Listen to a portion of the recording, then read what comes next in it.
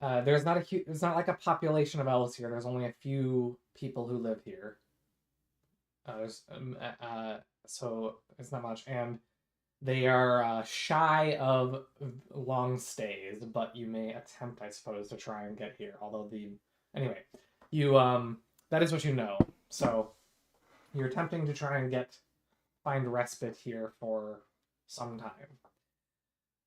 You continue traveling, and around midday, you finally reach the southern tower of Asterion. You go around the mountain, finding the road, and heading up to the first tower, passing you on your left. Um, and yeah, and the second tower veers off to the right a little bit later, a little ways away, and Elastirion's further in the distance by another few minutes walk. But they're all pretty close to each other. Hmm.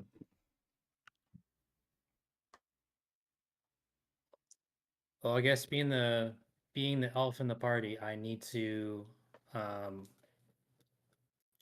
take point and be the representative.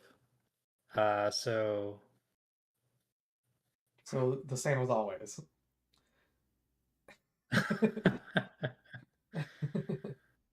I guess. Um, so I'm guessing it's not just the towers, but it's also there's dwellings, there's houses. No, And there are just towers here. There are 3 towers, oh, and that's it.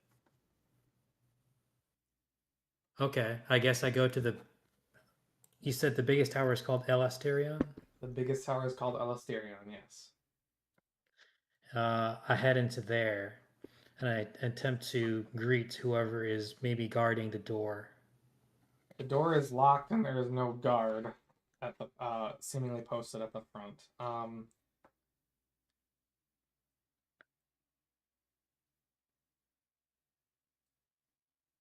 Like I said, the uh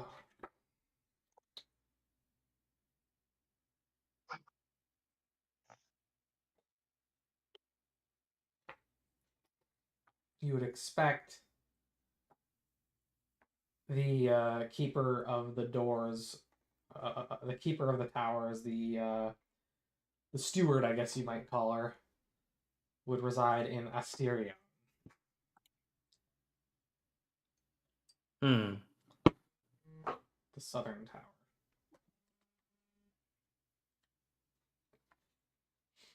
Let us travel to Asterion. Let's go to the south. Let's go to the south tower, and see if there's anyone else. See if there's anyone to greet. Let's do it. I agree.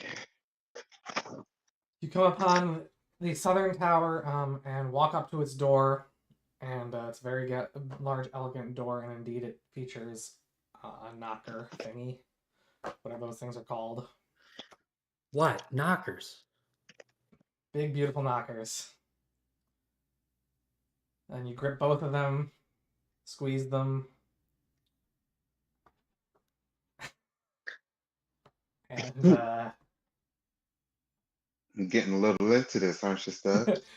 I'm trying to be as innuendo as possible.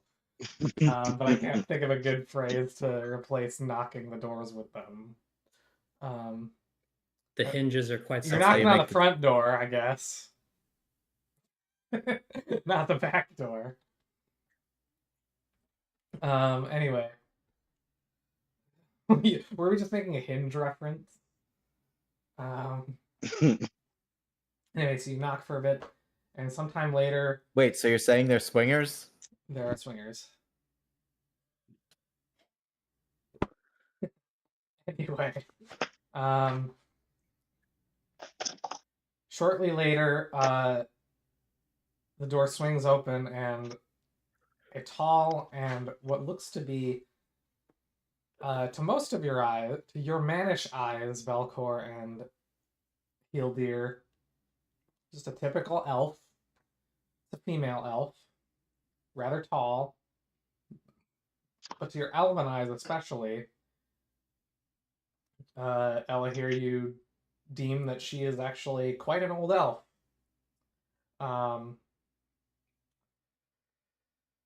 somewhat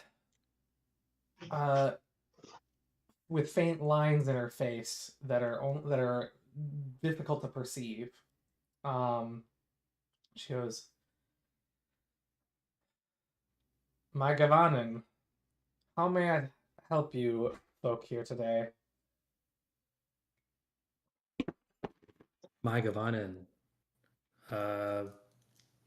We are a group of travelers. I have made friends with these folk here today. Though they are not of our kind, they are highly trustworthy. Yes, especially the dwarf, even and especially the dwarf among us. Um,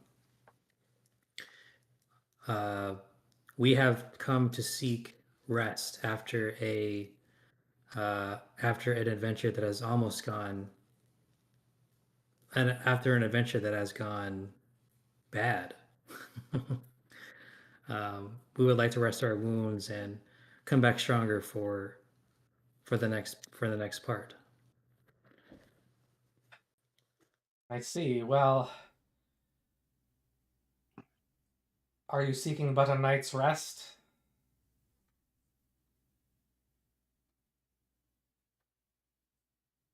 I guess so. And I guess internally, Ella here is probably thinking, okay, maybe towers weren't the best place to go. That would be the Great Havens Well, to the west as of an here, elf of right? Lindon, you kind of expected, and this is why I thought you guys might be annoyed with me, because when I said you guys could take a fellowship phase here, I didn't actually read up on on the information of the White Towers, because there's not a whole lot of information in Tolkien's Legendarium. Right. It Generally just speaking. house stuff, right? But not any details about his civilization or culture here Yeah, or it's something. well. Once I looked into it, yeah, there's no. I mean, they are manned or elved, if you will, but there's just it's not like a settlement. It's just three towers. So like there are keepers and people who work here, I guess, but it's not like a civilization.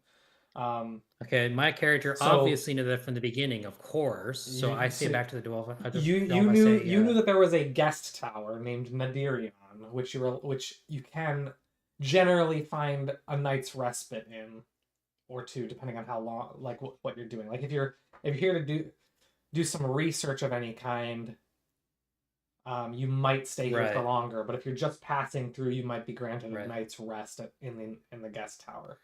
And to right, that right. response, she goes, "Well, we can certainly house you for the evening if you wish to rest here for a day. But And yeah, my character, who definitely knew this from the beginning and definitely did not, definitely was not clueless about what the White Towers were all about, and not just because it was a cool name to go to. Uh, my character goes, "Yes, since we will spend the night here before we continue westward onto Grey Havens." very well. Thank you very much. Thank you very much for your hospitality and your understanding. We shan't be much of a burden. Very well. Allow me to escort you." She walks out, closes the door, and leads you over to the northern tower in Nadirian, which is in fact the, I guess is the northeast tower, which is the shortest one, but still quite magnificent. And she opens the door, and you find yourself on the ground floor with a long table in the middle, surrounded by chairs. Presumably, there's a room off to the side, which you assume might be a kitchen of sorts, and a spiral staircase to your right that curves around counterclockwise around this tower. And she brings you up to the second floor, which opens up to a small circular chamber with a few rooms. And she says, "Here will be your lodgings for the evening. Do make yourselves at home. If there's anything else I can do for you at this time. Yes. By the by, have you noticed? Have there been any goings on that have been out of character, or any rumblings of anything that is unfamiliar or unsettling around these parts of late? Are you're asking her in character if there's anything weird going on? Yeah. If the influence of what we've been fighting has reached up this far north or something, right? Like you're asking about bandits and stuff? Yes. Or orcs. It's a tall tower and they have elven eyes. Well, other other than the a perhaps, and she lowers her voice a little bit. Other than perhaps, and she speaks in Elven as well. Sindarin. I guess it would be no. I guess she'd pick up on the fact that you're a Noldo, so she might speak Noldoran instead, or Quenya. No, she'd go with Sindarin. Because you're young. Anyway, she speaks in Sindarin and goes, well, other than perhaps an odd guest or two proving rather frustrating, I don't think that I haven't heard of anything particularly strange. None of the troubles down south that I've heard of from that supposed band of bandits has caused any trouble up here, and we haven't seen any orcs in any recent times. That is good to hear. Have a good night. And I say the customary elven greeting or elven farewell, but my character knows, but I'd say that. Right there. All right, so you are left in a small room alone with there's about 8 doors around you. You assume that these are all singular rooms.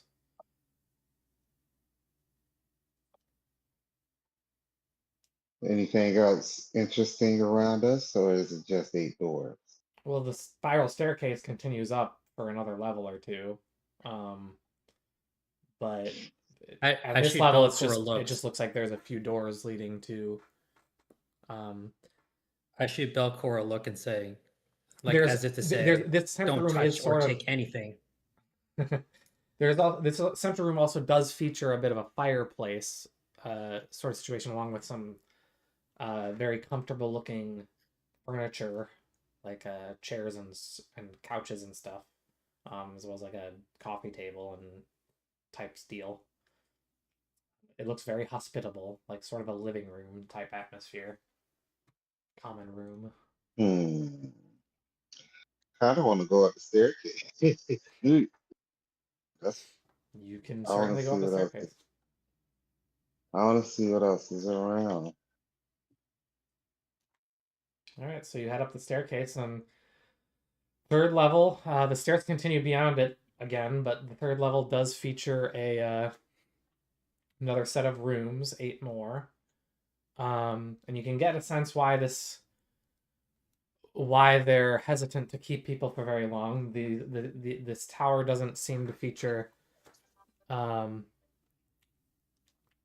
insanely large number of rooms, but you can imagine that if there was a large enough party, it would fill up quite fast. There's 8 more rooms on this level. It has a very similar setup to the floor below. Do you want to continue, or do you want to check more stuff out, or keep looking up the stairs until you find something different? Keep looking up the stairs till I find something different. All right. You travel up again to the 4th level, and you find that it's once again similar setup. There's fewer rooms on this level. There seems to be 1 fewer room, down to 7 from 8. Continue on a little further, and it's down to 6. And you can tell this is because the tower is, of course, narrowing as you're reaching the top. And that was the 5th. So, 1st level, 2nd level. Which level are we on? Fifth level. Did I say fifth level was 4 or 6? Fifth level was 6. Anyway, sixth level features only 4 rooms, in fact, but they appear to be a bit larger than the ones below. Based on how much space there is between the doors.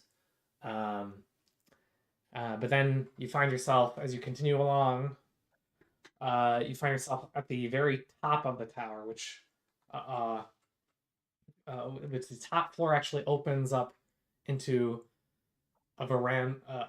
I don't know if veranda is the right word. Basically you're at the tip and you find yourself at a wider base and with no rooms, and now it's just covered on top. You actually had to exit a door to get out here, so you're basically outside on top of the tower now. And you can find yourself enjoying a pleasant afternoon breeze through what at the top of this tower, which is a bit wider than the part below it. And there are of course, some chairs and in fact, even a few places for fires to be kept if you wished to. Looks Is like a there nice place. already a fire lit? There's no fire lit here. Oh man, I'm gonna have to find somewhere else to smoke my old Toby. Okay. Mind if I Let's join see. you, old buddy? No, I do Let's- not. Let's sit somewhere and smoke some old Toby, if you can spare some.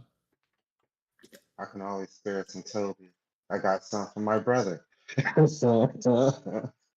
When he passed, may he rest in peace. That beautiful angel. Mm-hmm. I want to find something shiny in this tower, but I don't think that's gonna happen.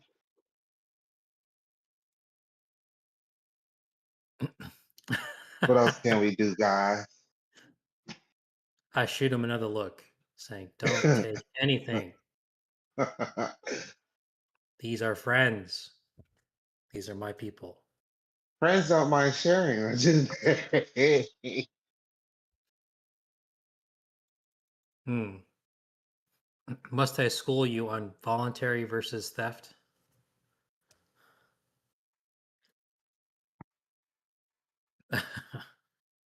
that is only involuntary sharing. Okay, it's Mhm. fun. Anyway, we go down. I find a fire source, right, to get torch lit, so we can light at the top and spend some time reminiscing. Fellowshipping. You head down to the base of the tower and you find outside there is a small pile of firewood, wrapped up by some bundled up with some ropes, and it appears that each bundle is designed for specifically. Each bundle is roughly large enough to fit in one of these uh, uh, ceiling camp like braziers or whatever they're called. Fireplaces, fire pits, whatever.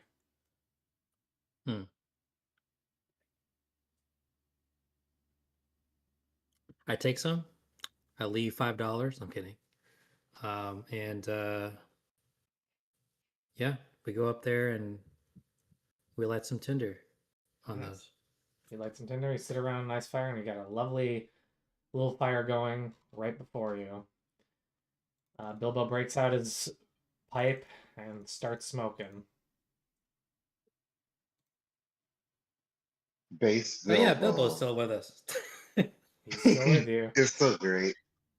It's so great. We're I, traveling with Bilbo. This is officially in his book. I pack my pipe with my old Toby.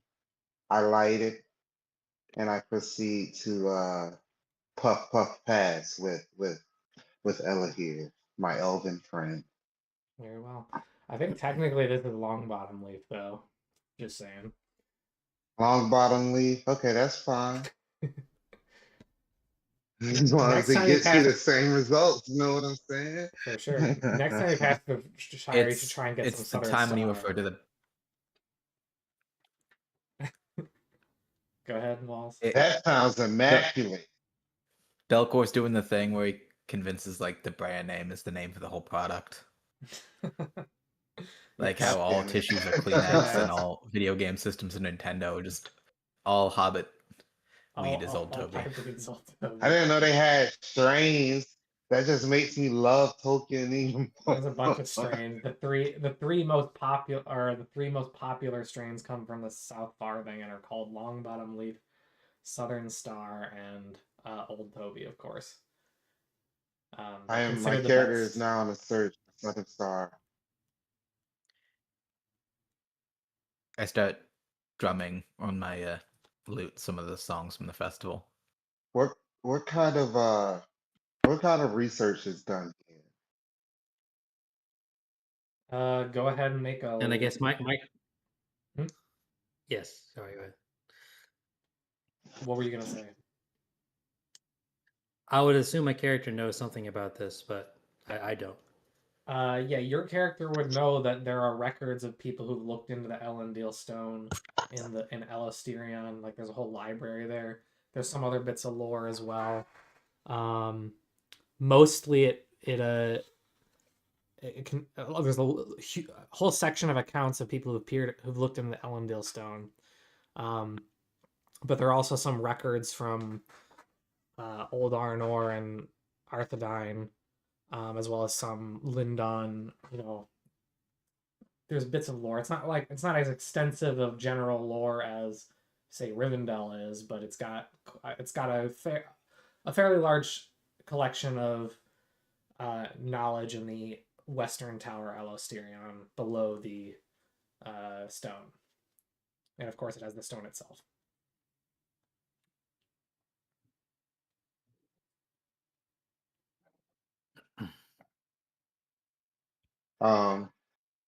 What could any of that benefit our journey?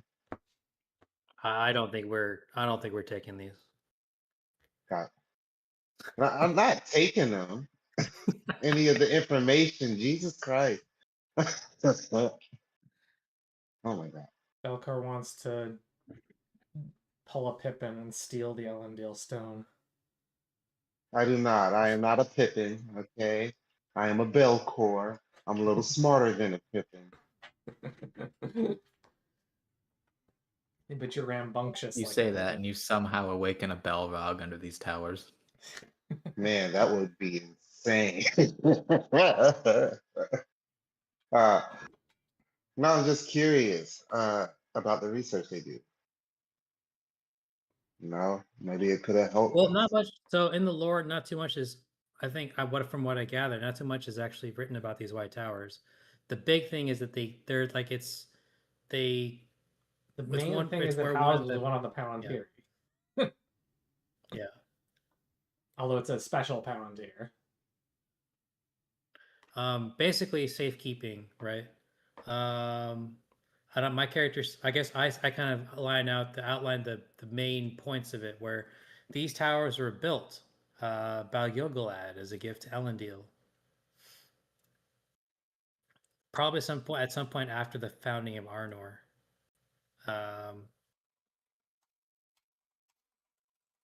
So Yeah, I never heard of these. they're much more symbolic and ceremonial in value than functional, like military or societal gain.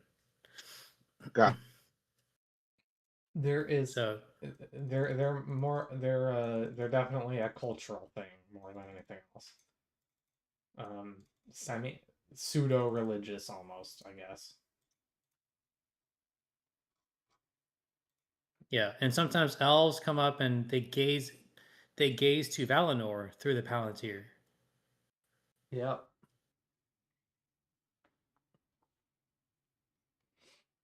That is a thing that is done.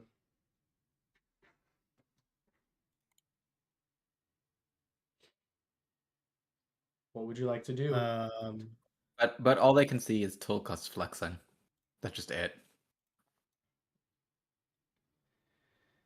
And again, Valinor is the high land up. to the west, right, where there used to be two trees Is that Balin? That's where Valinor was. That is where Valinor is, yeah.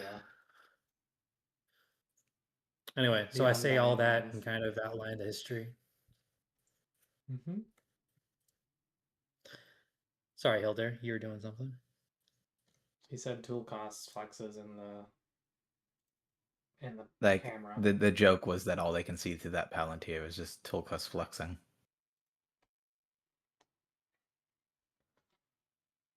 That it shows nothing else in Valinor. Never mind. It's just tool cost flexing. Oh, okay. Like a bodybuilder. Noor is a. be the- Well, I think one thing of note is that there's Noor up here, Noor is also here. and he must be having some unique reactions to all this elven culture. I don't know if But- he is because he's been Rivendell. Oh yeah, true. Okay. I think he's just happy to be here. I think that old long bottom leaf hit the spot. Good deal. Oh, all right. Well, Belcord, that old long bottom leaf really hit the spot. So thank you very much. All right. Hello? Hi. Yes. Sorry, My character was phone just thanking started- Belcor. Ellie here was just thanking Belcor for the bottom leaf. Good, Long bottom good. leaf. I'm glad I could help you relax. Glad I can help And you then relax. so anyone have any other big tasks they want to accomplish before we kind of move on to civilization proper?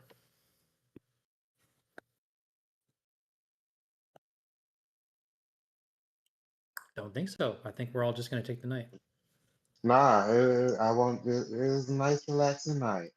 All In the right. So you tower. just spend the evening in the tower. The morning comes and it's bright and a beautiful morning. Now July 20th. I'm going to write that down so I don't have to think about it later.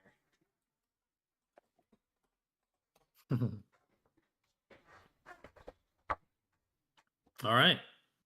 I guess we make our way back down to the southern tower. Bid the watcher elf farewell and thank you, and of course clean the place up the best we can. Make sure that we didn't leave any messes, and I think we'll start heading west. All right. As you leave, there appears to be surprisingly a new visitor approaching the tower. And this is as you're leaving, packing up all your goods. He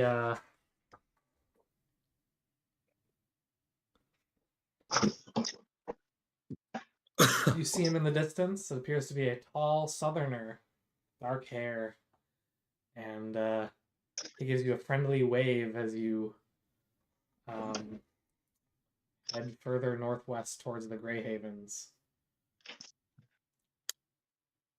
Hi, Gavanin. What brings you up here? Oh, I merely wish to see the Elendil stone. I've heard rumors of it, and I wish to see the Undying Lands for myself. I My yearn gut. for great hope in these trying times.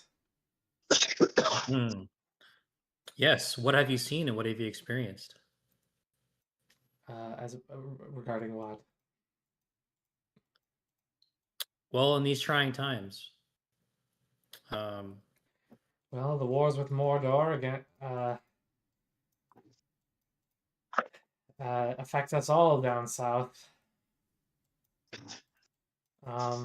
I myself am no warrior, but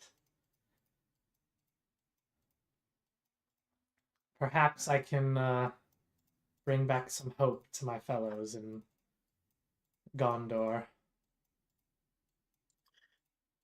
Well, pleased to meet you, good sir. I introduce myself when we our party introduce ourselves, and we say, and I ask him, well, what do you call yourself, friend, and what do you do? My name is Kirzor.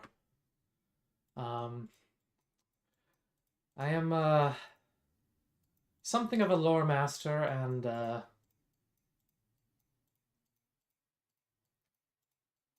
I guess you could say talented with song. Um, I guess you could call me a wandering minstrel of sorts. Oh, I myself am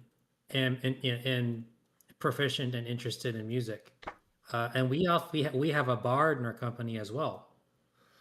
Um, Perhaps we can exchange some knowledge of music. Uh, I suppose we could.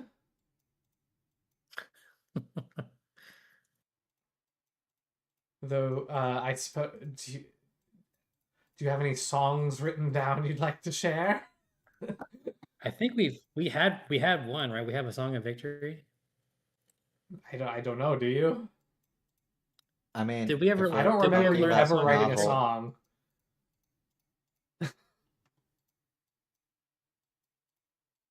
we don't have any like fully composed from the game mechanics.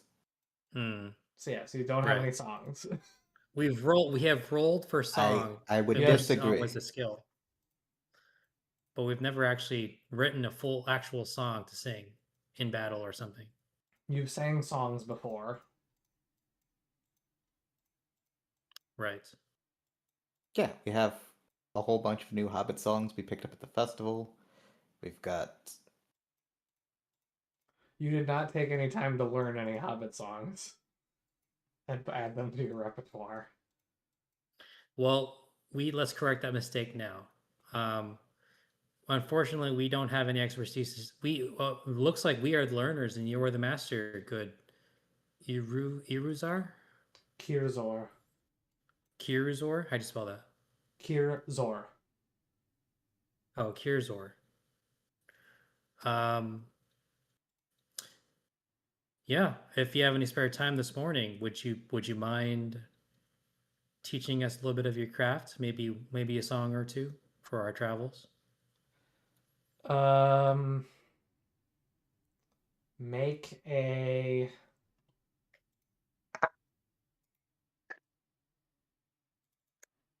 Which roll should I do here?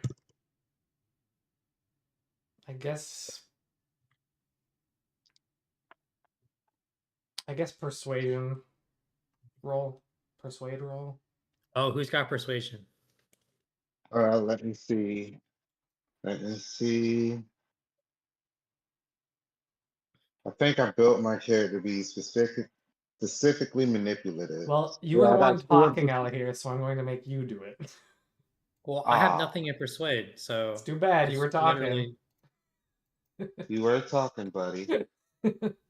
okay. I have a sneaking suspicion that Stug was utterly unprepared for this, and he doesn't want to teach us a song. That's not. Um, Well, I'm happy to. One of you guys can spend hope to assist if you wish. It's just that you're the one who has to make the roll because you're the one that was talking. I would definitely okay. spend a hope. Well, that'll give me one. Are you sure? Because that'll give me one die for versus 0, which is not much. uh, If you're sure. I mean, I would. All right. Okay, I'll take it. Thank you. I got faith in you, Brody. Oh, you know what? We're gonna have a fellowship phase soon anyway. I'm gonna spend a hope too. Get two die and feet die, or it's like yeah, feet die.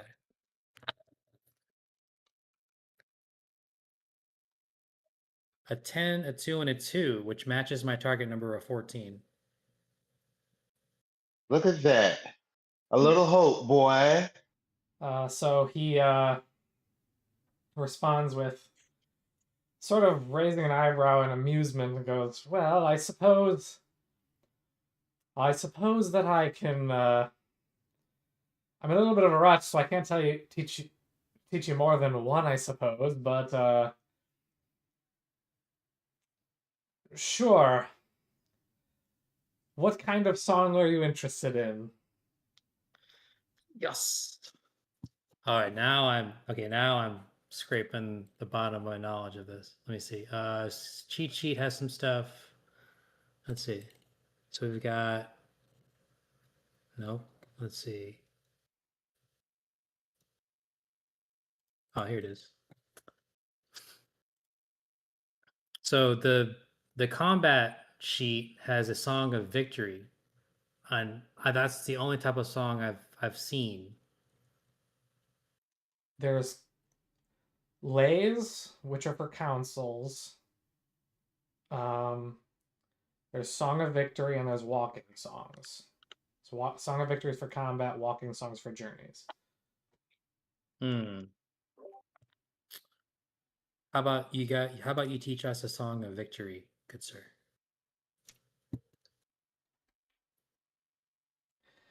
Ah, I see. The adventurous sort, are you? Well, We are. We here intend goes, to and run into he danger. he pulls out uh, a lute, and he starts to gently strum a song, and he starts to sing a song about uh, the battle. Um,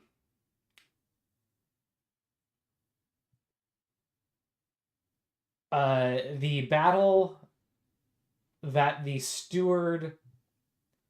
What was his name? Started with a C.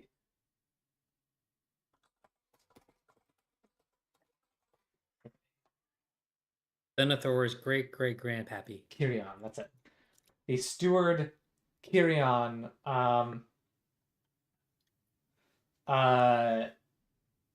summoning requesting the aid beyond hope from Aorl the Young to rescue them from, I believe it was the Wayne Riders.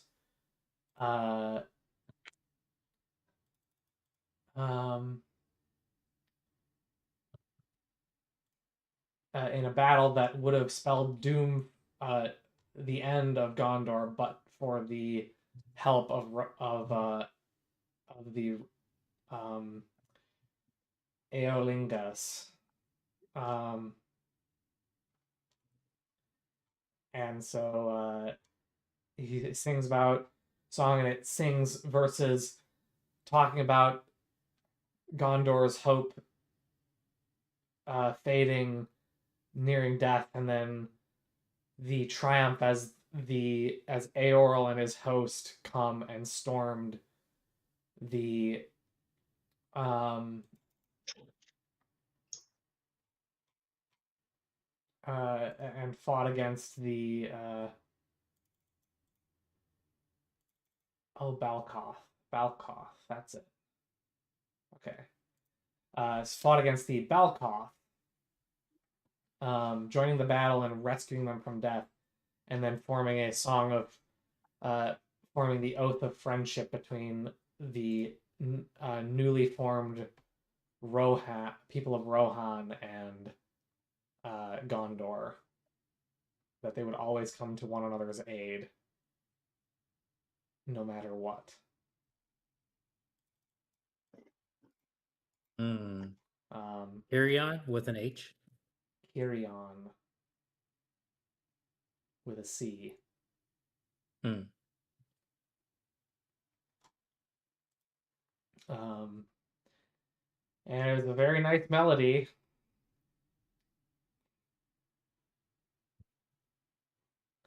And he goes, as he finishes, he goes, well, and I guess you can title this song um, the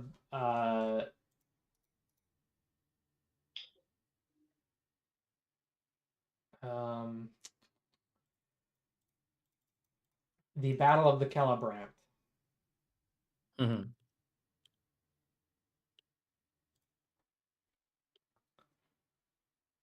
Gotcha. And Nice. so you learn that Song of Victory. He goes, well, I'm pleased that I could. I hope that was instructive to you. Pleased to have been in service. I suppose I don't have much time, but is there anything else you need from me? Thank you so very much. We as students of music are just always, you know, we recognize Actually, our I'm gonna need a song roll from whoever is trying to learn this the hardest, I guess. okay. I That's guess a that's me again. wait. Wouldn't that be Well, Wall since he's the bar? this can be any one of you. This should be Hildy, Yeah, right? I'm also trying to learn it. All right, so I'll need a song roll from you. I think once one person gets it, the entire group gets it, so it doesn't really matter who learns it. Mm. But Wait, so only and one person rolls, so I'll let Heal do. you, Right. you can assist if you wish, but yeah. Let me. So let's just song stat, Hildy. 3 successes. Oh well, Oh, nice. never mind. Okay, so being the brilliant bard that you are, you successfully take in the song and all of its notes, which means you will not face any you will not fail in any of your attempts to use the song. You won't have a disadvantage. It'll be treated as a fully learned song. For clarity, I was going with if you had only succeeded, you would have learned the song, but you would have been at a disadvantage. But since you got additional successes, you fully know the song. And so there's no growing pains, basically. Like, eventually you would have gotten it, but it's just the next. So it would have been like 2 attempts where you'd have a disadvantage. First time I would have made it a greater disadvantage. Second time would have been a disadvantage. If you got 1 additional success, it would have only been 1 single disadvantage the first time you attempted it. But since you got 2, none. So you're fully versed in this song without any of the growing pains. Anyway, you learn it fully now.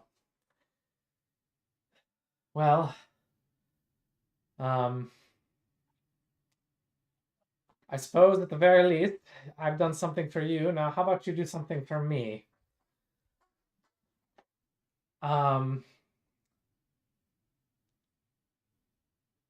You appear you're an elf, good sir. Why, yes, sir. I wonder if I could have I hear that it's not so easy to get access to the Elendil Stone. I wonder if I could have you vouch for me to perhaps ease my help me along to have a look for myself. Would that be possible? Ooh.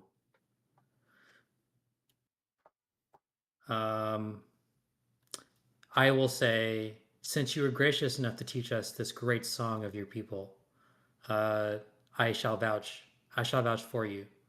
But ultimately, the decision is not mine. It is the watcher of these parts. So let's head together back to her and seek an audience with her. Insight roll? You may make an insight roll. Yes. What I'm trying to discern actions, to be clear. You're trying to discern intentions? Is that what Yeah. you said? All right. You Yeah. made the you requested the insight roll, so you can make it.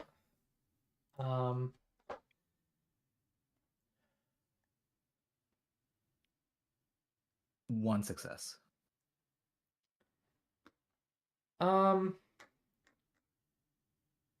You find it a little odd that he's looking for an endorsement at all.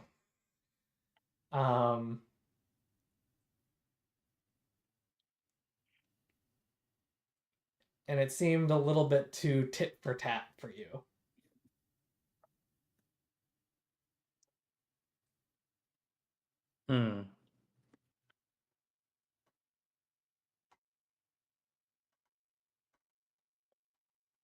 Well, having surmised that, would Hildir want to speak up before I take this guy to the Watcher?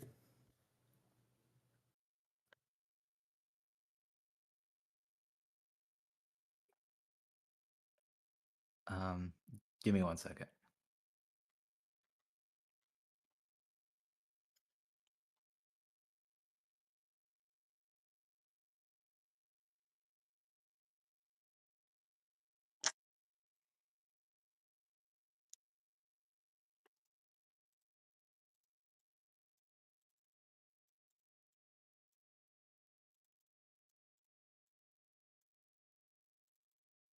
So at this stage, we're all kind of walking back to the tower, correct? We're walking down to the tower Asterion. Yes, the southern tower.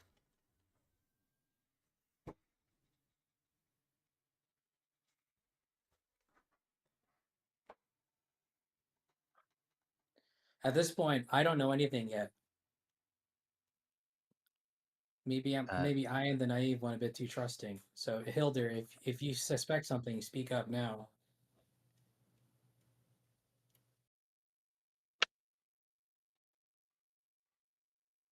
You said you were a wandering minstrel looking for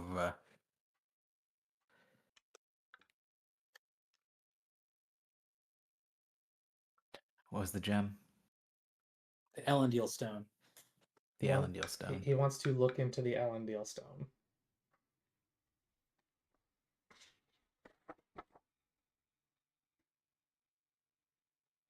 What is it that you hope to see? What is it you hope to discern?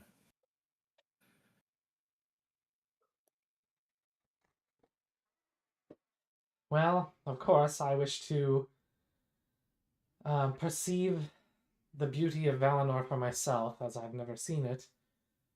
And I wish to write a song of hope for my people. Reinvigorate our hope for these dark times. The war against Gondor is Mordor, excuse me. That was a DM mistake, not an in-universe mistake. I don't trust this guy and his You- Freudian slips. I think he might have You ill were about to intention. get this guy murked. I'm just telling you right now. I was about to draw my sword and plunge it at him for Gondor. And I wish to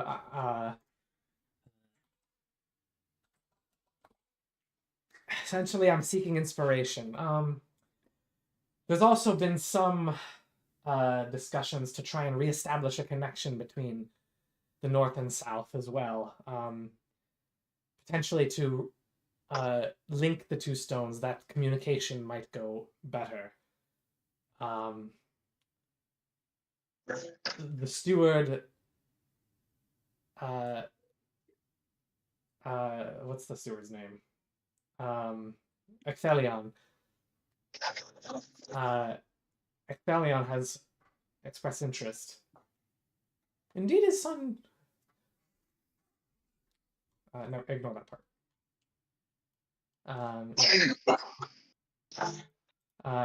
No, like the Ecthelion part's fine. Just ignore the second part because I don't remember.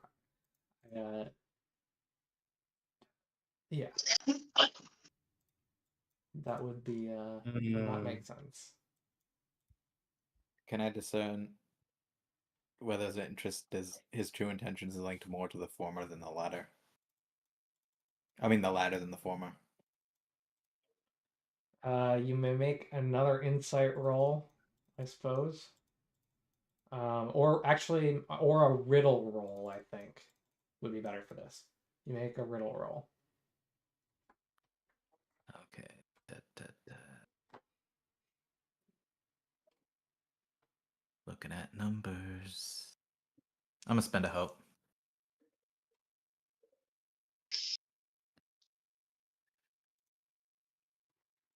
Two successes.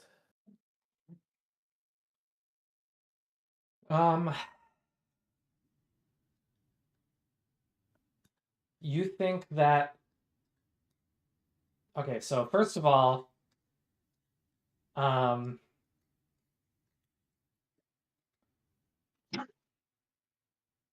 uh, you think his intentions are more along our...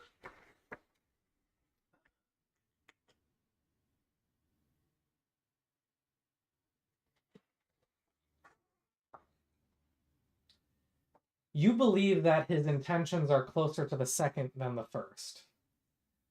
That's what the first success tells you. Like, your first success gets you that. However, the second success, you're beginning to doubt that he even is has the interests of Gondor in mind.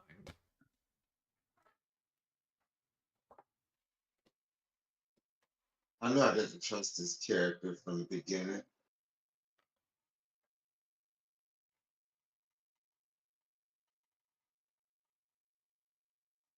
So we should be like, screw you, I got mine. So we got our song of victory. We'll drop you to the curb. Hold on, I'll be back. I'm going to the bathroom. We should hold him down and teabag him.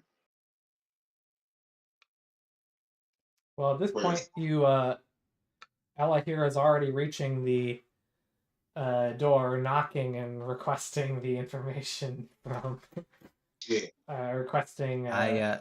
waiting for Okay. brass If ring. Ella hears that far ahead, I might jog up. But you're all walking together. That's what I thought. So. But Ella here's already knocked on the door. Okay. My intention is to cut him off immediately and say, "Hey, we found this guy. We have brought him safe escort.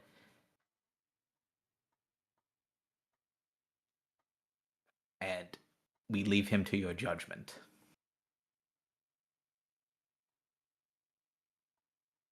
I say he wishes to peer through the Palantir, and we leave that to your judgment. And I say it with a tone that implies that there's further investigation.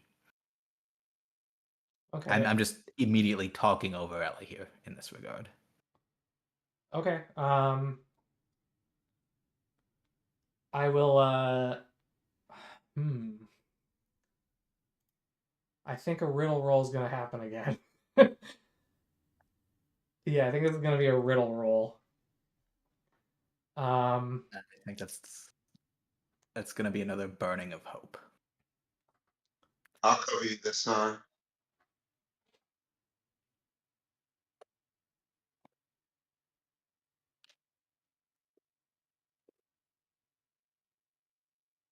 Uh, 8, 9, 14, 21. Two successes. Okay. So as the door opens, Alahir begins to speak.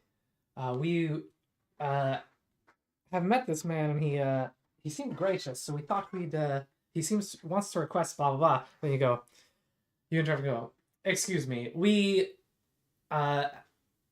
this man granted us some wisdom, taught us a lovely song to sing. He wishes to look into the Elendil stone. And as you said, and we leave him to your judgment with a knowing look after. And she seems to pick up what you're saying. That's your first success. She seems to at least pick up part of what you're saying. Now, do you have any idea what you'd like to use the second success for? or shall I give you a couple options? I don't have an immediate call. I guess ideally, Okay. I don't have any ideas. Well, So wait, an option would be to widen influence. but there's no others here, right? Well, you have Kirzon here.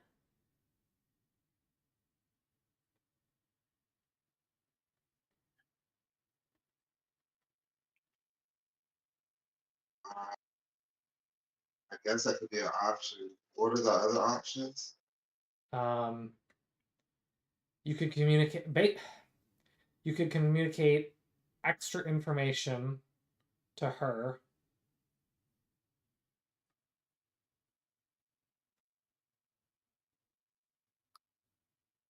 I don't have information. I have vibes. So maybe wider influence would be best. Ultimately, I something. the I guess what Hilda would be trying to do is communicate we don't necessarily trust this guy. Yeah, she already picked up on that. We have a bad feeling about this, and as much as possible, we're going to try to obscure that communication from Kirzon. Would be the point of That would be success. That's what I meant by widened influence. You're Yes, hiding your intentions from him while simultaneously communicating your intentions to her. Okay, yeah. So sure, it affects him, and he doesn't seem to pick up on the fact that you are sort of double crossing him, I guess. And she goes, "Very well, we'll take that in mind. Well met. What did you say your name was?" And he goes, "Kirzon, of course. My Gavanen. I am of Gondor. In the south." He goes, "Well met. We'll see. I'll take their endorsement and their advisement. Is that all? I have some. I'll be back. I can come talk to you in a little bit. I have a few things I must finish in here first." And so it seems like nobody has anything else they want to do. And he goes, "Of course." And as the door closes, Kirzon then turns and goes, "Well, I thank you very much for your assistance. It was a pleasure to meet you all. May we meet again."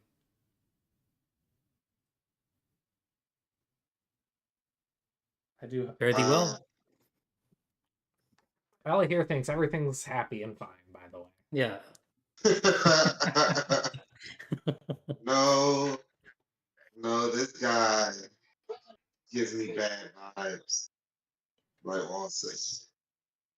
Because where did he come? Like, nah, he's alone. He came here all the way from Gondor. Nah, I don't believe it. You came here all the way from Gondor. I have a wait. My brother, okay, my poor, sweet, innocent yet foolish brother, okay. Well, He passed away. I had reasons. Okay? you had no idea he was dead. In fact, he wasn't even dead until you got here. Well, I was looking for him. Okay, I was looking for him, and then I find him dead. Come on, I'm looking for a person. He's trying to look into a demon's eye. Yeah. On a lighter note, Gondorans and defense- Gondorians are natural enemies. Damn Gondorians, they ruined Gondor. Listen, Gondorians as soon as Gondorians and Lothlorien and Galadriel are natural enemies. Like Gondorians and Listen, orcs. And I just Gondorians had- and Rohirrim. And Gondorians and other Gondorians. I just had a really bad vibe. Okay, I didn't trust him because something just felt off. It felt off. Oh my god! Am I the And then- Uncle Ruckus of Gondor? Oh, that would be great. Yeah. would In be my great. defense, I am a very young elf. I'm only like 100 something. You should be so. I what? That breaks my brain. I'm sorry. I understand, but like, I don't know. I just had a bad vibe, man. Maybe it's because Belcore is a little sneaky, but I don't know. The vibe is activated. I'm just glad somebody else handled it because I probably would have glitched it. To be fair, I had my like me as a person, me speaking here. I had my like right away. He was like, "Why is he asking?" And then like in character, I'm like, "Well, he did just teach us a song of victory." Um, so you know, the the free trader in me was like, "Sure." Um, You just anyway. the free trader, just all in on trade. The Noldorian economics. Exactly. Lindor.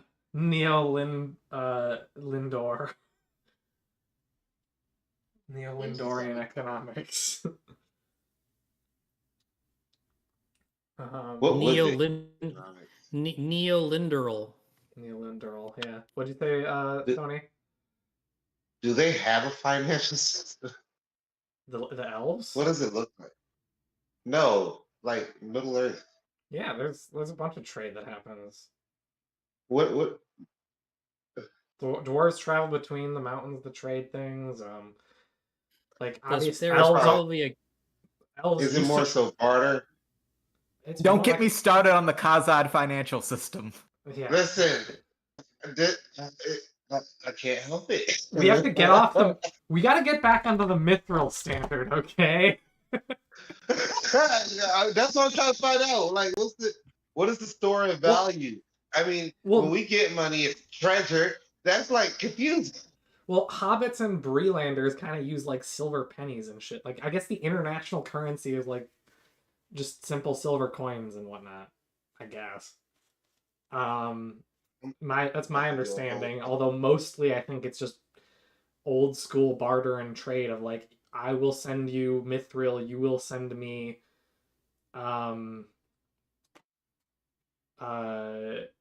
you will send me, like.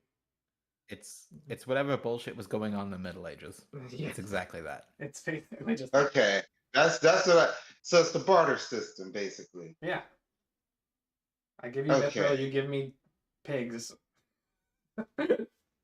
That's a terrible trade. Oh man. That's I mean, is a question of whether or it not depends on Adam how many Smith's assertion pigs you're of the- getting. It's a question of whether or not Adam Smith's assertion of the barter mechanic is accurate. Belcore's historically.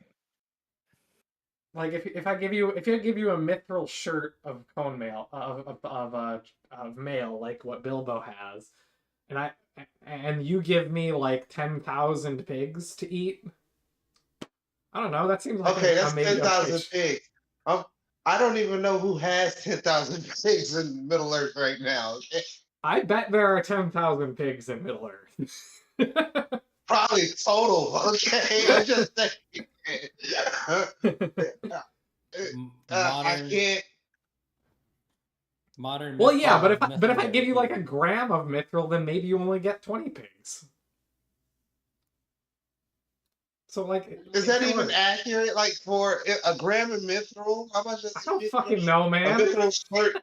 We gotta figure this out. Stony. This This isn't is stable. This is You basic have- economics. This is basic economics. It's supply and demand. If you will give me 20 if I will take 20 pigs for a gram of mithril, and you're willing to give me 20 pigs for a gram of mithril, then a gram of mithril is worth 20 pigs in that exchange. That's all that matters. Oh, but that just feels wrong.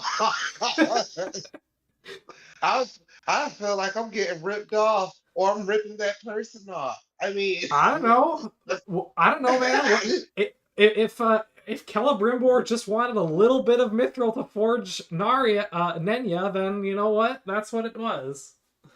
You know what? Fuck it. Belcor's gonna create the silverback economy. I'm over it. I can't.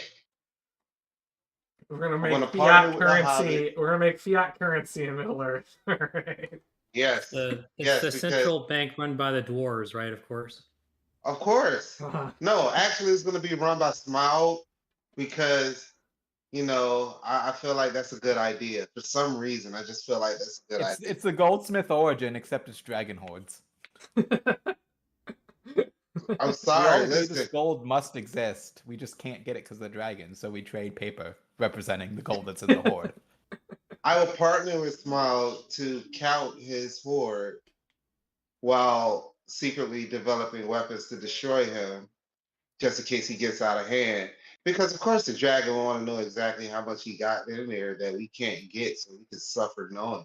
However, we Yeah, create you think you think Smaug doesn't go out around every single day just counting everything he has? Smaug That's knows. Oh, what I'm he pretty says. sure he does. Smaug knew his I'm horde just- by heart. Like the second Bilbo grabbed a random cup from his horde, he knew that something was wrong, and he woke up.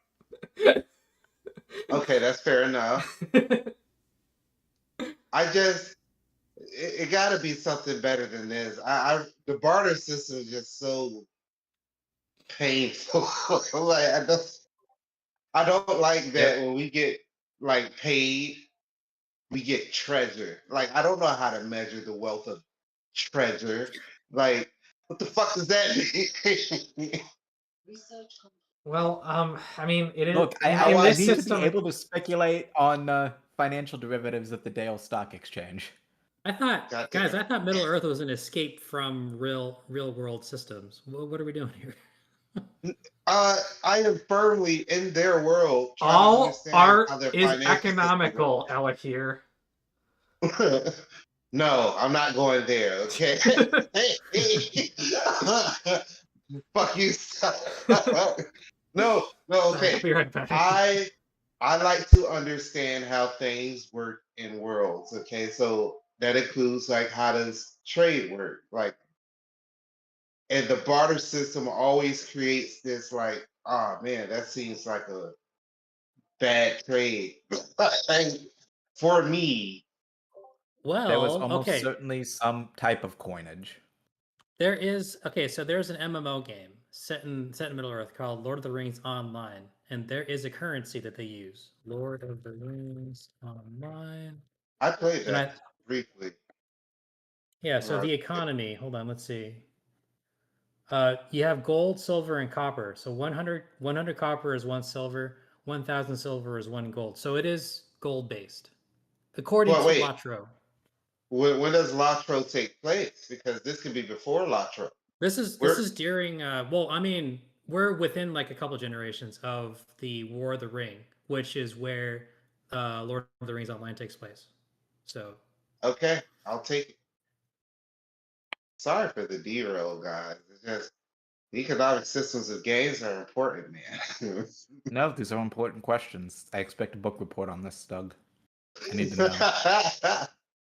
It's important for my character. Mine too. Belcourt likes business. Or whatever the word for business back then would be. Will there even be a concept for business in this time? I'm not gonna start. I'm not gonna start. yeah, Sorry for the yeah, you two. derail. No, you two are arguing about the semantics of the world economy. Meanwhile, I'm hopping, skipping, whistling, and not even realizing that I was just allowing some stranger to see the Elendil stone. I mean, By the way, I have you didn't guys know told me that about was this yet? there'd be the concept of business and an economy. You guys enlightened me about this guy yet? I- Hildir might. I probably relayed I had a bad feeling and apologized for talking over you. Oh, okay. And then For I my just discourteous realized with behavior. my face goes red, and I realized I just let an outsider. I just almost let an outsider walk all over me, and for access to one of our most precious treasures. Over a song.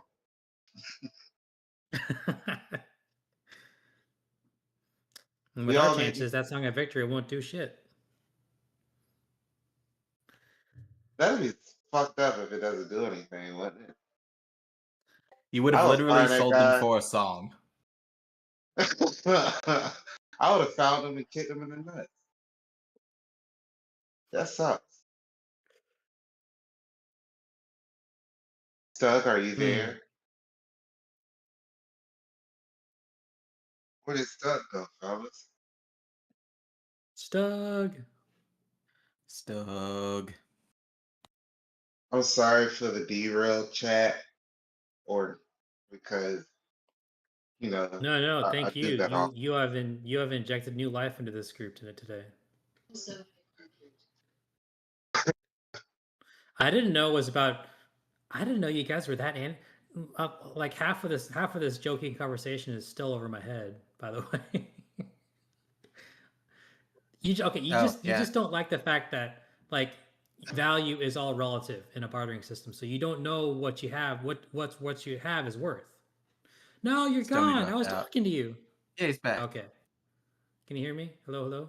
I mean, I'm certain there was bartering. There was even like some level of bartering. Like fucking Like I 200 years understand, ago.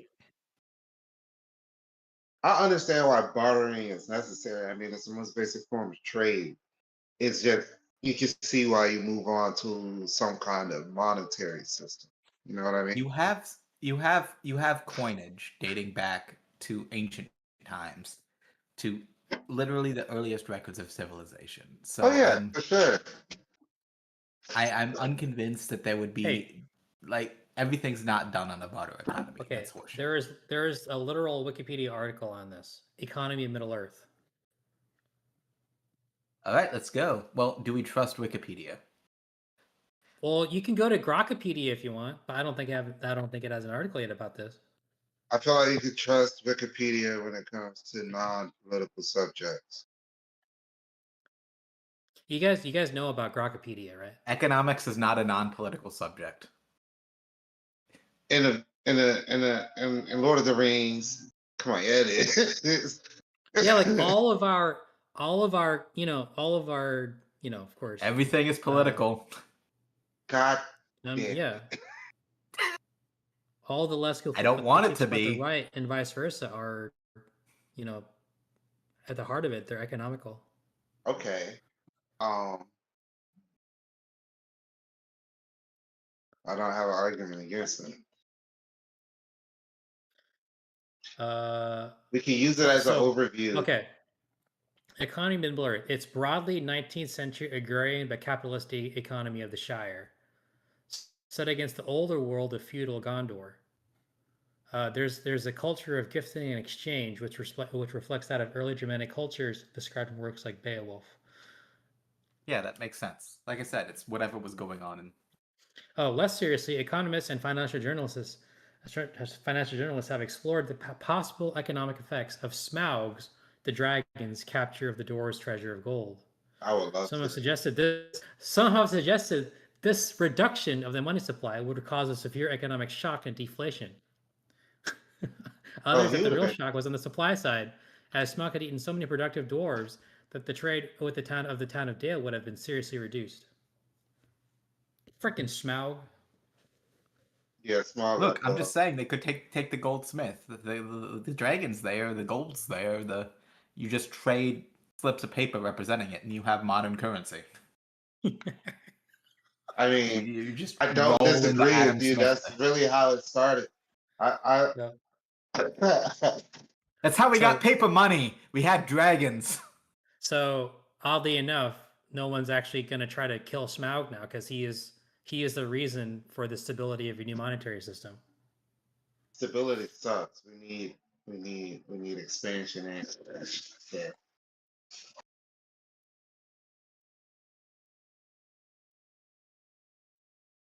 Well, they did make some commentary about Saruman, right? He was very industrial. He created a lot of business. He generated a lot of business down there in Isengard, making those orcs. Now, is that a good thing or a bad thing? Military industrial. Yeah. He produced weapons and machinery made of iron, smelted and forged using trees as fuel, and an unusually large and powerful breed of orcs. So that's a war economy. The first America.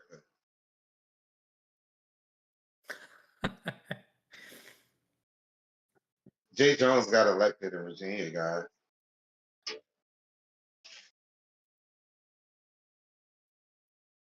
I'm Selection. just surprised that there's a Wikipedia article on the I economy of know. Middle I was Earth. keeping tabs on it. It does make me sad for my home state, but what can you do? Well, Northam fucked up. I firmly believe he fucked up because he didn't legalize like cannabis sales when we were promised that. And it was strange though because a lot of people who I know who vote blue no matter who said they could not like morally vote for Jay Jones. That gave me a bit of hope. Granted, a lot he still won, but when I was talking to people about that, I was shocked. I was like, oh, wow, that's great.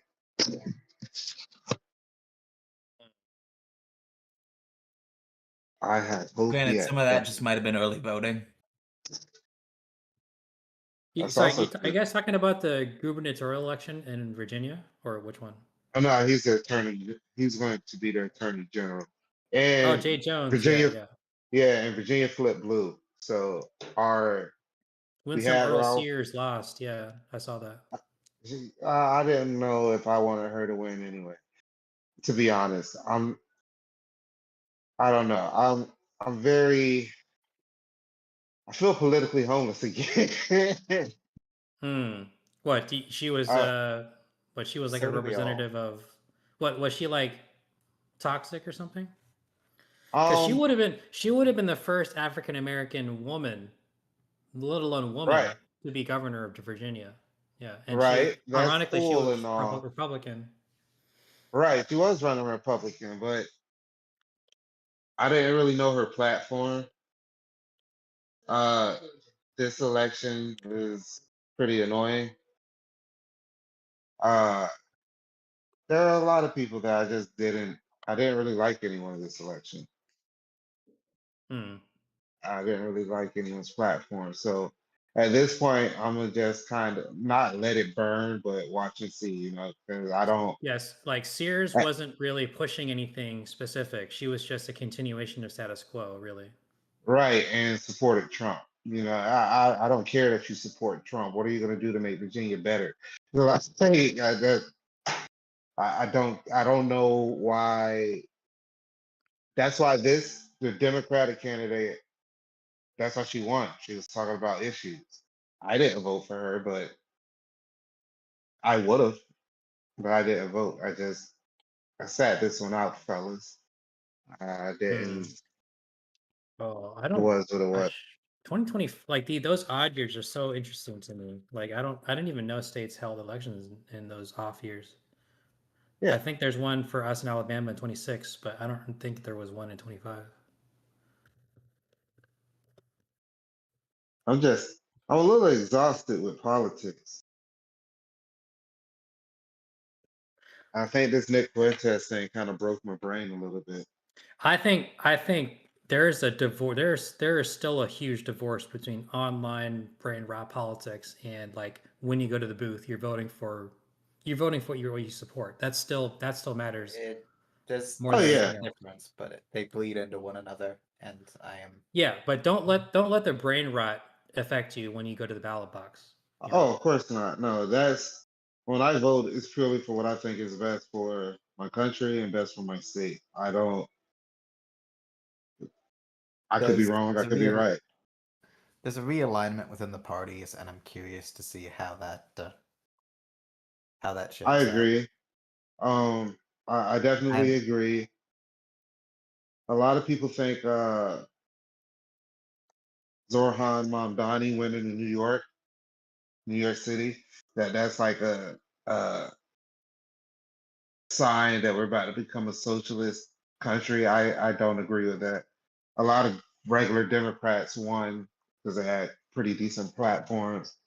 A lot of bad Democrats won too, but there's been Democratic socialists like Democrats before. They've pretty much all been voted out, even in California.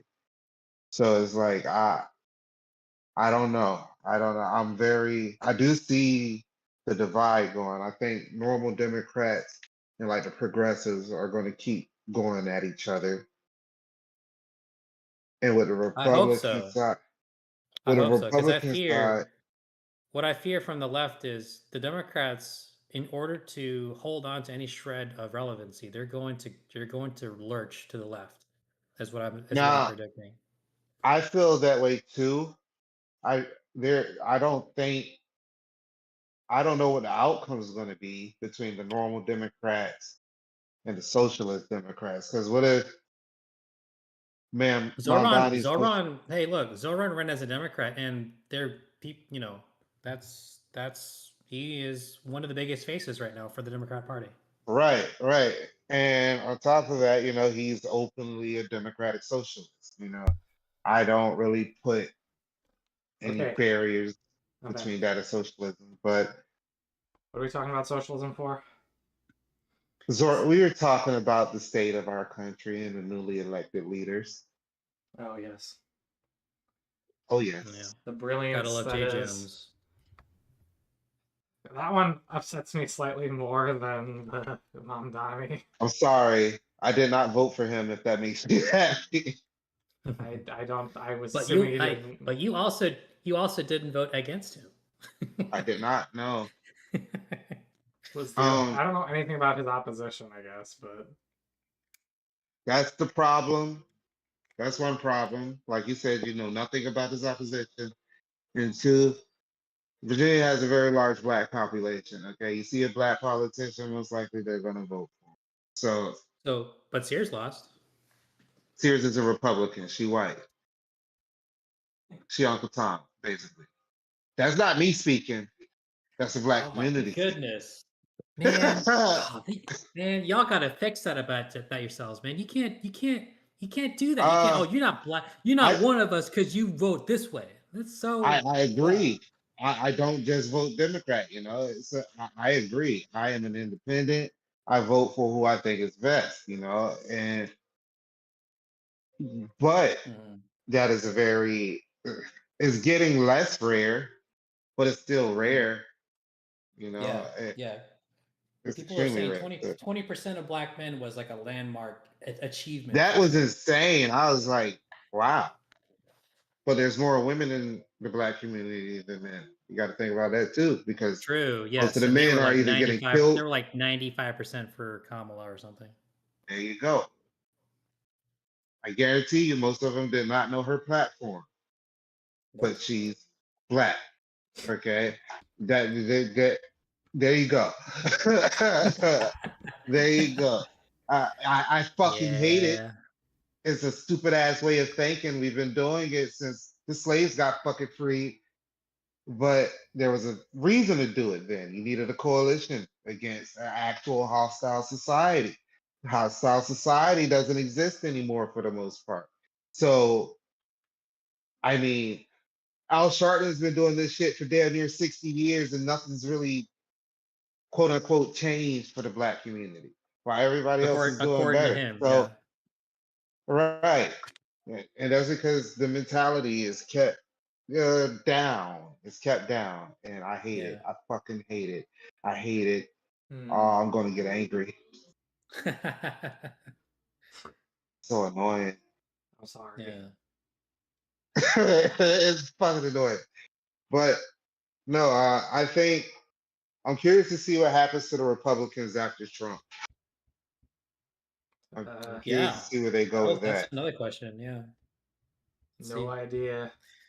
If they even sniff the Nick Fuentes route, okay, I would be officially out. I would not vote. I would not vote. That is my biggest worry because he's growing quickly and they're trying, at least on the internet right now, they are trying to make him more internet friendly, like mainstream internet friendly, and I don't like that. I will save the rest of that rant for until after we do I'm sorry. Fuck, I derailed again. By the way, Lord Cameron, since you're here and you're a viewer, I'd like to talk to you about what you can do to fight against communism. This is just a talk between the bros.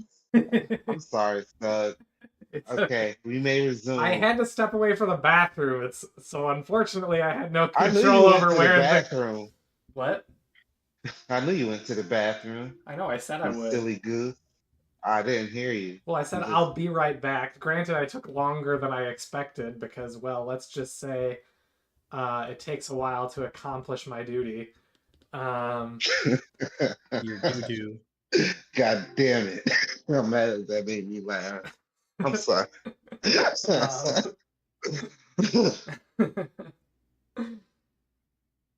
No worries. But yeah, so anyway, where were we? Let's make I Middle Earth great again. We were talking about the Middle Earth financial system. well, no, that was I the remember first that. derail. We were Yes, where were we? I think we were walking away from the man, and we were about to inform Ela here of our suspicions of said man. I believe you said you were going to apologize for talking over him, but that the man gave you a not a quote, but a paraphrase, bad vibe, and that's where we were, I believe. So you guys were walking away Am I from the tower missing after he received your quote unquote endorsement. Yeah, I feel like we're finally kind of on our way toward Great Haven. All right. So all right. Yeah, so you leave and everyone's happy. And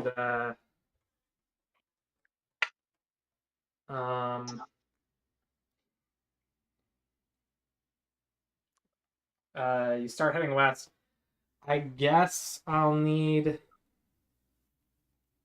this will have to be a journey, I guess, although it's like a 2-day journey, so it's really not that long. I guess there's no journey necessary. We shall go as you go. You fight you fight communism by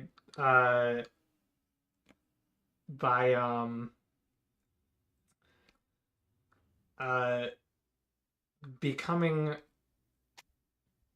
by pretending to be a socialist and then being a super hypocrite, and you basically just be Hassan Piker and you'll fight communism real well. That's what I was thinking as you were putting your thought together. I was like, are you just talking about becoming a fan? You could shock a dog if you want. I'm seeing no. I don't endorse No, that.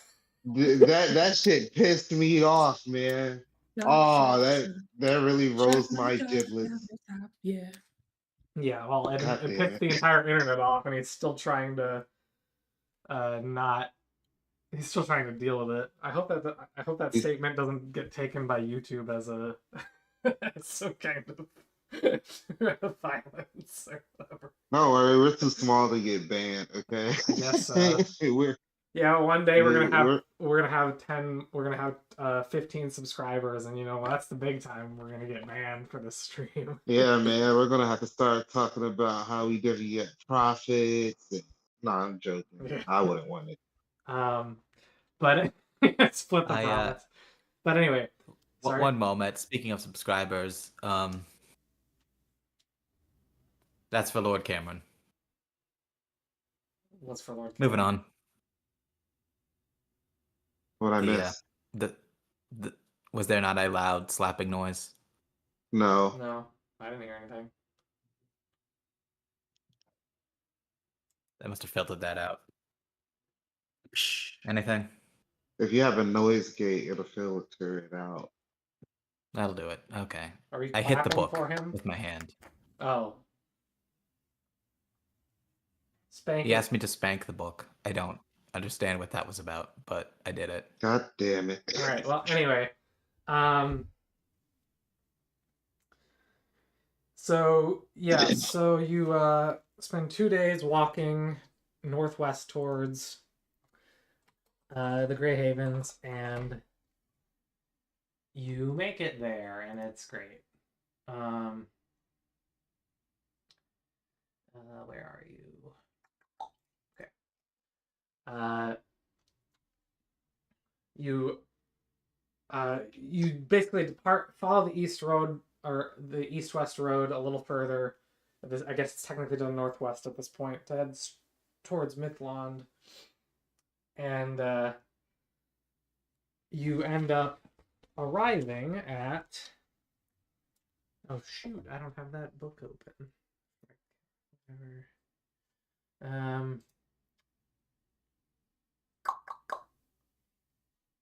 Let's just go here then, I suppose.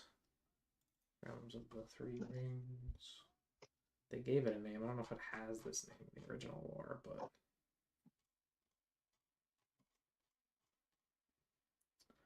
da, da, da.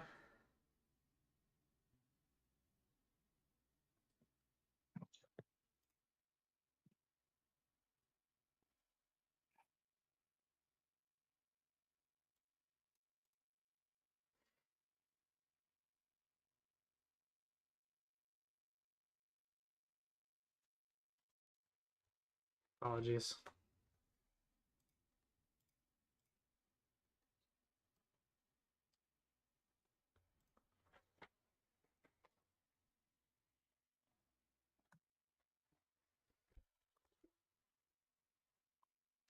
I guess you would be in the eastern haven of Nevlond. Um,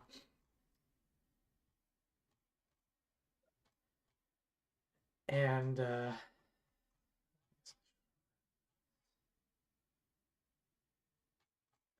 okay, so you arrive after 2 days on July 22nd, and it's a large harbor. You see a large tower, which you recognize as the Tower of the Shipwright Elahir. It's in the closest to the. It's on the western side of the, sort of the middle west side of this city. The city is surrounded by, or the harbor is surrounded by walls. And you are approached as you approach the gate. A few elven guards standing watch notice you and go, "My Gavanen," and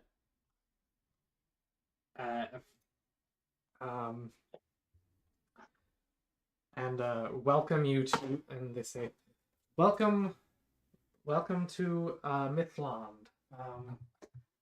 As you enter, and they recognize, or at least they recognize, a fellow elf of Lindon, so they let you pass without really much of a fuss. So I guess we can call the fellowship phase here if you wish, unless you want to do something. I think I'm good. Anyone else have any ideas? I have no ideas. Let's do it here.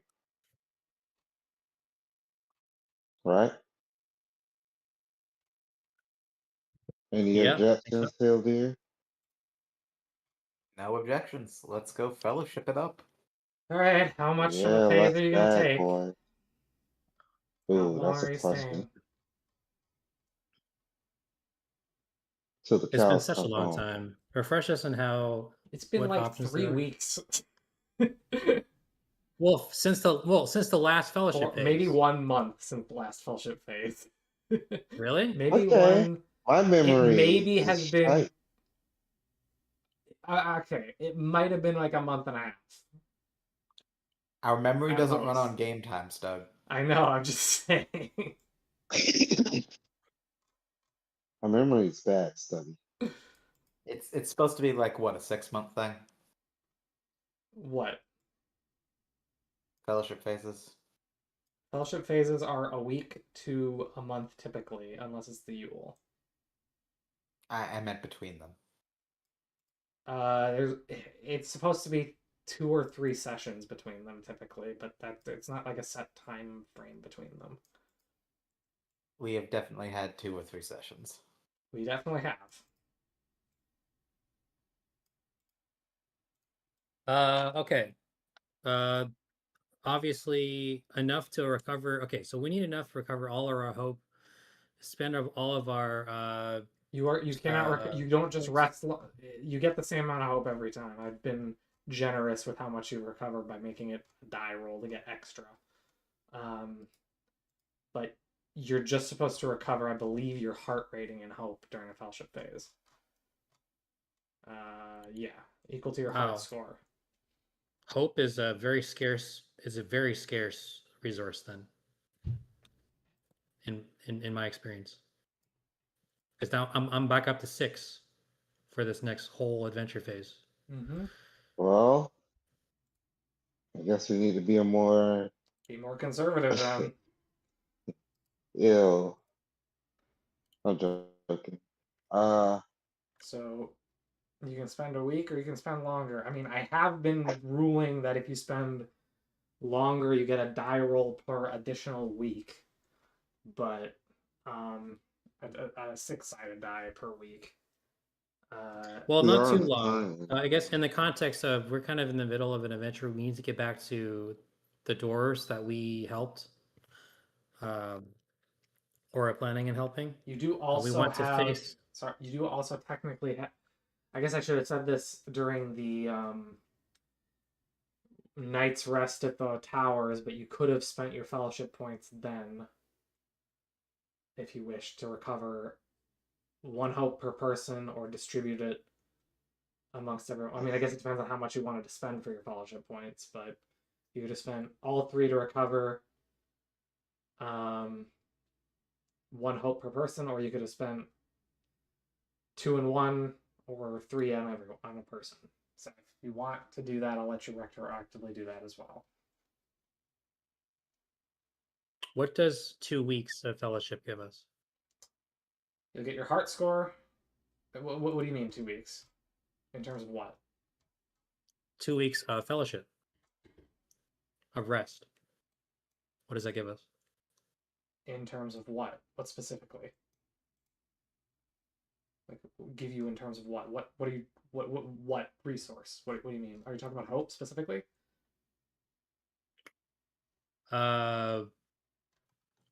So I guess it doesn't matter how long the fellowship phase is, we still get to do all of the undertakings we want to do. So like 1 free and 1 spent, right? Depending on what they are, you get 1 free undertaking based on your what callings you have, and you get 1 that you get to take additional to that. And you have a warden in Belcor, right? Yeah. Champion in Elahir, and messenger in Hildir. Okay, so basically you were asking me what fellowship undertakings you can take. Basically, because we're going to recover 3 hope. And then Are you spending the fellowship points or not? We could use some hope.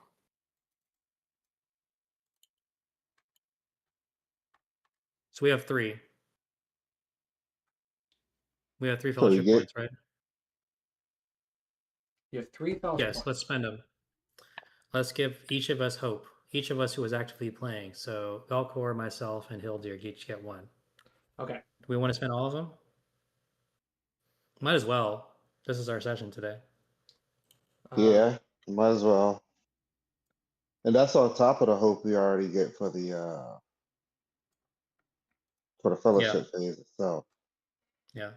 The reason I'm I on, think the reason hope is so scarce for me is because my heart rating is 3. So I get 3 back. So I should not be spending more than 3 between rests, really. So do we want to level up our characters now, or do we want to do our undertakings first? I feel like I want to do Well, I'll give you the undertakings. You can pick which undertakings you want, and then you can level up while I'm figuring out what exactly happens. Okay. Depending on what undertakings you pick. Okay, so your free undertakings as a warden, you get gather rumors. A messenger has meet patron as a free undertaking, although Okay, you know what? Actually, there is at least one patron you could meet, potentially, with Meet Patron. Actually, I guess there's technically Bil- two. Bilbo is technically a patron too. Yeah. So I could meet with Bilbo. you can meet with Bilbo. I had to travel to the Grey Havens for that. Raisin Air doesn't do anything. That's a Yule anyway. Strength and Fellowship. Captain, nope. Treasure Hunter, Write a Song, Champion. So Write a Song is a free undertaking. So your 3 free undertakings are Gather Rumors, Meet Patron, and Write a Song. So you can pick between those, and then you can pick an additional one of anything that isn't a Yule Fellowship thing. Oh, wait. Noor's in our party technically, but we can't use his. I am not allowing you to use Noors. My calling is not Warden, it's Treasure Hunter. It's not Warden, it's Treasure Hunt. Okay, in that case, then instead of Gather Rumors, it would be Study Magical Items. I shall study my magical items. What magical items Just do you like have? leftover. Wait, I don't think I have any magical items. I can't take the undertaking. Did Noor got one, right? He did, but he's not here. And he's going to be... Oh, you're not allowing that? I'm not going to allow... I mean, I guess I'll allow you to study it if you want, but he's keeping it. Yes, of course. Yeah, that's... I feel like that's... I mean, we do owe Noor that much. I think he was like at least 50% of the reason my character is alive right now. All right, fair enough. I'll study his magic item. All right, let's... Wink, wink. So study magical items, and it was a ring that I gave to... Yeah, it's a golden ring carved into the likeness of an eagle spreading its wings. I don't remember what... I think I said it was forged in Gondolin initially. Anyway, but when Noor wanted to identify something about it. Anyway, okay, so that's your first undertaking. What's your next one? What's your main one? We already got a song right before this. So you can gather rumors, you can meet patrons still, you can ponder storied and figured maps, you can strengthen fellowship, which would give you +1 additional fellowship rating until the next fellowship phase. You can, you already got that one.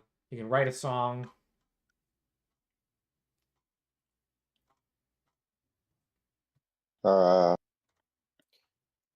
Any ideas, fellas?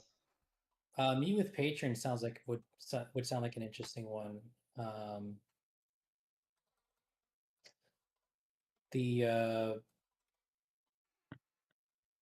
me see. Write a song. I don't personally feel strongly about doing that because we just got one. We just got a Song of Victory.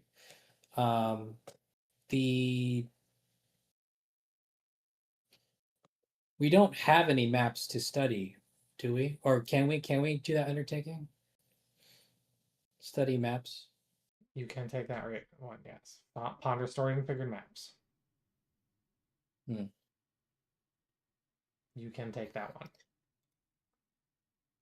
I feel like we might want that one just to get a better idea of what might be going on down south.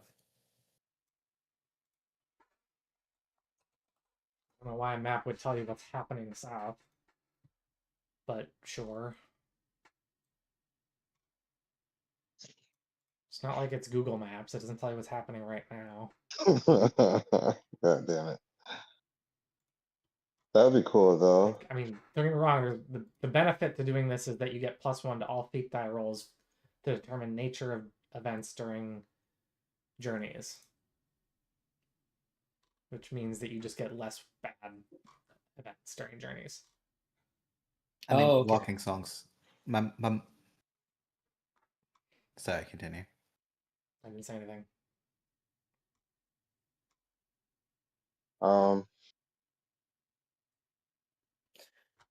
Walking song is a good idea. So you want to write a walking song? that we will have permanently as well. We'll have it permanently. You will indeed. And we'll know it works. Because I don't trust that other guy.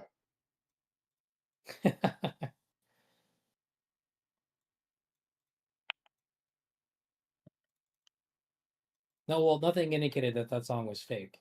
I was referencing the fact that you have to roll for song in order to get a song off, and with our luck, with our rolls for lately, it might not even get off. Yeah, that's true. I'm just glad I haven't had to roll yet. Okay, I would say walking song sounds good. What is the effect? What is the formal effect of walking song again? Effective walking song. Uh, I would think it would probably reduce fatigue. Yeah, that's a good That idea. would be great. Yeah.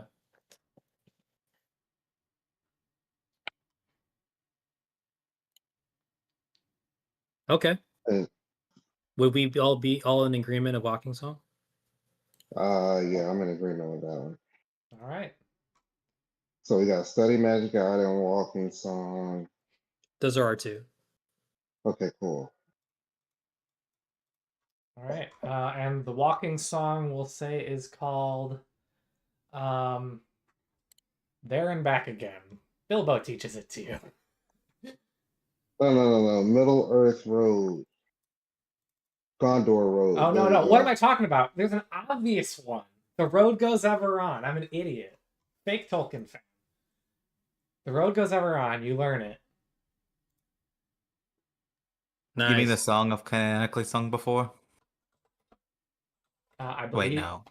I don't know if you have. I'm trying to remember what I sang against the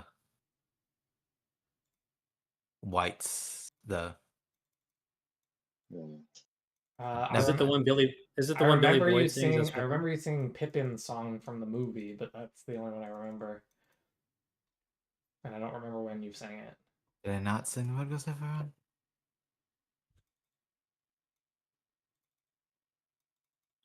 I'm imagining Hildy writing his No, song. it was Pippin's song. It was, yeah. All shall fade. That's what I remember you finishing that song with. Yep. Okay. Ignore me. No, I will not ignore you. I can imagine Hildy writing the song, and his quill catches fire literally as he's writing it. It's like Beethoven riding like a madman. Anyway, Bilbo teaches you the road goes ever on. It's great. Anyway, as for the magical item, you discover it is the no. Let me look at Rivendell. Let me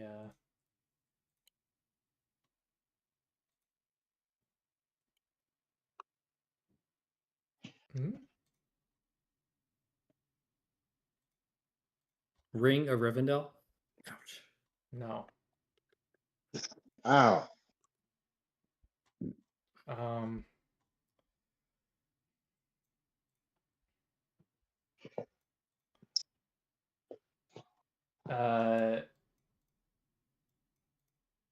So you discover that Belcor, in fact, you head to a local. You bring this ring, in fact, to where are you? I need to go back to that thing. Or is it in here somewhere? It's in here somewhere. I fucked up. I shouldn't have done that.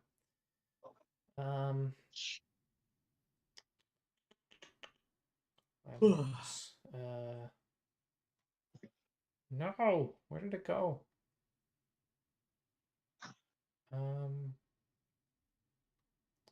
Grey Havens. I was there just now.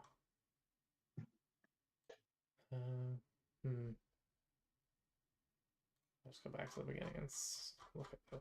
Come on, stop. Grey Havens. There you are.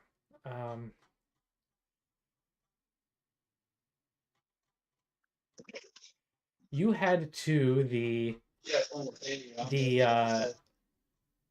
furnace of Celebrimbor in the Grey Havens, in the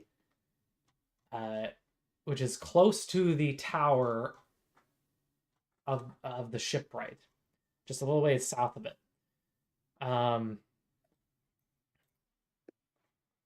Unfortunately, it doesn't seem to be home to any blacksmiths left, instead being focused on ceramics, glass, and crystals now. But there are still some who remember the smiths there, and they identify it as the ring of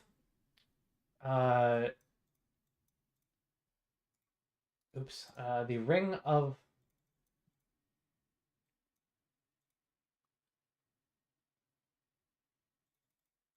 of the swallow, which belonged to the house of the swallow. And what you learn is that it was a ring that was gifted to a young elf Cyros by the Lord Duilin for his valor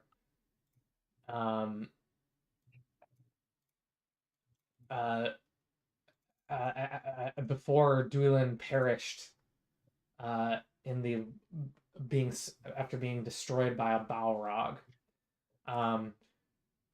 Cyros managed to escape death in this battle.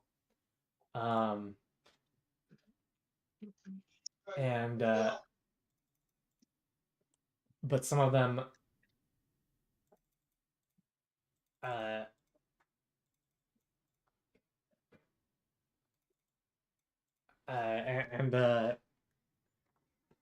he left. Ultimately, though, he losing their home in Gondolin and fleeing east and out of Beleriand after the War of Wrath, they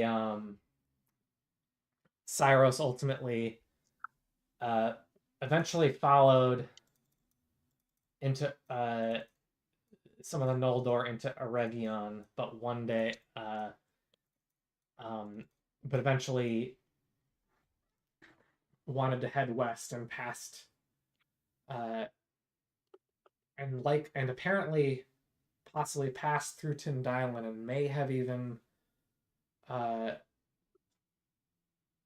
left his ring there for reasons unknown. Or at least that's what you assume based on where you found it. Possibly it was left in Rivendell. Cyrus's fate is unknown, ultimately. But that is the ring, and what it does is, even though no one's going to get to use it, its blessing is scan. So he would have gotten to do magical successes with scan and also get 2 d6s applied.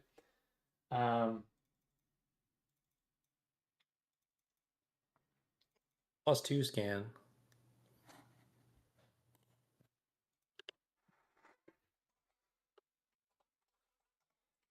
I think the plan is whenever Sketch is able to get back, I have this right up here.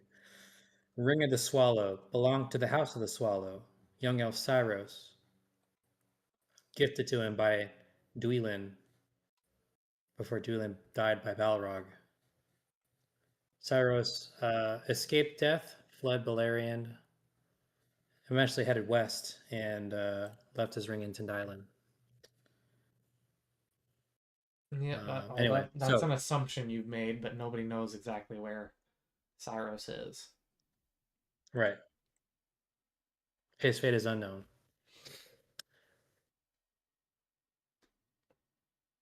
Cool. Okay.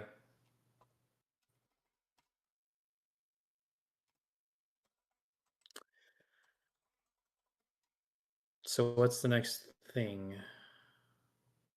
Oh yeah, I guess the rest and spending points part of the fellowship, right? The fun part. All right, so now you can spend experience points. How long are you spending in this fellowship phase? But you never answered that question. 1 week, 2 weeks, what are you doing? Does that affect how many points we can spend? No. Oh, okay. I don't feel think like, we need longer than a week. If you're yeah, I looking feel for like 2 extra weeks is probably hope, killing it. I've already ruled it this way before, so if you're looking for extra hope, if you go for 2 weeks, you get 1 additional d6. If you go 3 weeks, you get 2 additional, and your longest is a month for 3 additional. I still say we cut it short, just enough time to recover, get enough supplies for our dwarf friends, and bail. Okay. Agreed. So 1 week, then you only get your heart score back. So yeah, rules as written, you don't get that benefit, but I do think I think it doesn't really make a whole lot of sense not to give a benefit to, because to my mind, it doesn't seem to make much of a difference at that point. How many weeks if you don't get additional benefits for longer, longer rests? So And I yeah, will and say, what do you go say? ahead. No, you go.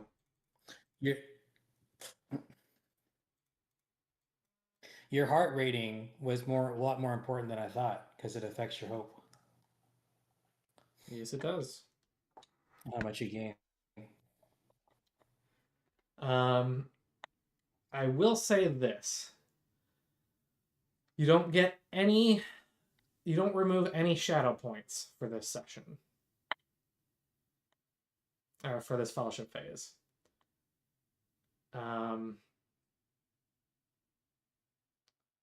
Well, you did deal with, well, I guess you haven't quite dealt with Tin Dylan yet. Not fully, anyway.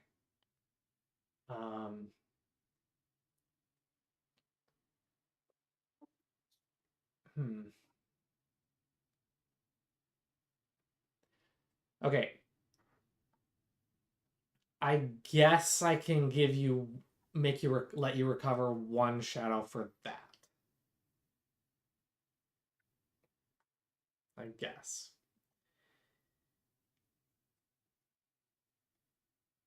You are very generous. I have thought about something, though, and I will note that to the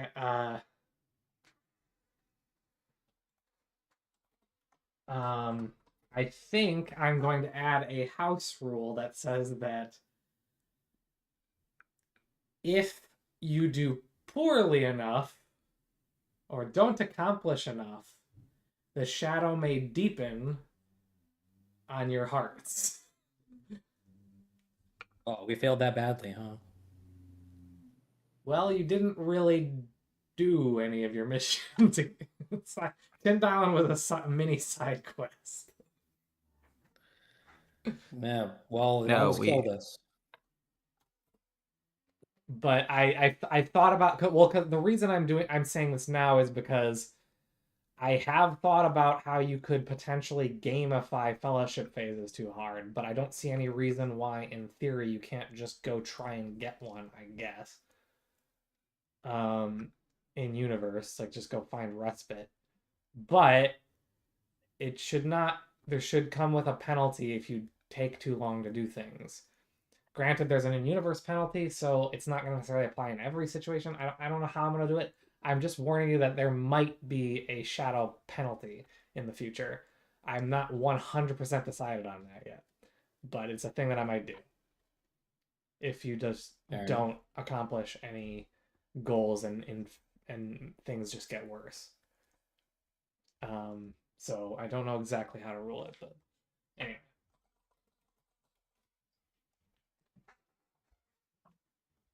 Okay. All right, we are officially spending our points. So if you guys refer back to, I think, the rules archive under Eregium in Discord, there is, and go to pinned messages, you can see that here are the costs, right? From 0 to 1, from 1 to 2, and such and such.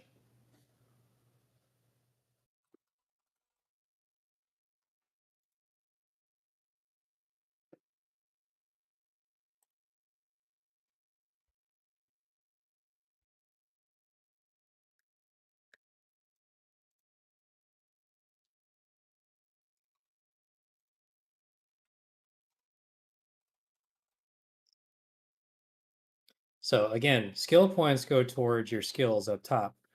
Adventure points go towards your valor and wisdom or combat proficiencies. I will say you should take a hard look at your cultural virtues.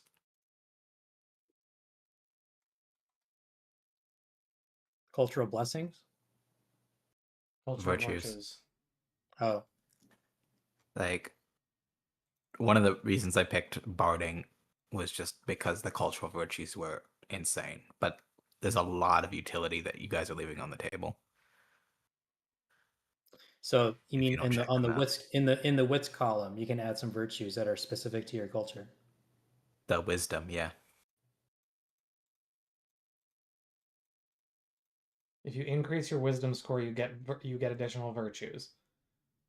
As depending on what your culture is, you get a specific set of cultural virtues that you can select from in addition to the basic virtues. Right. So you know how we started out with like one random special thing? I think a lot of us chose mastery. Just for additional skill Yes. points. There were culture specific versions of that. And they're usually Mhm. extremely good. Newer got 3 magical success skills out of it, and something else, I think.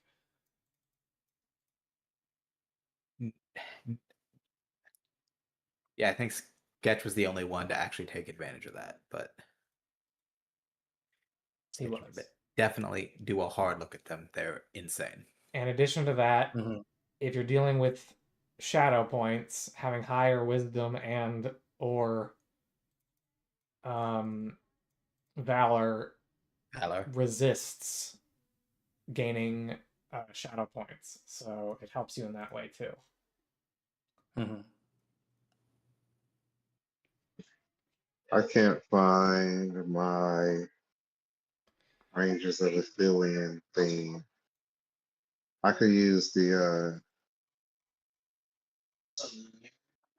yeah, I can't find it. I should have DM'd it to you at some point, I believe.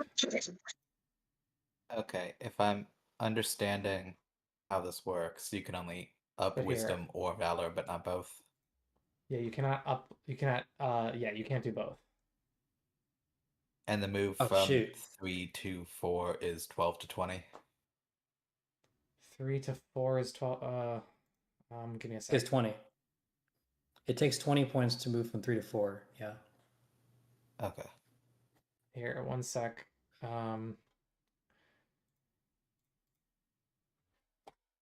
All right, Stony, I put the Rangers of the Affiliate PDF in the rules archive for you.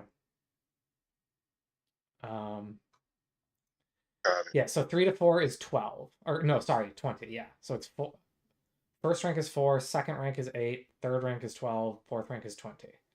And I don't think any of you have How got many- points to buy 5th rank yet. I'm annoyed that they skipped 16 I am too.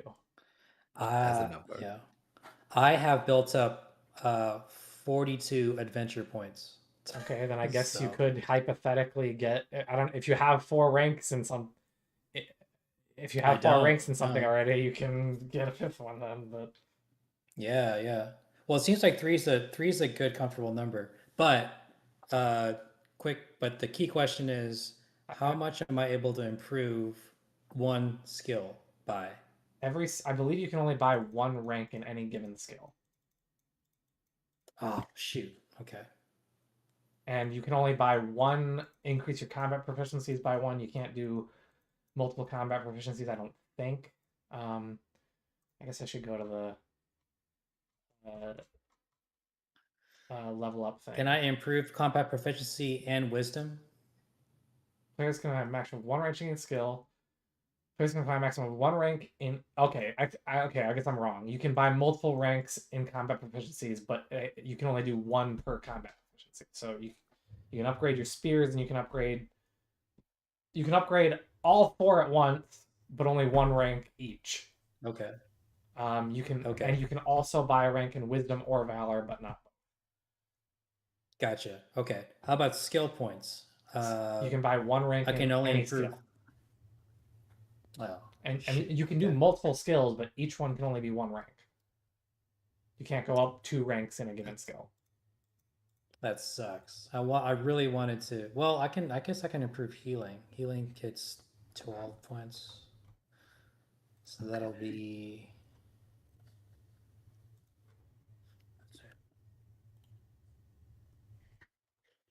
So that's 18 points left.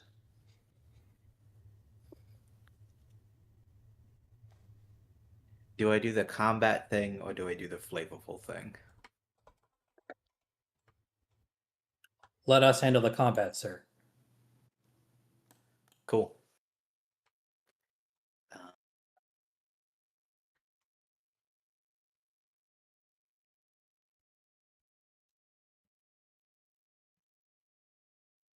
Because the cultural virtues for bardings are so good, I don't want to do anything else. They're really good.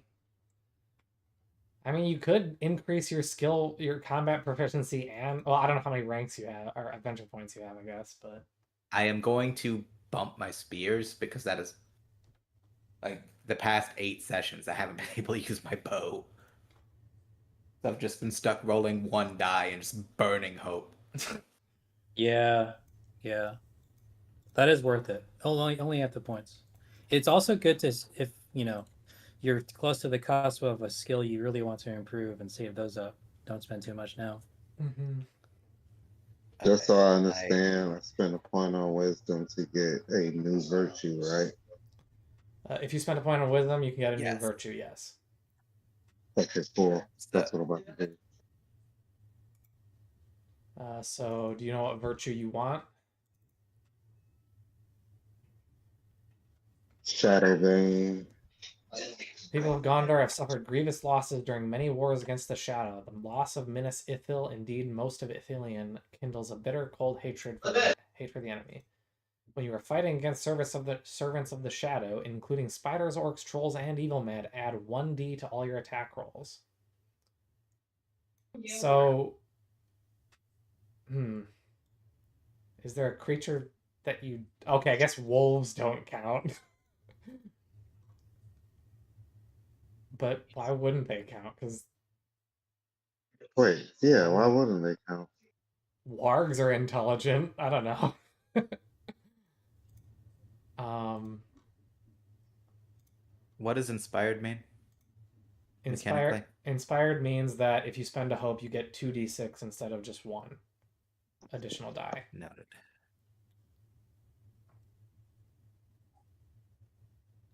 Yeah, so the only thing that doesn't count according to that skill is wolves, and I don't really know why.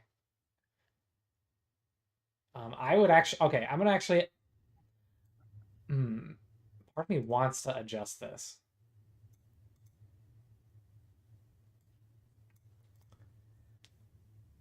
But I'll let it sit for now, but I might alter this because I feel like it should be more specifically about Mordor than anything else. I don't know. We'll see. What are the cultural virtues of the Rangers? Or of the Rangers of the North? Endurance of the Ranger, Foresight, Heart of Iron.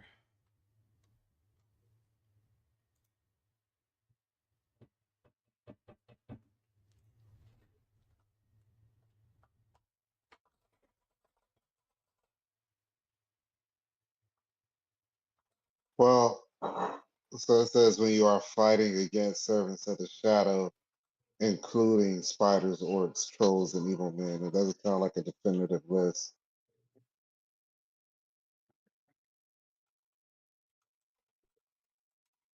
Or am I reading that wrong?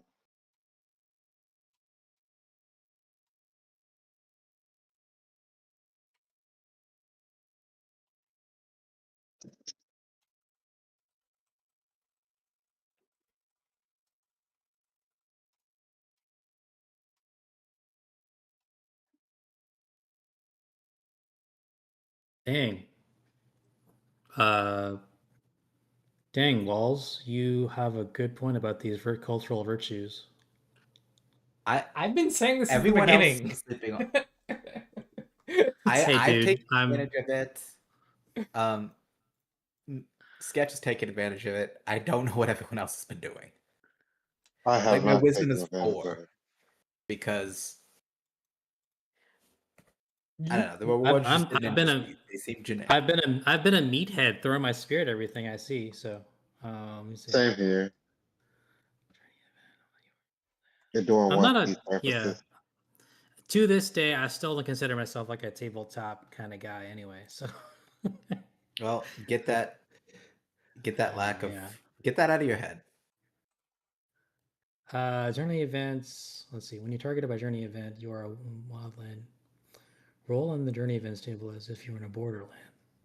Hey, Stuck, did you hear what I said about my cultural virtue? yeah, you wanted to get Shadowbane, right? Right, but I was reading it and it says when you are fighting against servants of shadow, including spiders, orcs, trolls, and evil men. It doesn't sound like that's a definitive list. It just depends whoever serves the shadow, or am I reading it wrong? I guess you could argue that, but I don't know why it lists all those because that's literally almost everything. Actually, I don't see spiders here in the. That's weird. I wonder if I'm tempted. Okay, so for you guys' opinion, Gleam of Wrath. Oh, you know what it seems like a is? very good cultural. This is because it's from. I think it was inspired by first edition. So maybe it's just weird. Anyway, but I think I agree with your interpretation. This is kind of weird So though. Gleam of Wrath. It's kind of like just getting an additional That's rank in every single combat proficiency. Right? I love it. When I read it, I was like, oh my God, I love walls. I love you, walls. I don't know. I love you Well, too, man. thank you for recommending this, Walls. Apparently, I wasn't listened to at all when I recommended this a million No, times. I didn't. It never clicked when you said it. It never clicked. So it's not you, it's Look. me. I'm just There's also I'm just being a dick. It's fine. I have also gotten ignored multiple times on various other things. So it's I'm this sorry. I'm trade-offs. gonna do better with that, bro hero. Another question. It says skill or adventure points. I could use either or. No, you have to spend adventure points. Where does it say skill or adventure points? In the experience points cost little in the rules archive. Oh, no. That's just saying that that's just listing them both for whatever purpose. Skill points are for skills, and adventure points are for combat proficiency, valor, and wisdom. Got you. Okay, I gotta write that down. Hold on. Let's see intel. And you can, and I don't know how many adventure points you have, but you can still spend some on weapon proficiencies if you wish, in addition to your cultural virtue. Gotcha. Fuck. Wait till you hear what my cultural virtue is. Oh God. Okay, I've been trying to say what I'm thinking is what I want to gain is Gleam of Wrath. On a successful attack roll, your adversary additionally loses 1 point of hate or resolve. That's plus a very good one.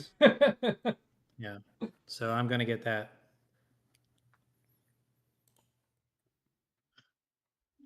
That is a very, very, very good ability. That's basically like if an enemy was hitting you and taking your hope away. Yep. Those resolves and those hates are so like they're so like whenever you say he's gonna spend a hate, it feels like a death knell. Like it's like it does. Bell tolls.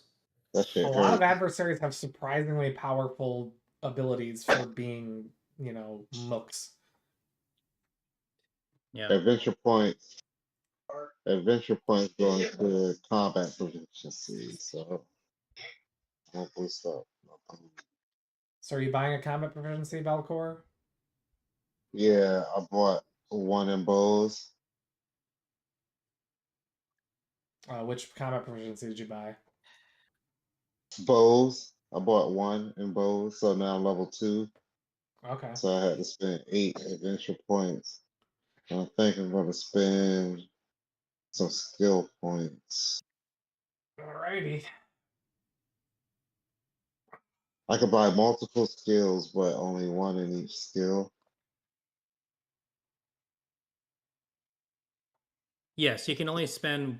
You can only add You one can point to any in given theory, skill. you can increase every skill in a single fellowship phase. However, each one can only be increased once Gotcha.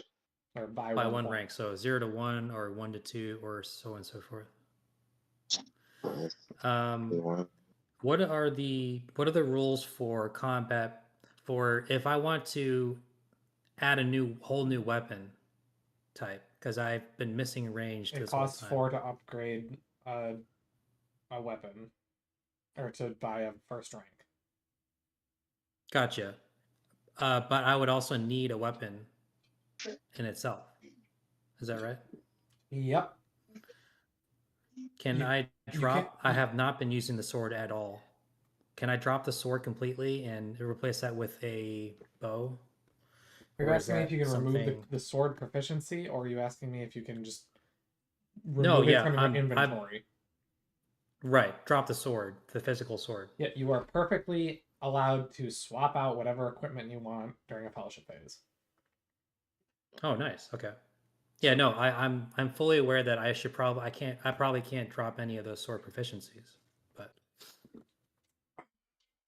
Yep. All right. I bought one in scan and one All right, all my points are spent, inside.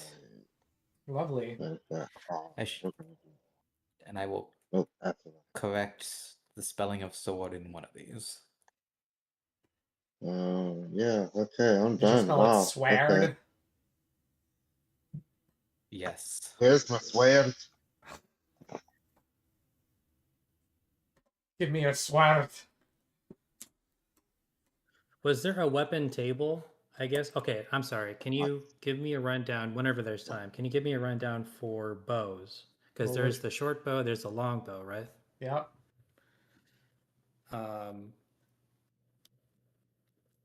If I am the weapons guy, I'm tempted towards the long. Are those the two? Those are the only two.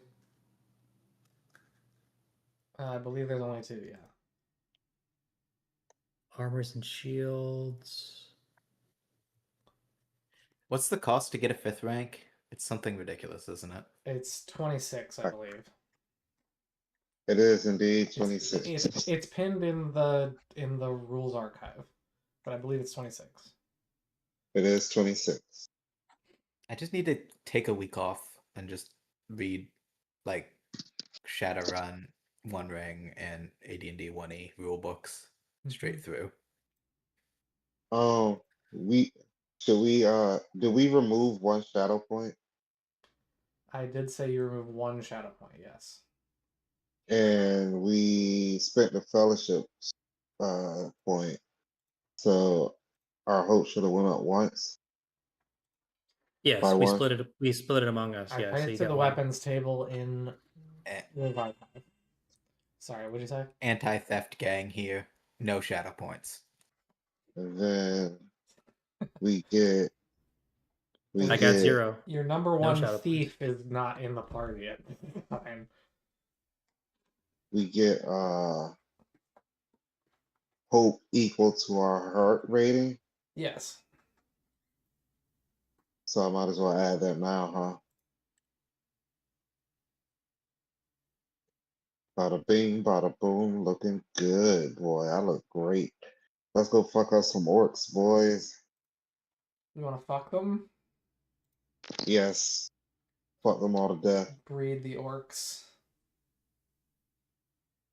They're gonna call me Orc Bane by the time I'm done with this. You're gonna pork the orcs. Penetrating Mordor is gonna have a whole new meaning by the time I'm done.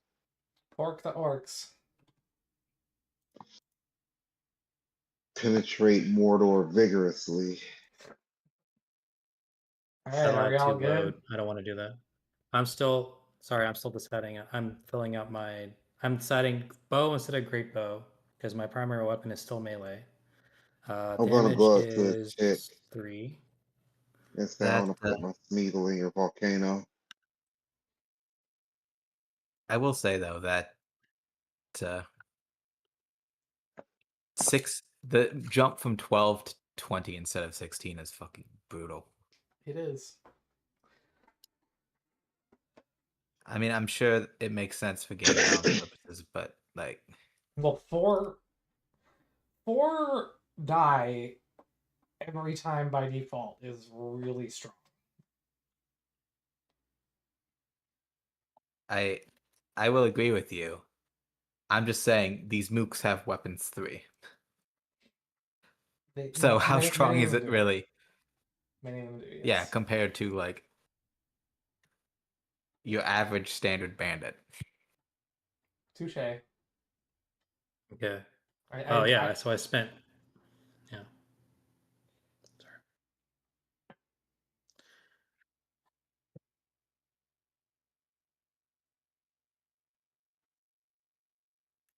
Yes, I believe I'm ready. okay. Everyone else good? Oh my god.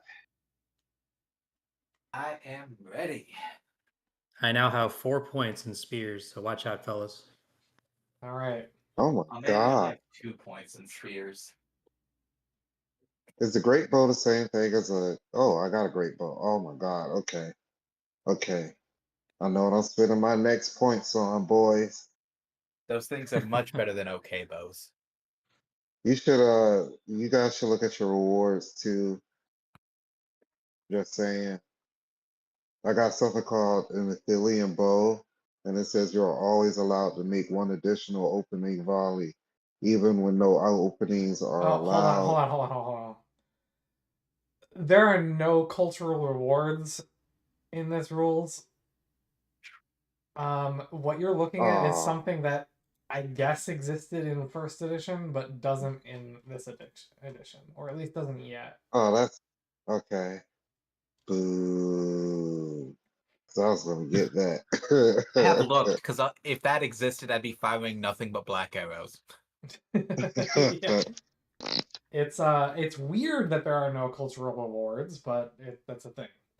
I sort of hope Man, that later on Free League makes that a thing, but or somebody They don't have to. You're the lore master. You can do anything. I can, but I don't know. I'm not good at game design. Okay, leave me alone. Uh, Read that. I will say you should read that book by Richard Garfield. which one's that? He wrote a textbook on game design. Okay. I will get you the link, but uh Richard Garfield is the creator of Magic the Gathering, and frankly, I think the better game he made was Netrunner, but like the original rules of a lot of excellent game design. Okay. And every time he moves on to a new project, he's doing something new and interesting. He's a fucking American treasure. Okay. So he's the Gary Gygax of card games. that's a strange name. It's not just card games. He's consulted on video game design. Okay. But yeah, you could make that comparison. I'd argue Magic has faltered.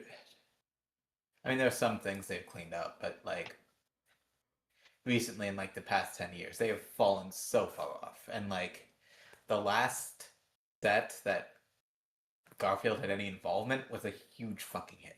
Mm-hmm. Well, I So suppose. he's just a genius of game design. Gotcha.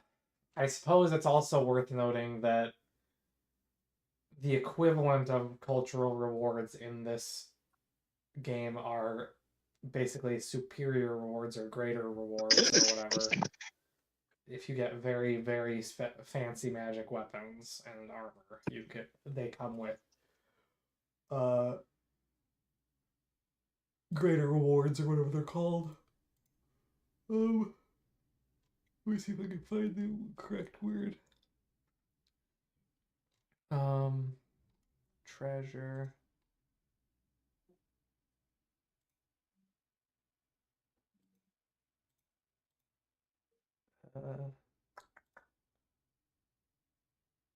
Famous weapons and armor.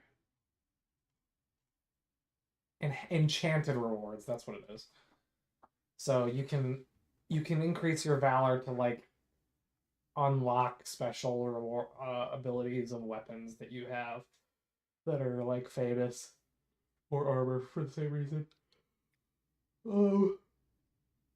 So it's kind of like a cultural reward, but it's like item specific. But I think that I'm of the opinion that the famous ones and armor should just have those qualities and be unchangeable. But whatever. Anyway, I mean, I guess it makes sense. You wouldn't expect like your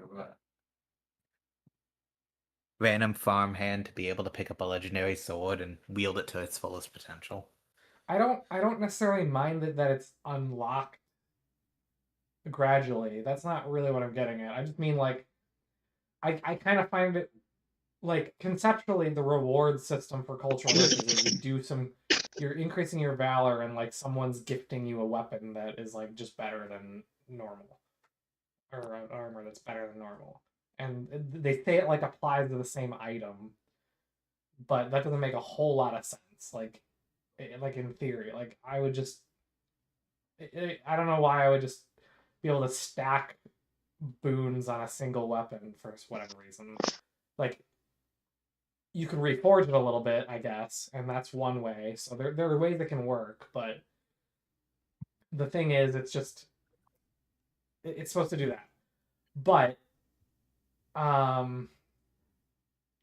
think it's a little weird that you'd be able to add new rewards to a famous piece of weapon and armor that are not like the superior ones that the item naturally has. I guess I don't mind that it, in theory, that it upgrades with your cultural virtues, but I would just make it a narrative awakening of some sort rather than a cultural reward thing, and you just apply I think that regular. makes sense. Yeah. Yeah, we're Mithlonding. Yeah, it'd be yeah. The cultural virtues are very well designed and flavorful. Yeah. So I think that cultural rewards would be great. That's all I'm saying. Yeah, I think it was a good thing. I hope they bring it back. I have spent 0 points in Valor because the generic rewards are just kind of meh. Yeah, and well, it's worth noting that I believe that rules as written allows you to like shift rewards around. So if you don't like a reward, you can shift it so you can, I think, like switch between one. Like if you have a famous weapon or armor, you can shift it around.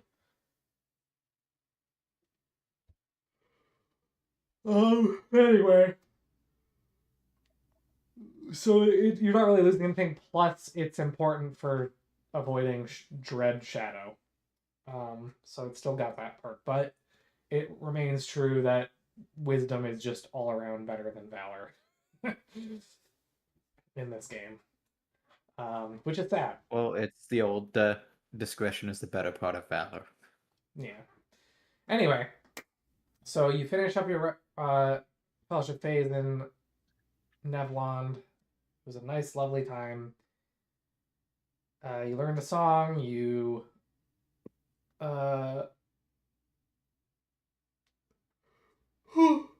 excuse me. You Bless learned you. about a magic item, and you're now ready to set off. What are you going to do?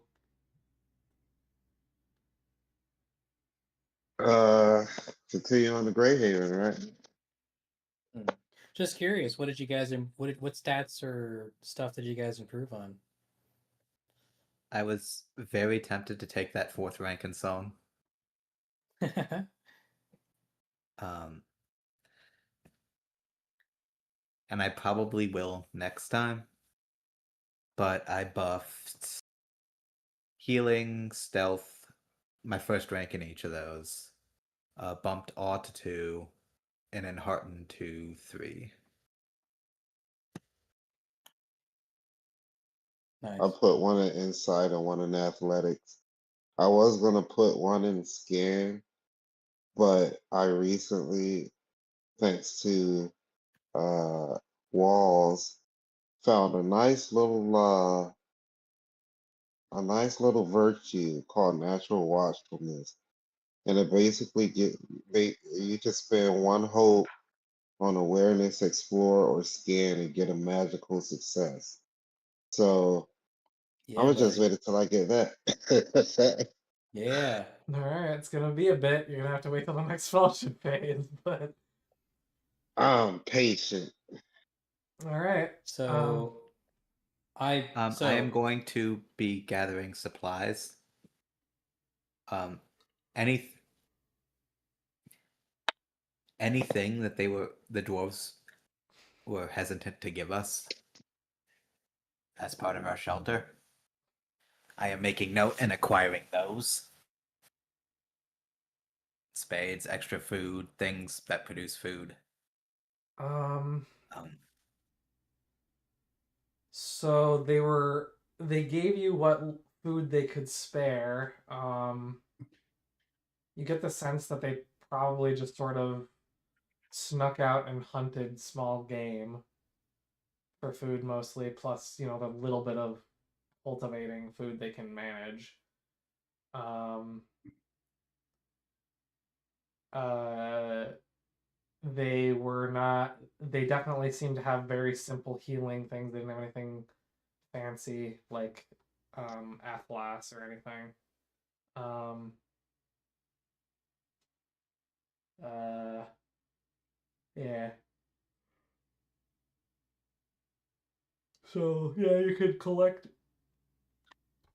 Um, so you're just getting like a bunch of foods, dried foods and stuff, and rations and stuff, and I maybe. would say a bunch of dried foods. They have,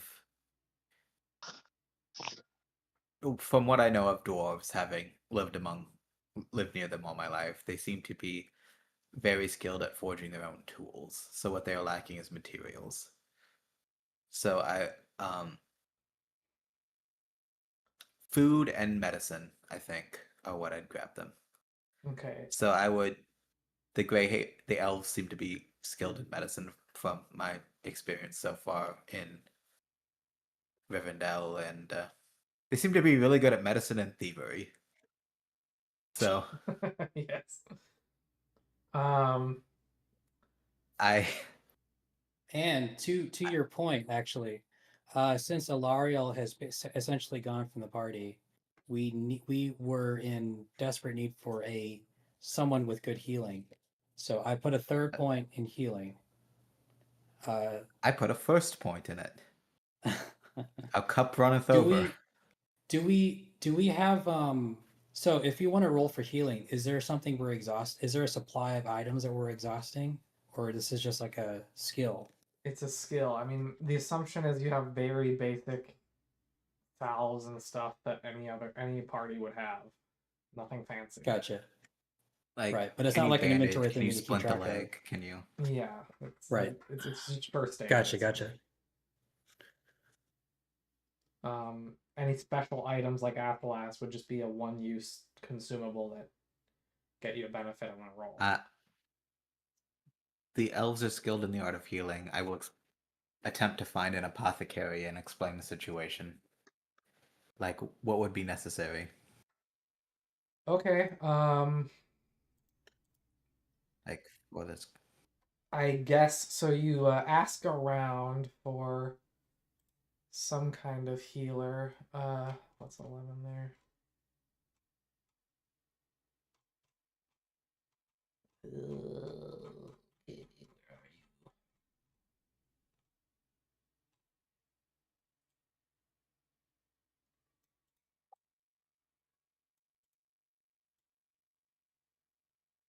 Well, welcome back, Stony.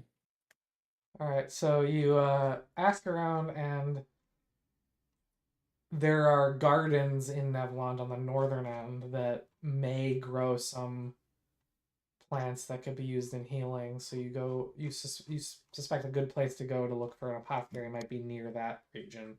Asking around, you do find an apothecary, um, by the name of where are you, Lindon Elves?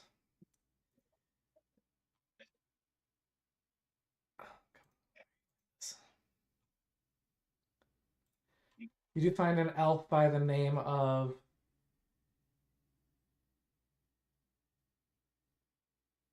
Laurelin. Why not?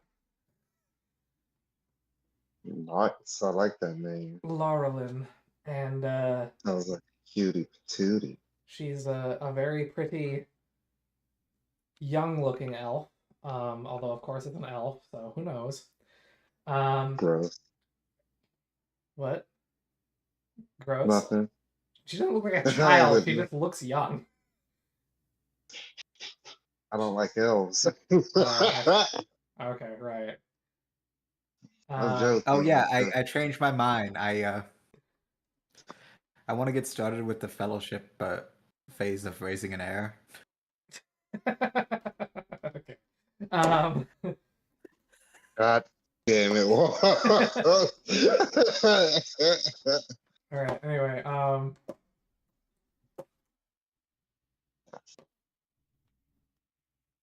Yeah, take good Look, care of her. I go hard for some knife ears. What can I say? anyway, she's an elf. She looks like she's an elf, and by the name of Lauren, and she goes, and she asks you, oh, these dwarves are short on healing supplies and whatnot. I mean, I suppose I can certainly supply you with what I have to some degree. Is there an amount you'd like in particular? Oh, How much do you need? just,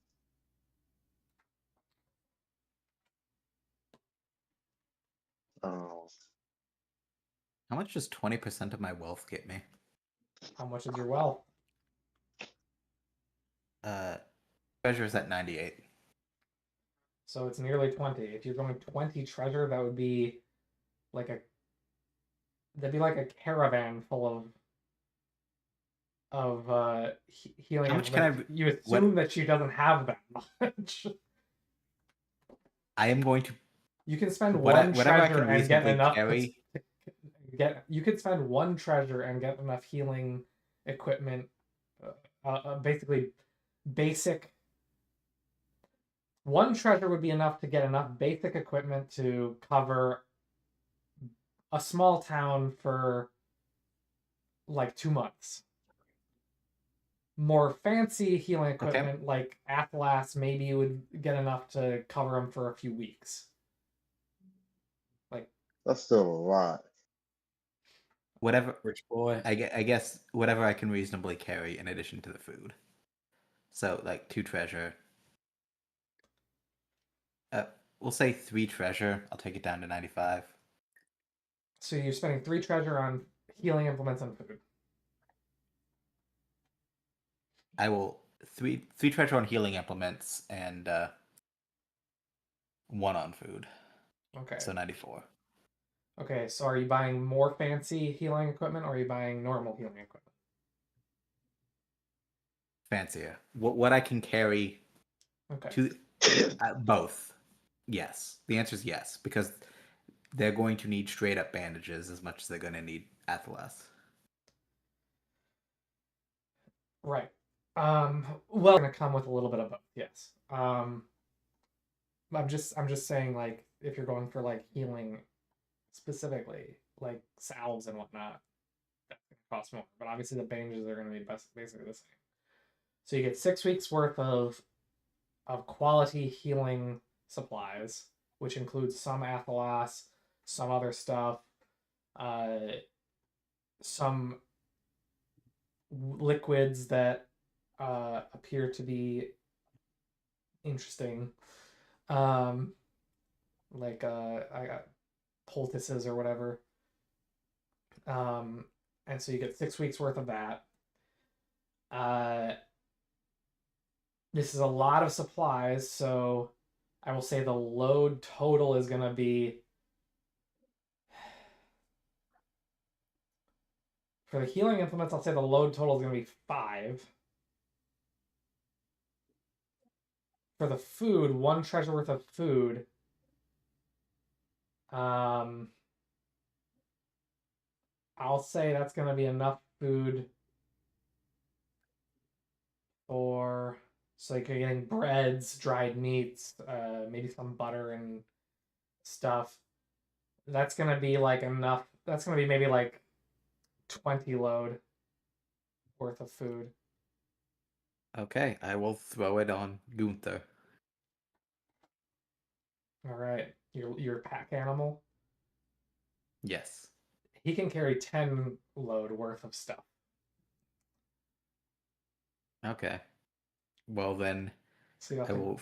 distribute it amongst your party. I or will split something. the rest between me and Ner.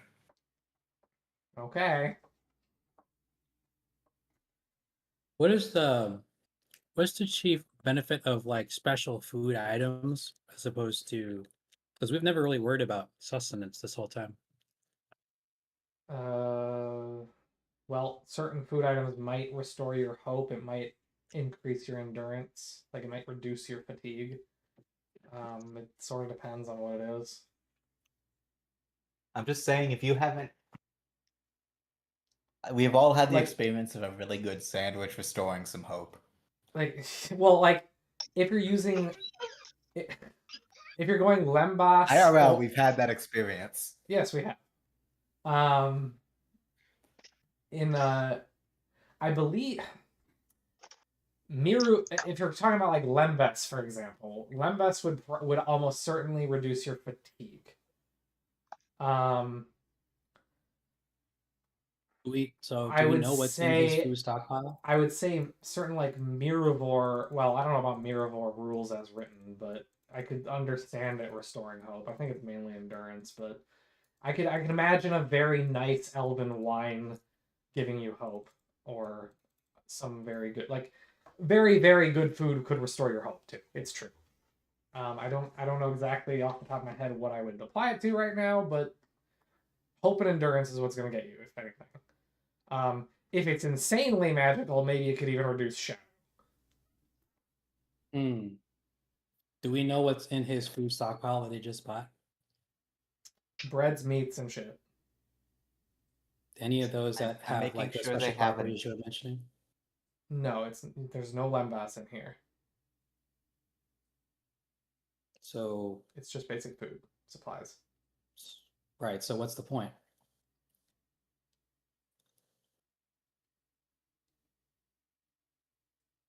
I was assuming asking what's like as part of travel, we do carry food with us as kind of an assumption. So what is These this are for extra? the dwarves. The dwarves that helped us. The dwarves that Oh, saved us. oh, gotcha. I'm sorry. I understand now. Yeah, Okay, this is what all this medical supplies is for. Like gotcha. I mean that was part of why. Like we promised to go do this thing, hmm and we did not promise a timetable, but part of the rationalization to in character to go to a town to go do whatever it is we're doing is like these guys are desperate supplies. Yeah. So For sure. Hildir feels an obligation to go repay this debt that he now owes them for effectively saving us. Understood.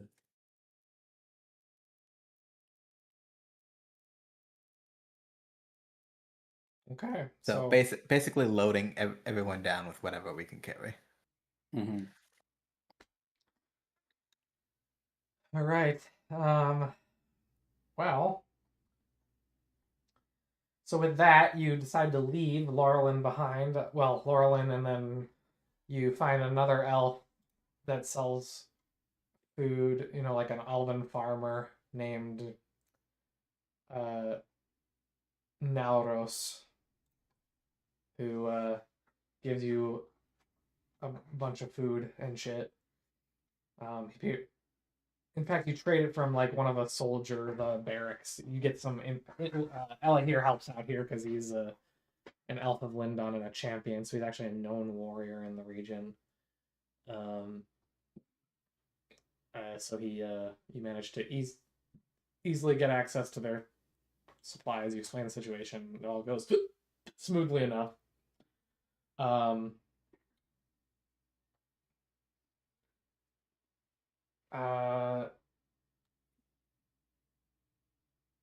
And you decide to set out if you can. And I'm assuming that's what you're doing. And Yep. So you leave off in the east main gate, and you find your way to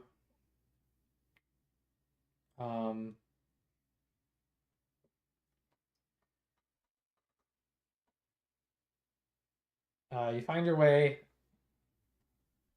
out.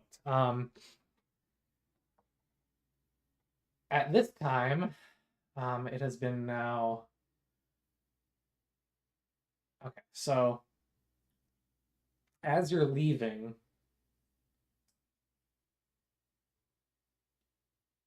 a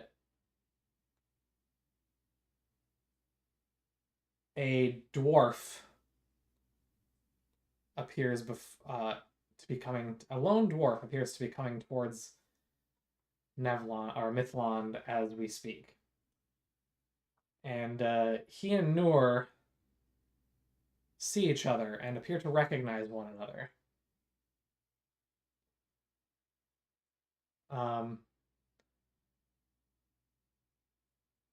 Brother, it's been so long that I've seen you, Noor. What have you been doing in these parts? And they exchange some pleasantries.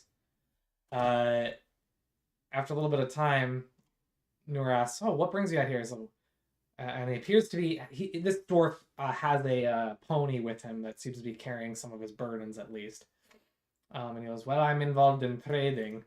I left a couple of months ago the Lonely Mountain, Erebor, and I was, of course, I passed through Rivendell and whatnot to get here. Minor trade. I thought I'd stop in Lindon for a bit to make some trades before I head north to our home, to the our home in the Blue Mount in the Blue Mountains. I believe I've heard that there have been some recent troubles in Erebor.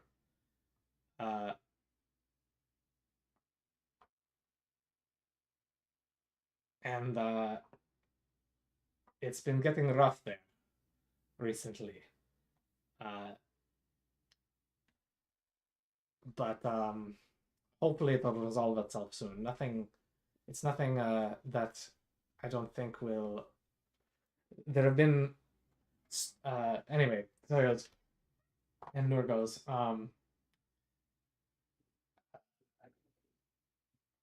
what's been happening? What sort of troubles have been causing us? Well, there have been an increase in orc raids from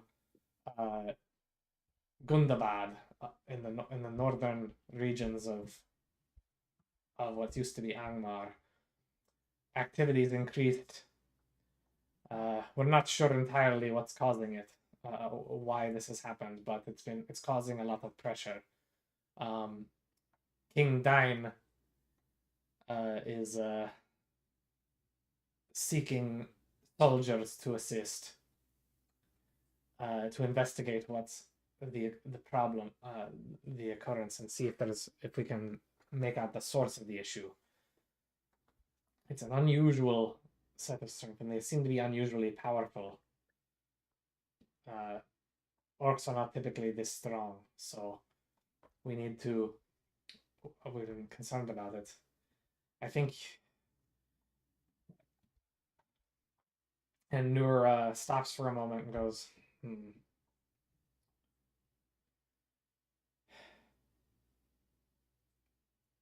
Are you suggesting that I am needed at home?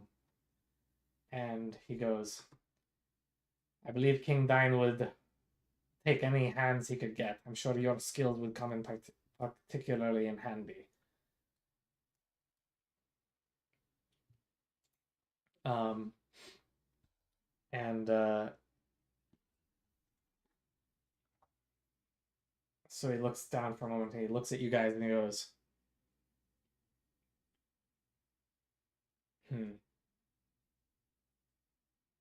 Nur appears to be engaging in internal debate.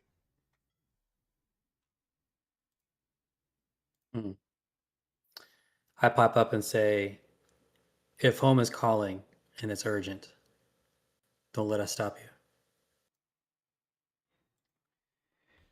This could take months before I could return at the earliest, or I guess I don't know what accent. Nur didn't really have an accent, I guess. It could take American. months. I have no idea when I'd return to you all.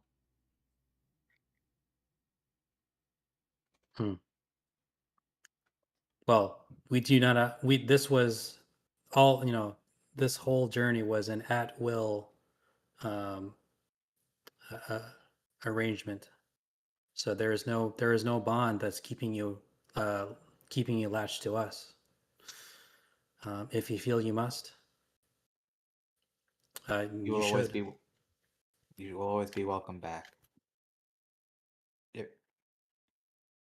I wish you Home calls you must answer. safe travels in your journey, my friend. You were Very instrumental well. in our survival, and we will never forget Did he you. say he's going through Erebor? Going to Erebor? Yeah. Who? No. He's saying he is going to return. He wants to return there. Right. Okay. Go to If east of he's- Rivendell, right? East of Rivendell. This is like a 2-month journey back home. I might pen him a letter and ask him if he's going to drop it off with my kin if he's swinging by there.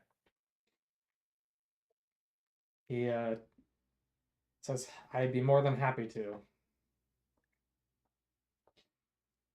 What is the contents of this letter? Who are you writing to?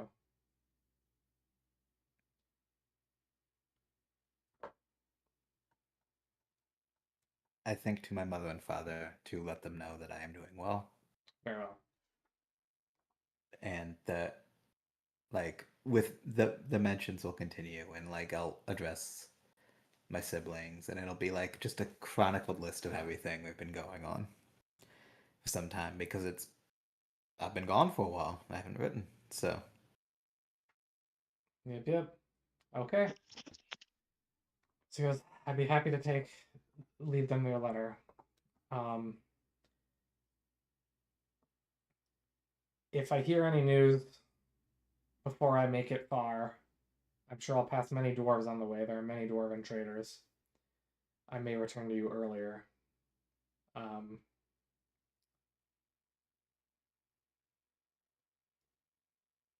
I walk up, embrace him, and say, "You have taught me much about your kind, and to not be nearly as quick to judge as I was before with your people."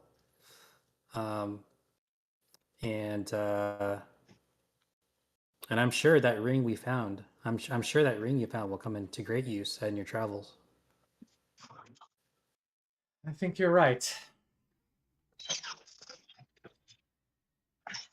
And he goes, Namarie, and goodbye to the rest of you. No Marie. And he takes her and he transfers the 10 load of food to the rest of you that you gave to him to carry.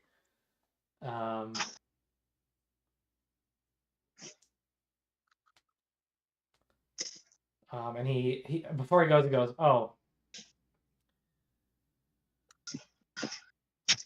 if you're going to try and find their settlement again, uh,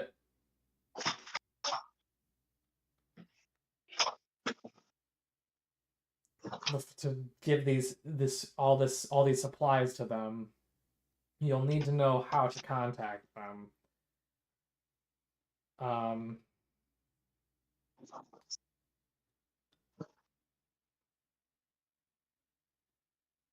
I recommend if you deal with those undead, I'm sure they're watching all borders, so you should be able to. They should be able to see you before you see them.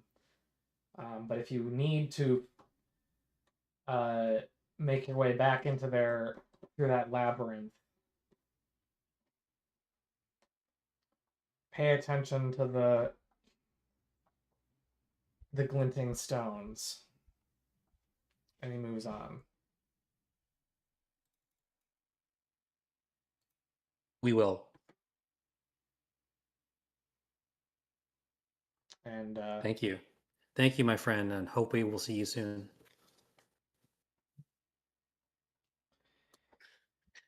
All right, and he leaves you alone.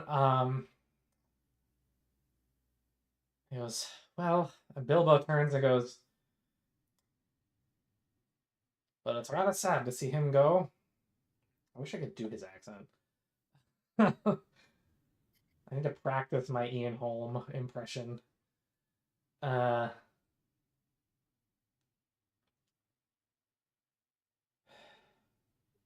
of me wishes to go see if I could help out my old friends in Erebor as well.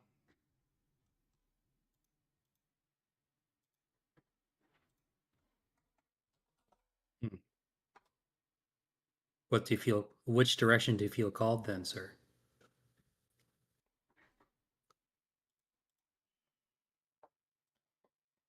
I'm not sure how much use I'll be on your mission. It seems a tad bit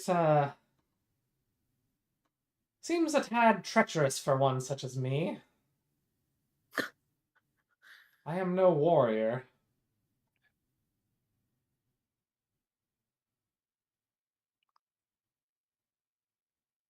I am but a burglar. I understand you have deep ties to those in Erebor.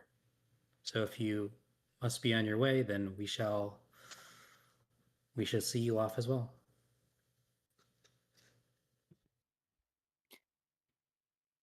Thank you for your wisdom and your company, Master Bilbo. It was very nice meeting you. I apologize. I cannot help more. I apologize for leaving you this early. It was fun while it lasted. But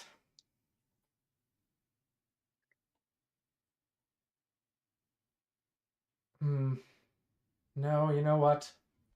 On second thought, I think my place is here in the Shire. I can communicate with you and Noor if necessary. I can be a middleman. I think that would be far more useful for both you and the people of Erebor. Perhaps they may summon you forth. I can assist in that. After all, I'm good friends with Gandalf, of course. Based on what I've heard of your story and your travels, and from other people, you have quite the story. So we have been privileged to have shared some time with you before you had to leave.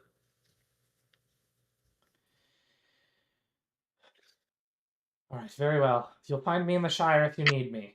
You know where I live. We will do. We hope to see you again. Off. He runs up to catch. And he says Namarie as well. And he runs to catch up with Noor and chat with him on the way through the Shire. Who's taller? Obviously, Noor is taller than Bilbo. Okay. So there you go. They have left your party, and it's now you three alone. So you put 10 pieces of load on your mule or whatever it is. And the other 10 are going to be distributed between your characters. So decide how you're going to distribute them, and then we're going to have to call for a journey event. Dude, I already have. Okay, I have 16 load, 25 endurance. I have 9 points of endurance before I become encumbered. Become weary. How about you guys?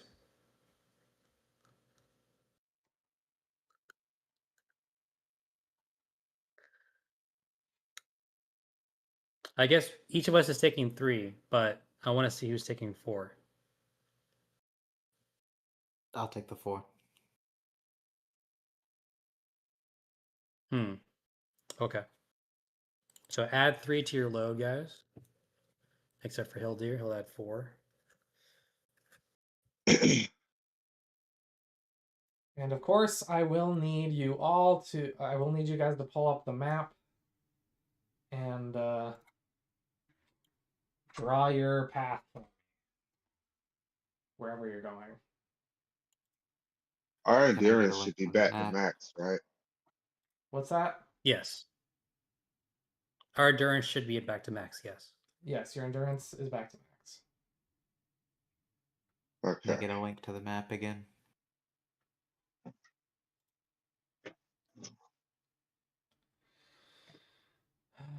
Okay, copy link. Google Drive is so confusing. Can you put it in Are you guys not able to link it with your Google Drives? Is it not shared with you? I'm just curious. admittedly, I'm not very well versed in my Google Drive. Well, okay, Neither am I. where'd you want me to put it? Can I copy this link and put it into rules archive, or maybe general? And Put it in pin it Player somewhere? Sanctuary so it doesn't annoy me. Gotcha.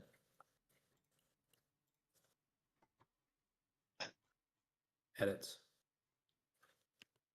And pin it there. Google Drive map.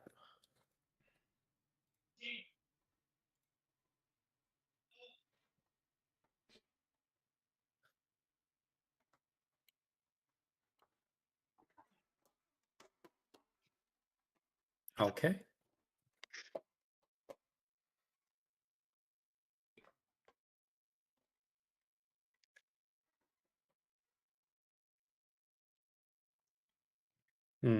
You guys want me to decide where to go again? Let me take a look at this map. And don't move the map around. Oh, is that me? Am I doing that? No, I'm telling you not to because you do it because Okay, it's done okay. every time. Be careful because this stupid map is annoying.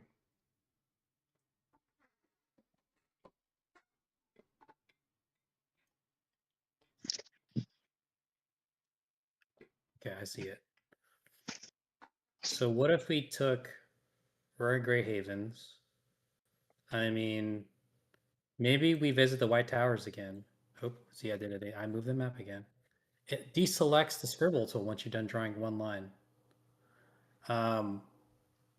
What if we went back to the White Towers just to see how they're doing, and then I guess just back down south. Again, we're still in the eastern foothills of these mountains, kind of. Is that where we are?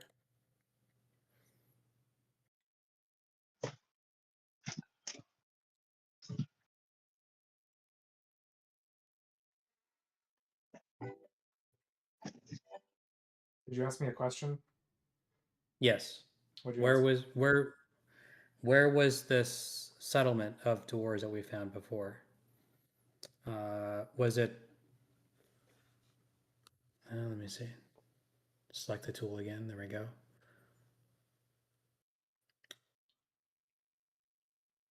Do you see this? Do you see this line that I just drew? Yes, I do.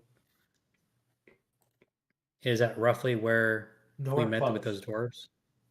It's way to the east of that.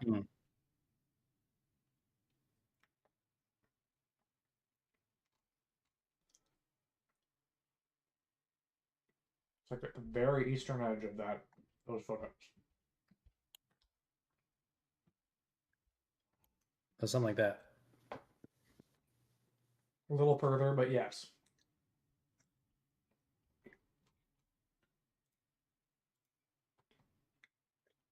Maybe not through the mountains because that is much tougher. And we have food in tow, so we don't want to traverse the elevation changes. So maybe like this. How do we think about that? And of course, we're going back to the White Towers. Nah, just because it's on the way. And might as well stop by.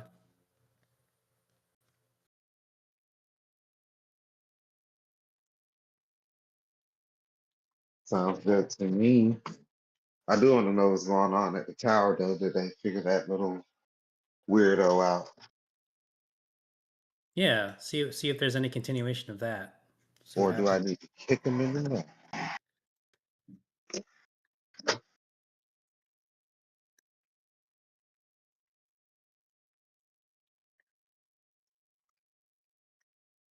How about you, Hildir? You feel like you're okay with this?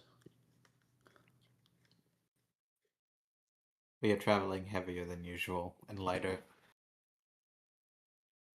in company. An extra step for respite, I think, would be good for us.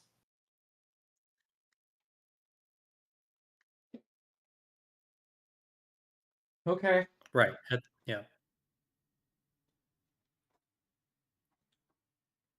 Not carry over long, but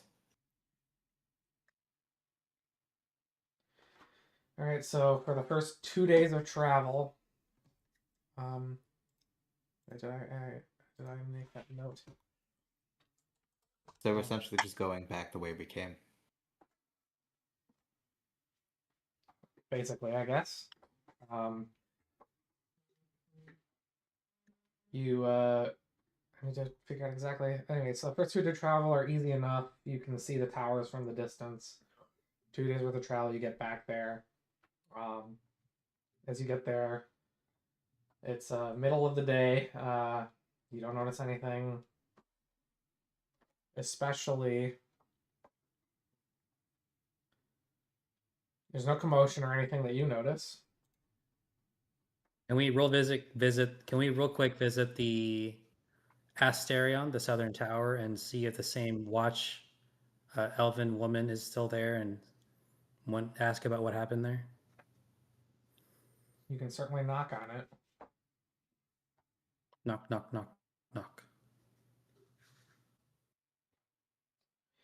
After a few moments, the woman comes back out. Um, you see her. You see her appear at the door, and she goes, "Oh, hello. It's been only been 9 days since I've seen you. I guess or actually 11 days since she last saw. Or was it? No, it was been 9 days. Oh yes, it's been 11 days since she saw you. 2 + 2 + 7. So I say. Hooray for addition. I say. Come back. Do you need to rest here again on your way to wherever you're going? I actually I Or don't do you think have so. another? We Or do didn't you have incur another any. goal in mind? I don't think we need to rest. I don't think we incurred any heavy weariness as of yet. We're just wondering, and I do want to apologize from before that I did not realize.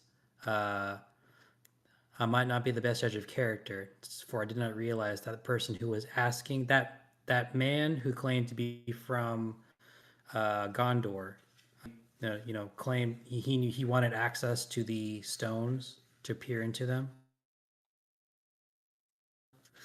and Well, he's quite I did not. clearly of I did not. Numenorean. He's quite In my excitement he's from quite clear. He's quite clearly of Dunedain origin. I can tell that at a glance. What I don't know is what his motivation is. right. So you ended up sending him on his way without access. Oh, I did not send him on his way. He is still here, very frustrated. Hmm.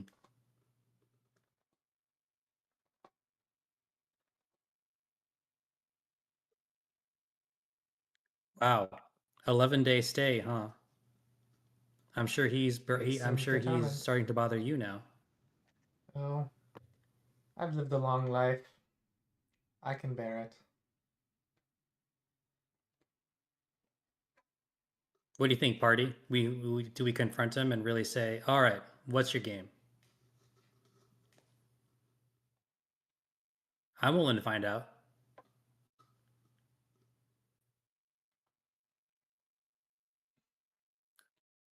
I Um, want to find out because this guy weirds me out. He gives me a bad feeling. Okay. Hilder?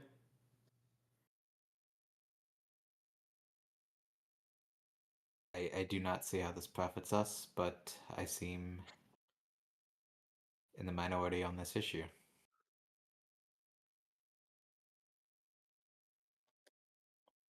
Uh, good watcher. Mind if we go up and speak to him? Feel free. So we head in. See, we head to where he is and You kind could of have talk to asked him. her name instead of calling her Watcher. I'm sorry, I did not catch your name. We can't. It's awkward now. It's just hey you forever It's been for 1,000 years. 12 days since you met. It's weird now. Wait, by the by, we never caught your name. What might it be? My name is Baraswin. Baraswin. Hmm. In my head, I'm thinking I'm not gonna remember that. All right, Baraswan, thank you very much. And we had to this interesting character here. Belcor, you had some choice words you wanted to say to him? She says that I expect he's pacing around on the rooftop of the Nadirian. Well, there presently. Thank you.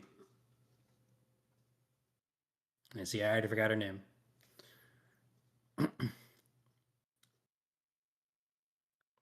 Okay, so we'll head there. Belcor, did you have any choice words for him for this guy?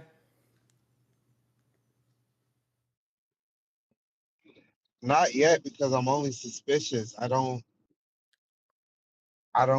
know what his motives are. We got to pull those out. His real Mm. motives. Unless Mm-hmm. those are his real motives and we just made him look like the bad guy for no reason. Mm-hmm. But I don't trust him. He got those tiny beady eyes. I mean, you can talk to him and try and subtly discern his motives, or you could just shake him and ask what his motives are. 3 against 1. Well, whatever happens, could I have the first word? Sure. Let's go. Let's go. So we head to the residential tower and okay, of course we knock first. The door's open. Okay. No one inside, right? So we have to head up to the roof to see if he's up there. You head up to the roof. You're walking up the stairs. On the second level, you actually see a woman sitting there in front of the um, fireplace. She appears to be drinking and reading. She's rather rotund. Somewhat. She's a little plump. She's not like super fat, but she's a little fat. But she's there. Human There shaped, she not blows. spherical. But she's just sort of sitting there. She pays We're you. talking. She turns around and glances at you and nods, and then goes back to her reading.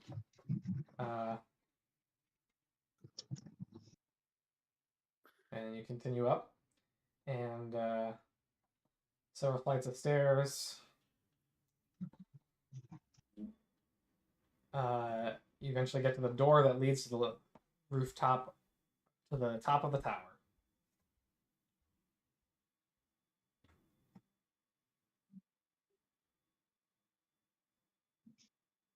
Okay.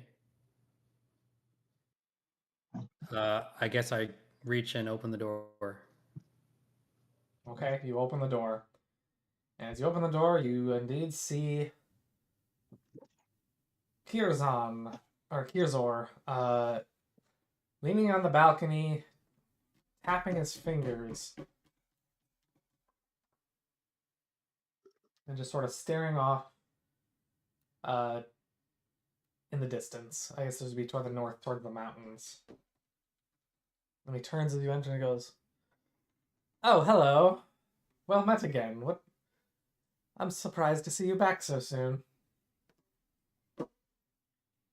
We're heading back to where we were originally adventuring.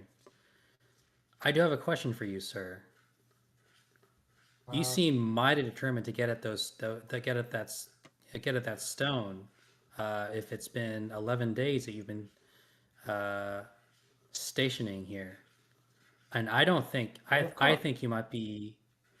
I mean, that's a mighty fine determination for a reason as light as just being able to see the stones and peer at Gondor from it. Well, I wasn't going to peer at Gondor, of course. I was going to peer at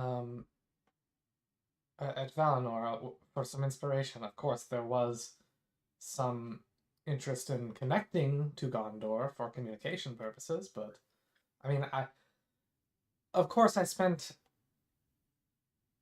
months traveling here all the way from Gondor. Why? What's 11 days?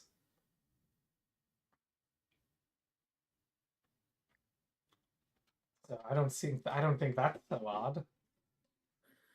Is there a dire importance for the survival of Gondor for you to travel here just to see the stones? Well, we have allies here, of course. The elves of Lindon, and even indeed in Ladris, of course. Increasing our ability to communicate with distant allies would be beneficial to all of Middle Earth, of course.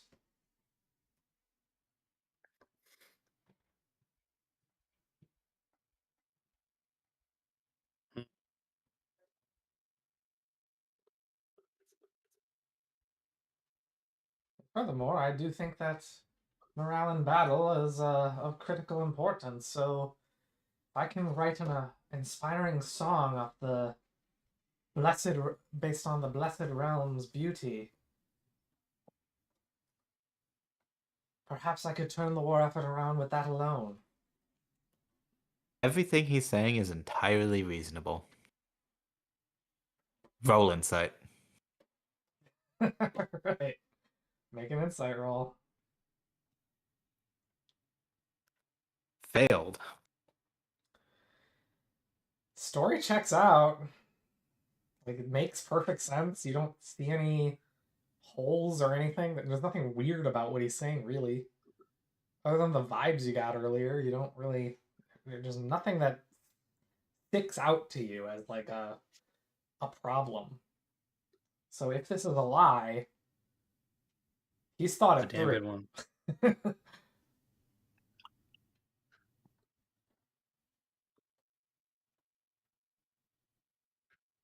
I don't know.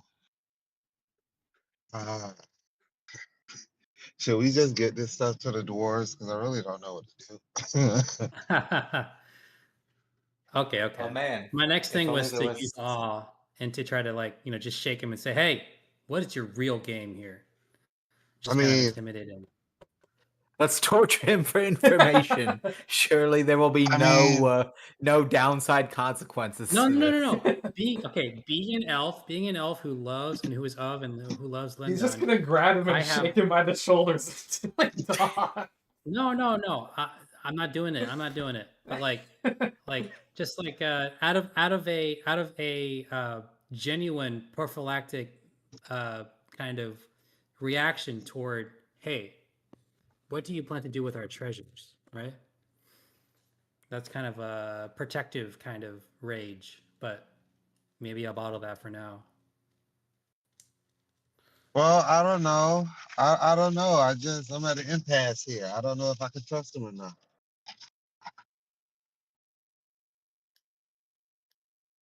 Well, that Hmm. that may be no longer our judgment. We have left it in the hands of those who guard the towers. Yeah, that's true.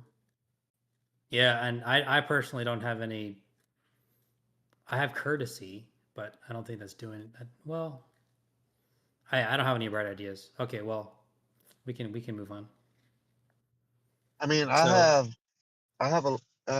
Okay, hold on.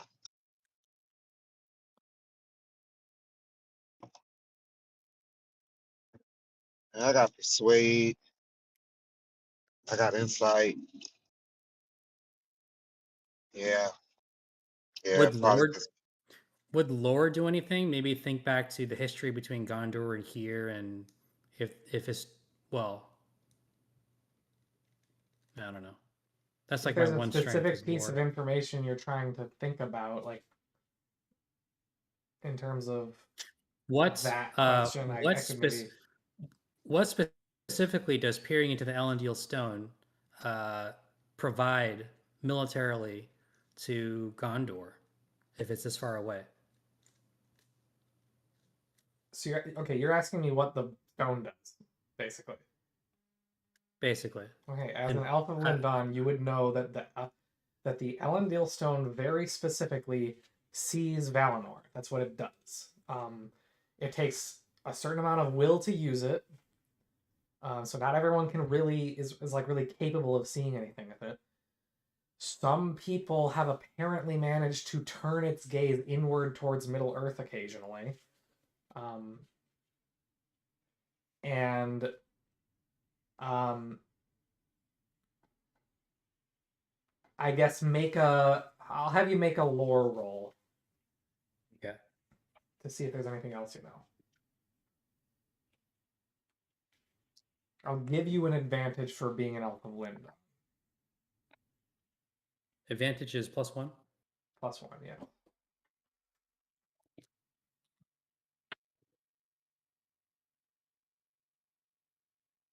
Oh. No extra successes, but I got a Gandalf here. Okay. So, thinking about it, you know that the Palantiri were used for not just sight, but communication. You can actually talk to people through the stones. So, the North Stone that used to be in Arnor, the chief stone, and the Stone of Osgiliath, back in the day used to talk to each other. The North and South Kingdom used to be in close communication a long, long, long time ago. So they could call for reinforcements. They could ask for aid. They could tell each other what's going on, news of the kingdom. At one point, probably even talk about what's going on between the realm of Angmar and what's going on in Mordor, and find out what's going on between them. Discuss any other matters. Obviously, the lines of kings has been broken, so perhaps at one point there was some question of lineages that may have been discussed through the stones. Um, uh, I don't actually think that's a thing that happened, but I'm just saying, like, they could talk to each other about all sorts of things. So there'd be plenty of reason why fast communication would be beneficial. Because let's say that Gondor was getting invaded by, I don't know, a giant invading army of orcs, men on elephants, and boats. Perhaps they could communicate with the I think that's North. pretty unrealistic. It's pretty well defended, and I don't think anyone would. But That would never happen. they That could would never potentially, happen. if the Gondor had some forewarning of this, they like maybe by a couple months or something, like they found some intel that found out that there was going to be an invasion in the within a couple months. They could communicate with the people in the north and call for potential allies to come aid them against the attack. So having faster communication would be extremely helpful in this situation. Granted, it's true that as things are, there's really not that much of a force in the north. Like there are elves in Lindon and there are elves in Rivendell, and there are some wandering rangers in the north that, off the top of my head, I don't even know um if the Gondorians are really aware that there are remnants of Arnor walking around. I assume that some of them are. I assume that they are, or they would at least assume that there are remnants, but they don't really know where they are. They don't have a central. They don't have strong ties with each other at this point, especially since there's no reason to travel north anymore, since the entire kingdom of Arnor has collapsed. But they yeah, I'm afraid, Lord Cameron, that the red aura is very much not good enough for Eriador. That's specifically a Rohan thing. There's no oath of out of Edwy or anything. Anyway, but so essentially it would just be a logistical boon to be able to communicate with them, and it's reestablishing ties with the North would be great, potentially, for both morale and just the general war effort. They'd be able to communicate and know what's going on better. There's a lot of reasons why you might want to turn the stones inward, even if for those sorts of purposes, and furthermore, the ability to turn the gaze away from even just to be able to look inward would be beneficial for some people, even in the north, just to be able to actually like observe what's happening in Middle Earth. Like there's lots of reasons why the question you're asking is, why would anyone want satellite intelligence? Yeah, that's kind of the gist of it.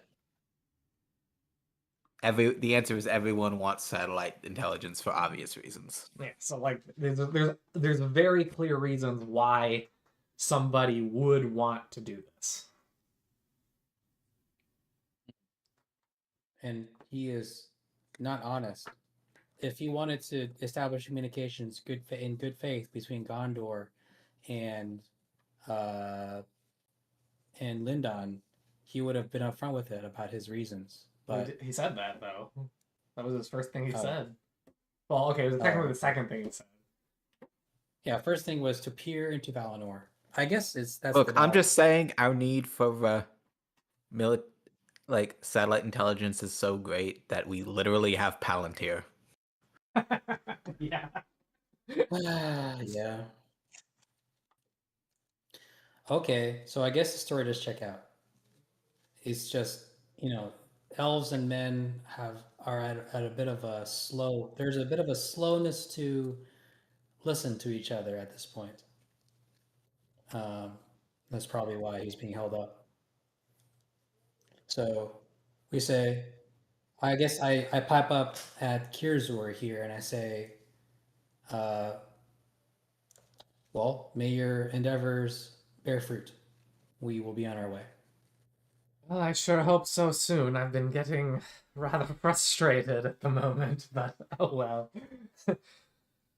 Take care, friends. Take care. And as we're making our way down the tower, do we still see the woman there? Yeah, she still seems to be sitting there. Pardon me, woman.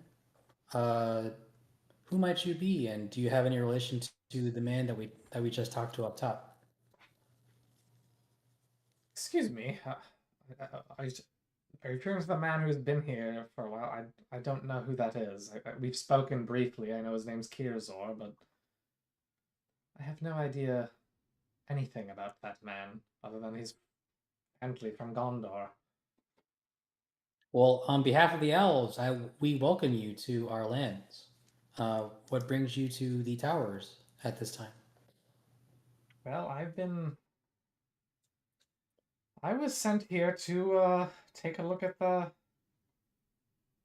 to try and gain access to the Palantir, of course. Well, apparently there's a waiting list now. What? Well, I'm on behalf of someone Uh, else.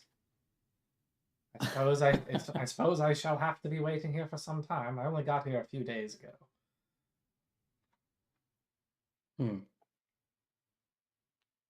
Well, you have a good one, lady. And we make our way out. Goodbye. All right. Yes, you guys were right. I think Hilder, you were right. I don't think this was so much of anything. Let us continue. Okay. All right, go ahead. So you head out, and I guess you've drawn your journey path. So let me double check exactly where it is. You're heading down from there to about there. So that's 1, 2, 3, 4, 5. Or no, what the fuck? 1, 2, 3, 4, 5, 6, 7, 8. Okay, so it's an 8-day journey, it looks like. So it'll take you till August 8th at minimum to arrive there. Okay, so you need to pick. So there's 4 roles. We need a guide who cannot cover any other roles. And so one of you has to be the guide. The other 2 have to cover the other 3 positions. So one person will have to take up 2 roles and one person will have to take up 1. So who's going to be the guide, first of all? Guide rolls for travel. Guide is a travel roller. God damn, Newer's gone. I miss our 4-skilled travel dwarf. It's really sad. I only have 1 in travel. I have none. Okay, well, by process of elimination, 2 in favored. Okay, so I guess it sounds Well- like Healdir is their guide. Yep. So, Our traveling bard. okay, so the other 3 are Hunter, Lookout, and Scout. Hunter does hunting, Lookout does awareness, Scout does explore. So one of you, Belcor and Elahir, has to cover 2 of these. So who has... How is your explorer? I have 2 in explorer. I Okay, have 2 in that's you. awareness, and I have 2 in hunting. Oh wow. You might Awareness take 2. is favorite. Okay. Well, I only have 2 in awareness and none in explorer and 1 in hunting. So, can you take the hunter and the explorer roll, and I'll do the lookout. So you will roll for Ew. explore and hunting. I could do that. Okay. And I'll be the lookout. Sorry, so the Hunter and the Scout is Belcor, and Elahir is our Hunter. I then need... Lookout. Therefore, I need Healdir to make a travel roll for me.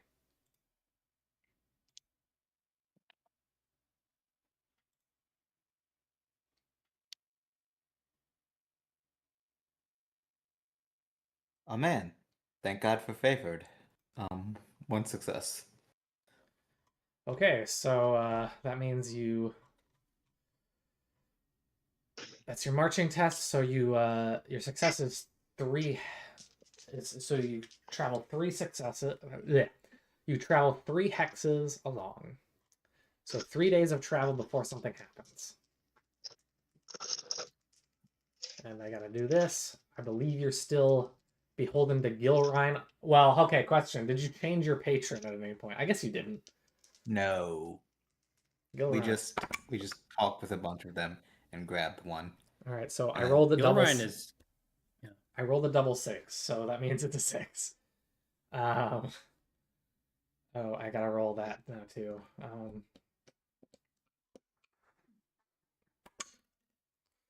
All right, so Hunter, this goes to you. So Elahir. No. Make. I'm not. I'm the lookout. I roll for awareness. I thought you said you were hunter. No, I'm Uh, Oh, hunter sorry. Okay. and Well, okay. explorer. Belcor, you're the hunter, so you roll your hunting. Make your hunting roll for me, Boogie please. boogie. Okay. Get my dice.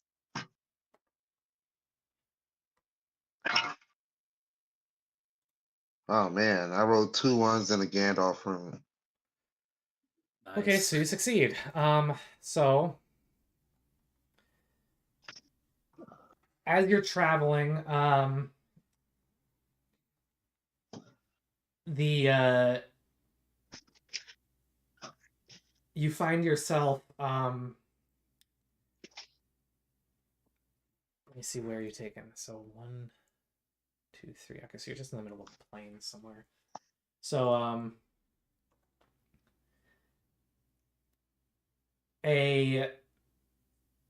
you find yourself caught up in a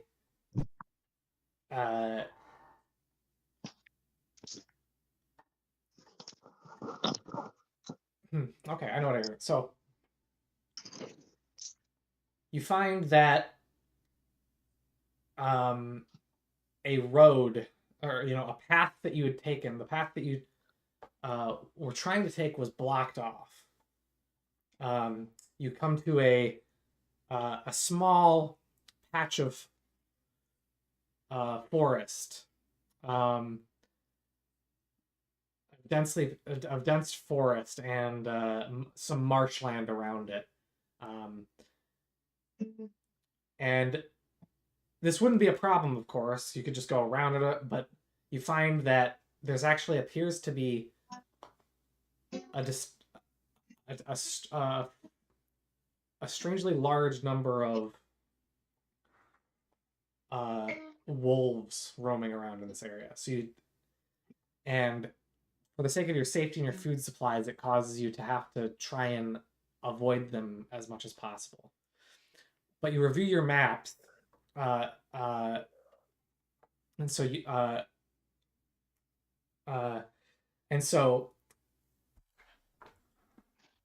what happens is you try to avoid them, but unfortunately, it appears that one night some of your food stores did get caught up in by at least a wandering wolf on its own. So you lost a few supplies. However, fortunately, thanks to the skill of Belcor, you were able to quickly locate. You were able to quickly replenish what little food you lost by finding some small game, some rabbits, and some wild fowl, a turkey, and you were able to, you were able to find a little bit of game pretty quickly, so it doesn't delay you too much to try and replenish what you had bought the day earlier. So you do not lose any time. Nor do you gain additional fatigue, Belcor, but everyone does take 2 points of fatigue.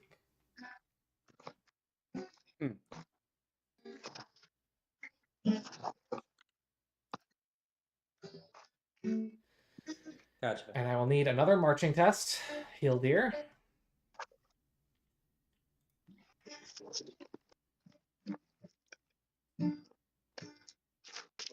All right, rolling.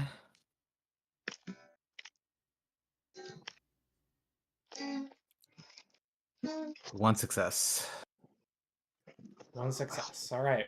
So 3 more Wait, hexes. hold up. One success. Okay. So you make it 3 more hexes through. That makes another event happen. Not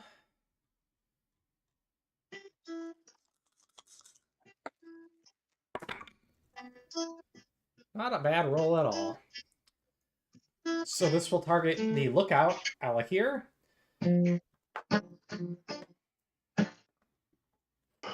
Is Belcor playing? Stony, are you playing the Sugar Plum? Oh, you guys can hear me? A little bit. Well, that sucks. Yeah, we can hear all Alright. that. All right. I'm learning it. Nice. Ellie here, I need you to make an awareness roll. Okay.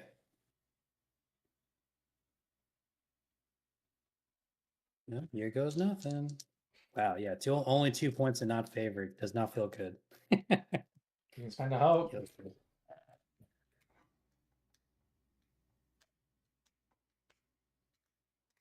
No, because I only have 7.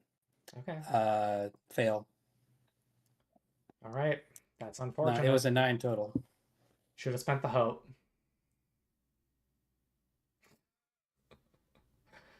You say on one, okay, like at one point you're saying I'm you joking. need to treat hope like it's very okay. All right. You should. I mean, you should do what that I said there. But this was if you had spent a hope, you might have come out better for it. I rolled quite well on that journey table. But Well, all right. meaning bad for us. Everyone gets 1 fatigue, and nothing happens. Oh shoot. Okay. Well, it was a 9 total. If I added a hope, that extra die would have to have 6. So. Oh, okay, then never mind. Well, From a mechanic standpoint, is Gilrain just OP? kinda. I forget what the other abilities are. Where are you? Patrons, where are you?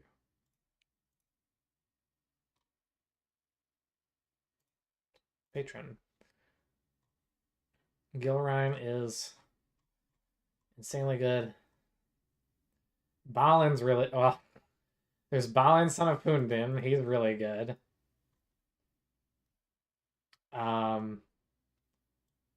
Balin's actually really good, and Bilbo's quite nice. He's not amazing. Well, actually, no.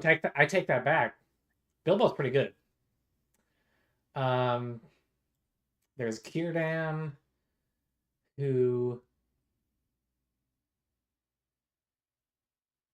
Círdan's pretty fucking good.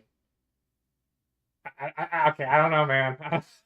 I don't think that she's OP. She's OP on journey events. Gandalf's pretty fucking good.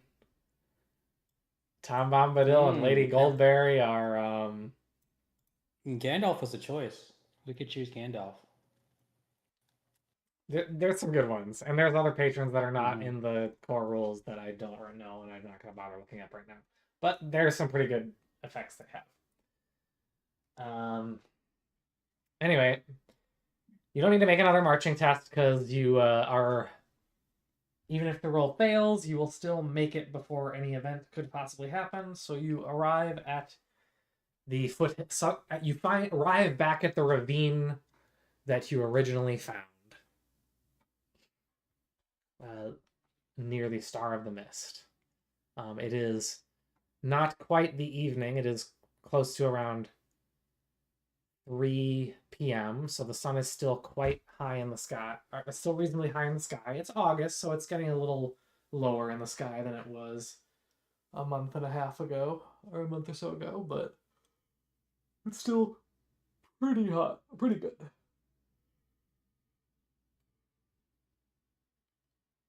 I guess it's a little more than halfway to the equinox, but anyway. Okay, so we've made it to the foothills, kind of. We kind of retrace our steps a little bit to make it through maybe that cliff where the abandoned encampment used to be. Bridge.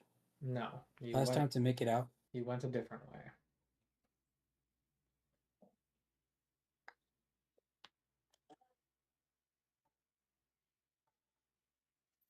Shoot. Okay, and the path we took, we have to make our way across the bridge now, because by virtue of where we went. right? Because we're now on this side of the ravine, and to cross it, we'll have to cross the bridge where the encampment was. Is that right?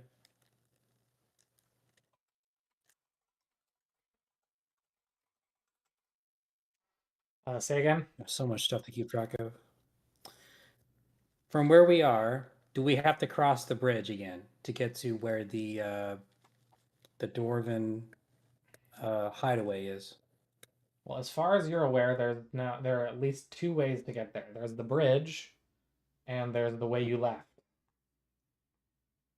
We retrace our steps on the way we left. Okay, I will need an explore roll. So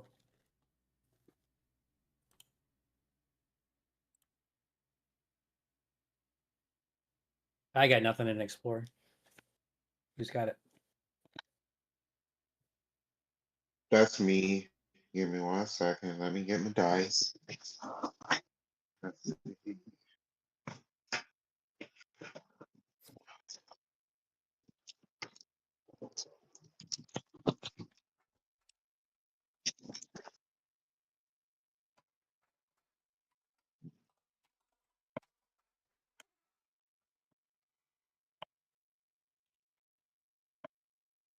I rolled a 16 with 1 6.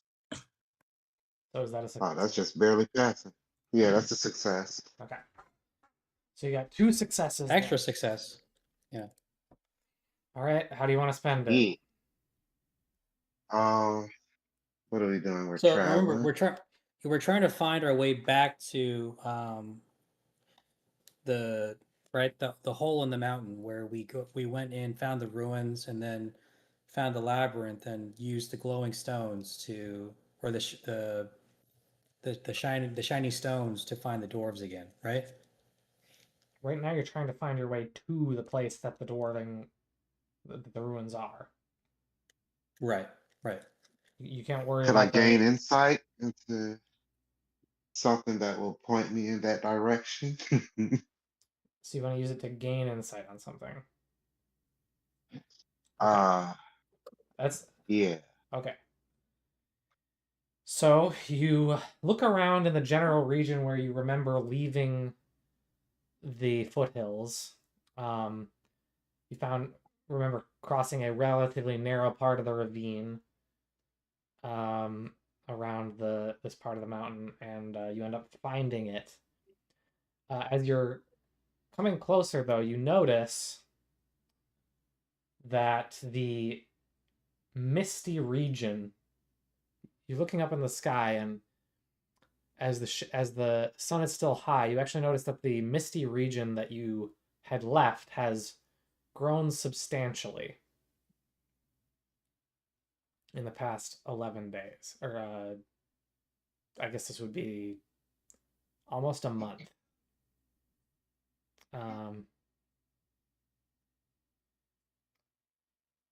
Is that right? Yes. So it's been almost a month since you left the dwarves initially, and it appears that the mist has grown substantially. Oh man, maybe we should have taken care of this before we left. Yeah.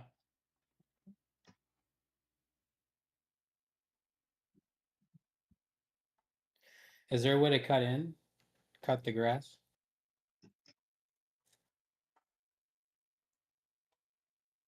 What? Is there a way to cut the growth What to go growth? make it into the misty area?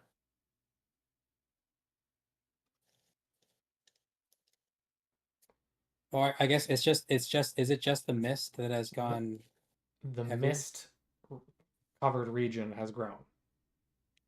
Gotcha. It's not that there is a forest now where there wasn't one. Okay. So you still think So we you can can get still in. right. Okay. Uh so obviously that's the direction we head in. But we Mm-hmm. might get lost in the mist. How dense is the mist? Is it like from the movie?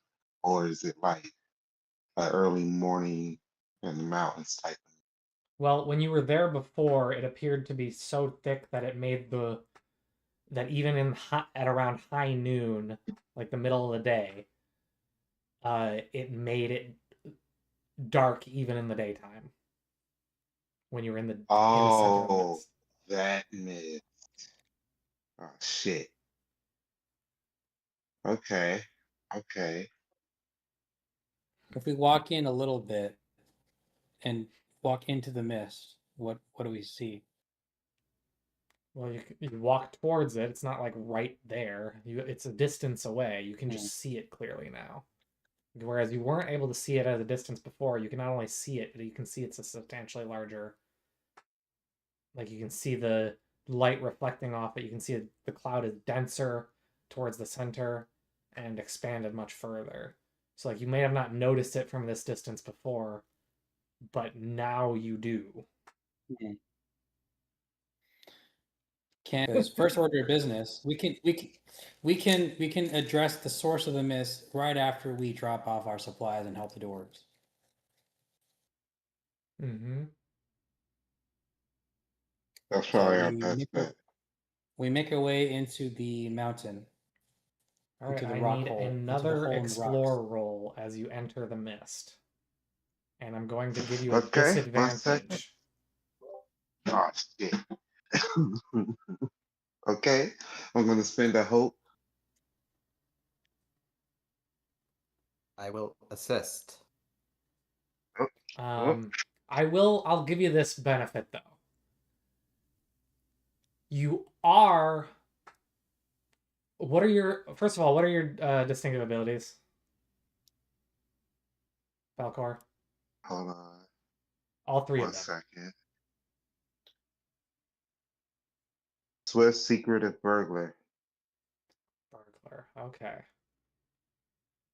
I don't know what burglar does. Let me read that. Although my thinking was going in a different direction anyway, but I just want to know because maybe I can justify it with that instead.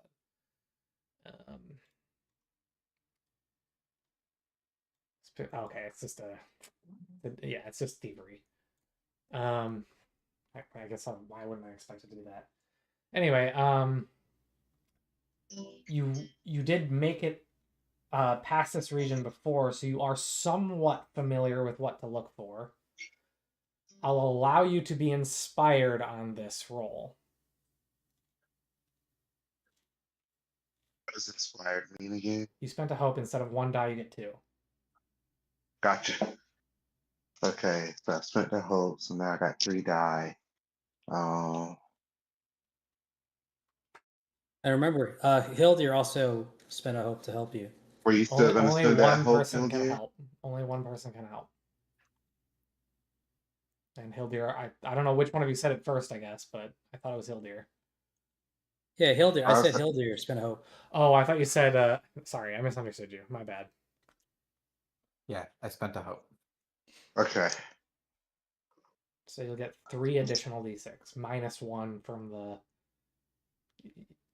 It's your base roll plus 2. And then I spent the hope on myself. So I got 1 taken away. That put me at 3. Okay, let's do it.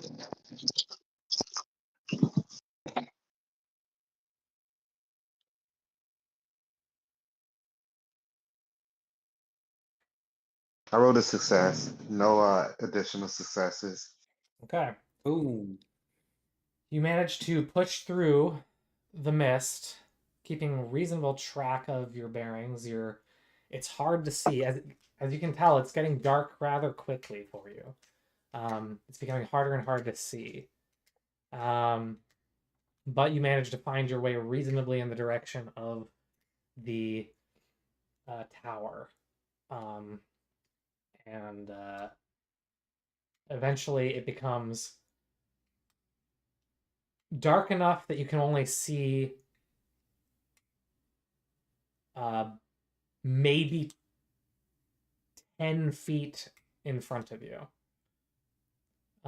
with any degree of clarity.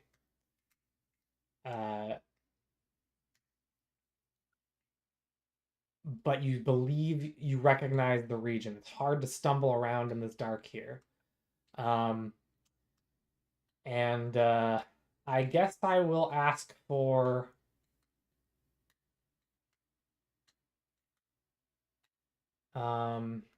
well, let me see here. What I'm gonna do.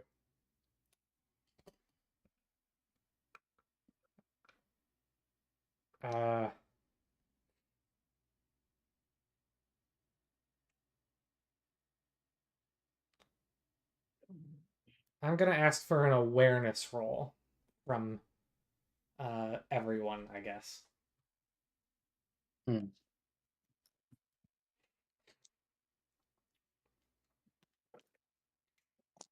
Gandalf room.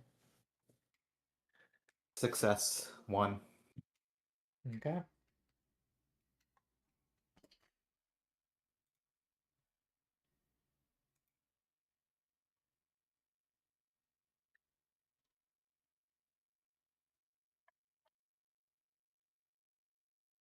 I failed. I failed. I rolled a 10. No worries, buddy. Okay, so you're focusing on exploring, so you don't. I'm trying to find their way back to the staircase that led you up here. From the flooded chamber below. The rest of you are just kind of trying to follow, but you're trying to keep an eye out around you to see if you can, see what's around you because it's very dark here. The both of you feel eyes on you from above.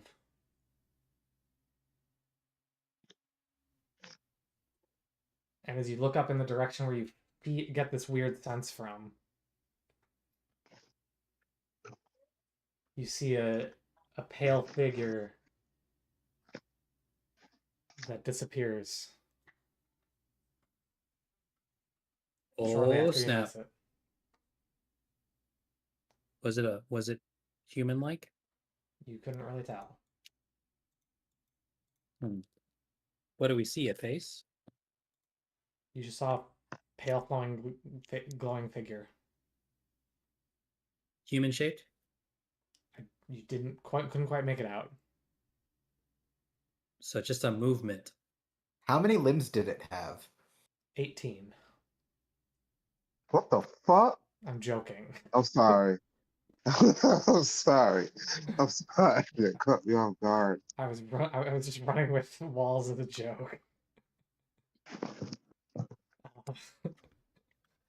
You couldn't make out how many limbs it had, if any. You just saw a pale shape above you that moved. I draw my spear just in case and push forward.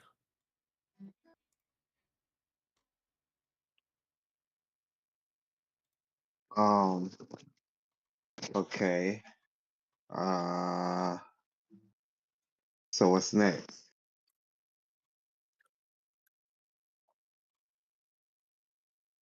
Yeah. Did we find our way back to the opening, the staircase? What was it Nurse said? Look to the crystals? Yes.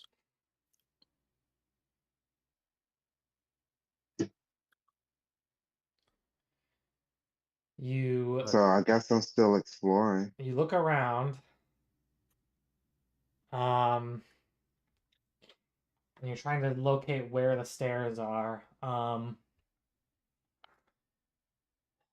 I guess I'll say I'll need a scan roll.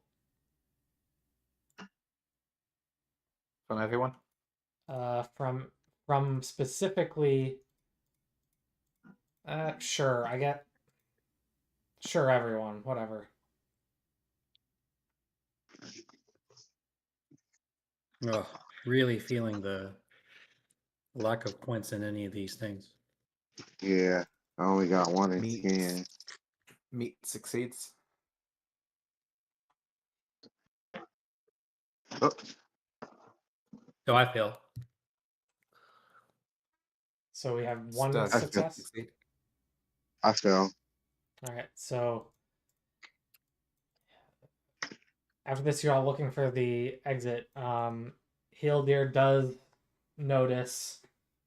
As you're walking, you see the corner of a path that leads deep underground. You see the hint of a stairway, so you do end up spotting it at the edge of your eyesight. And so you head towards that.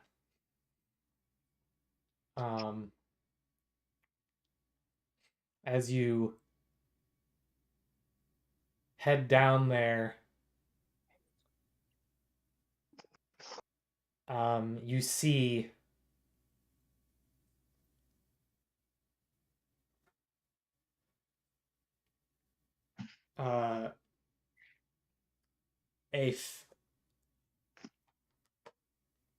a ghastly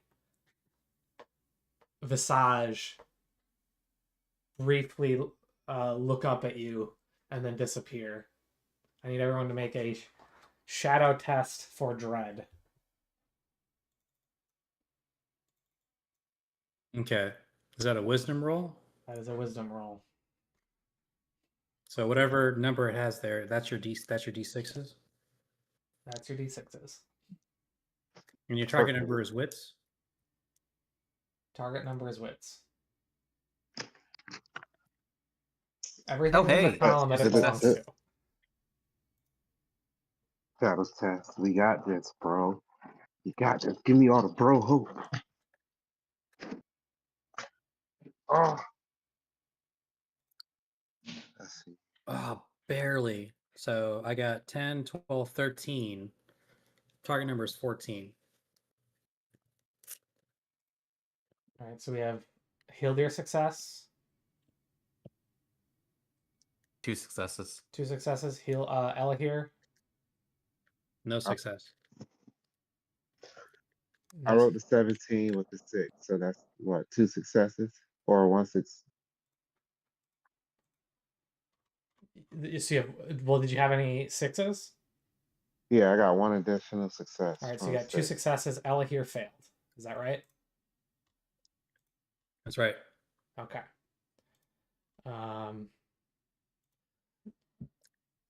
Give me one moment. I need to double check something.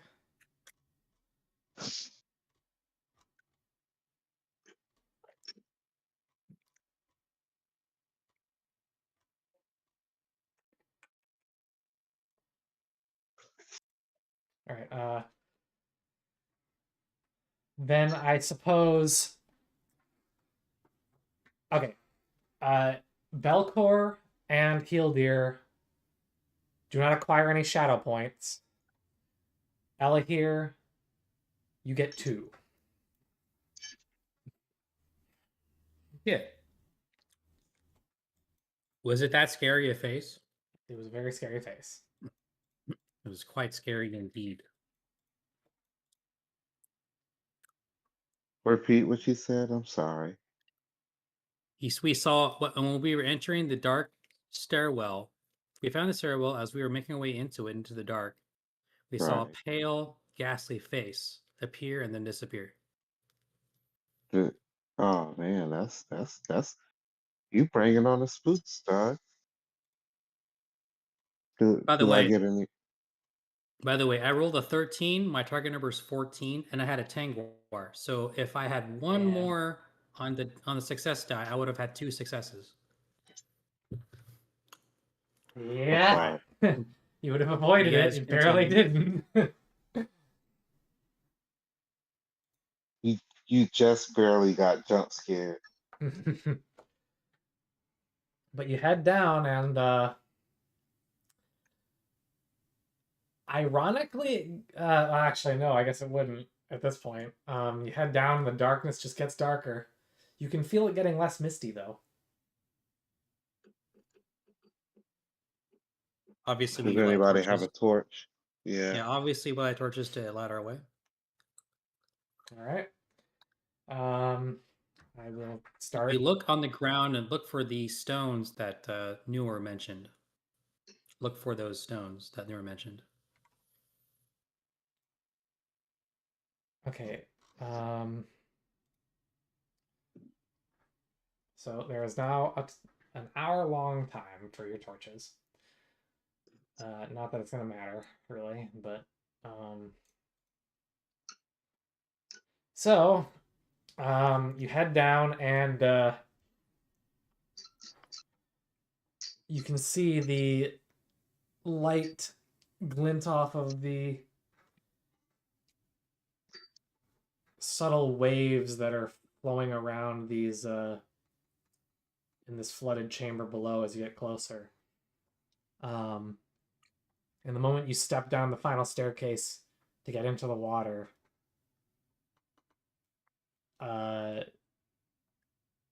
you hear a bell ring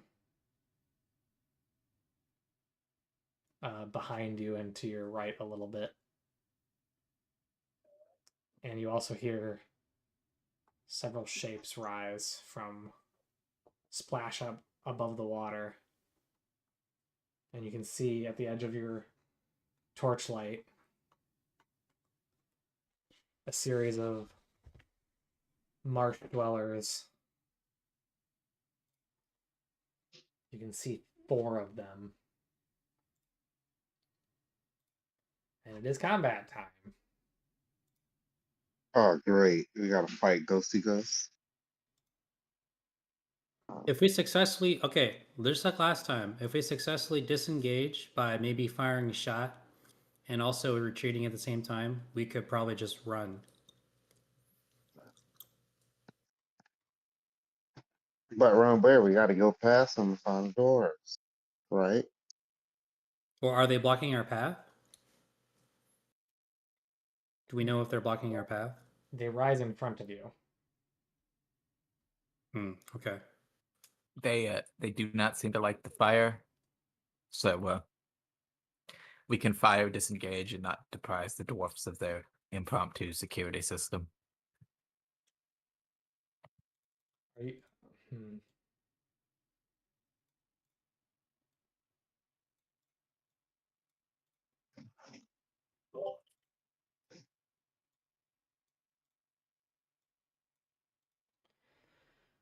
Okay, it's your go. Hildir, what were you suggesting with the fire? I hold the torch in front of me and get between them and the horse, mule, pack animal, the thing with the food and medicine. Well, I get my spear ready. I draw my sword All right, and it's opening volleys. oh, Make your moves. Well, okay, yeah, opening volleys, right? So maybe Belcor, you go first. oh. Um, are there any like size differences, or do they all look roughly the same? They all look roughly the same. They look normal human size. And this is opening volleys. I'm gonna go ahead and use my great bow.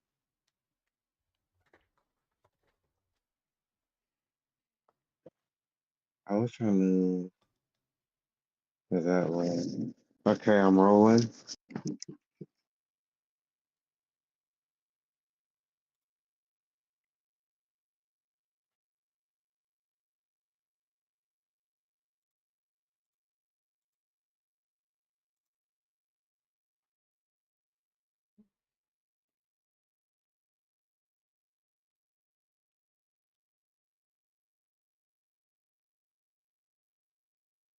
what'd you get?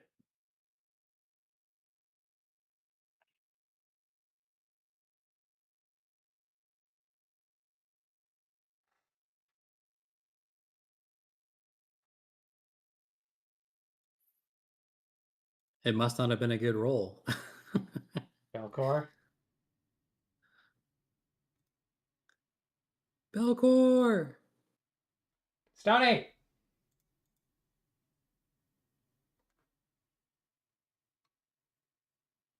I hope he's okay.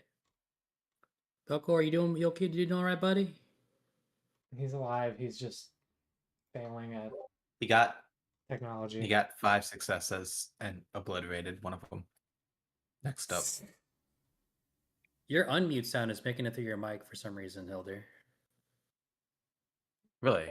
Yeah, I do Yeah, hear it's that. weird. Oh no, yeah. So I think it's like a network thing, maybe. It's probably the- just, yeah.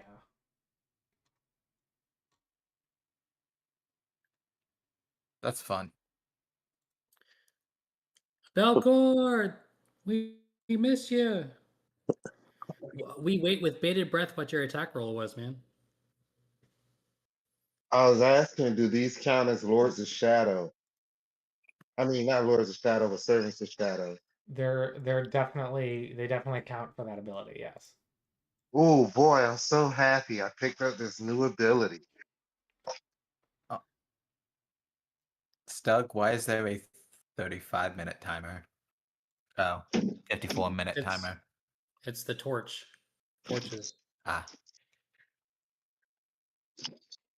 I cast my bow Yes. into one of the eyes of the wraith, the marsh wraith. Let's see, I rolled a Gandalf rune, and so there we go. Alright, it's gonna Gandalf spend rune. 1 hate. You roll the Oh, Gandalf rune man. any additional successes? No additional success. Okay. They all equal 6 together, if that means anything. Alright, MD1. Oops. MD2.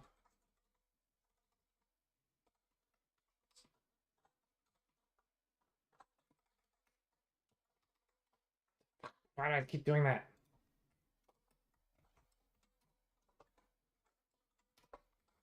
Alright, so 1 is... One,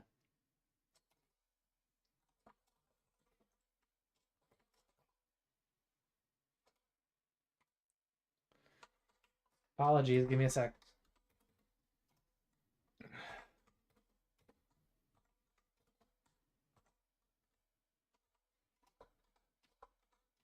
Alright. Lovely. How much damage does your great bow do? My great bow does 1 second. 4 damage. Alright, you said no additional successes? No additional successes. Alright. So it's just gonna trigger 1 piercing blow then. Yeah. No heavy pierce blow. them. How do you pierce a ghost? Oh well, you I'm not pierce gonna it in touch its it. face. It's not a ghost, it's a zombie. Well, actually, wait. Oh, Hold on.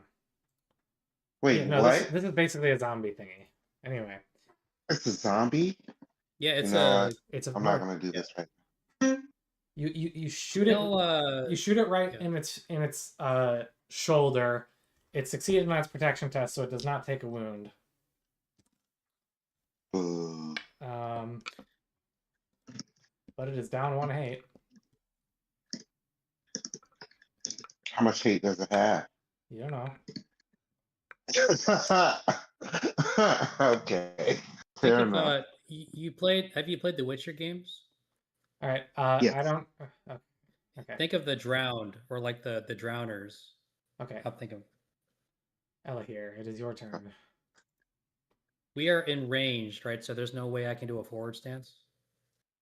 You cannot do a forward stance. No. Ah, that would be perfect. I guess that'd have to be my next thing. So I can't. I'm not in melee range. You're in what? I'm not. Door I am not opening. You are in not in melee range. range. That is correct.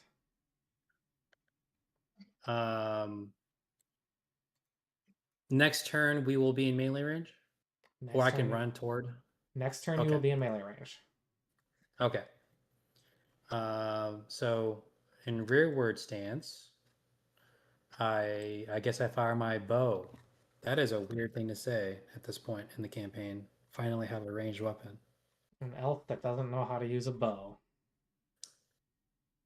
Hey, I know how. I just haven't gotten around to it yet. All right, which one are you shooting?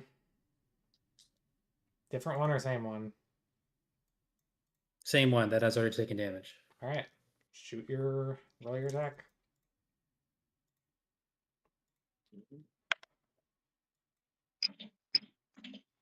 6 plus 6 is 12. Is that a success? 12 total. That's against my target strength number, right? That is your target. Yeah, strength. Yeah, so that fails. All right, you miss. Hildir, your go.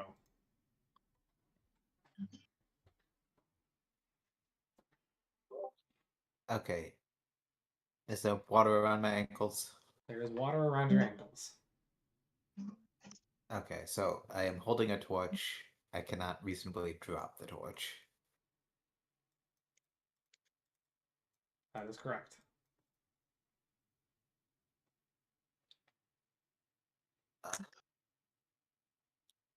Alright, so I mean, everyone else shot their bows, so you should be able to do it too. okay, if we're going that route with it, then I will fire my bow while holding a torch. Why not? I realize now that it was silly, but I didn't really think about it before. So I let them do it, so you might as well too. But it's not impossible to What's do. the number I'm trying to beat? The strength target number. Alright, success. Just one? Just one. What's the damage on the bow? Damage on the bow is 3. All right. And it wasn't a Gandalf rune or a 10? No. All right. You shoot it and it hits it into the other shoulder. It is now the main combat round, so everyone is engaged now. You may now do whatever you want. Do you want to attack? Or Yes. something else? Okay.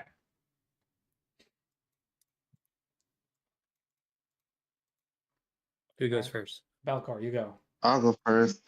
I'm gonna enter. Let me just make sure I got my stances right.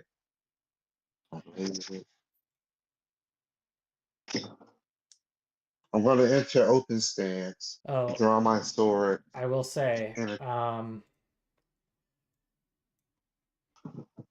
the marsh dwellers all lose 1 hate. And go ahead. I'm gonna enter open stance and attack the one I shot with my arrow All right, with my sword. go for it.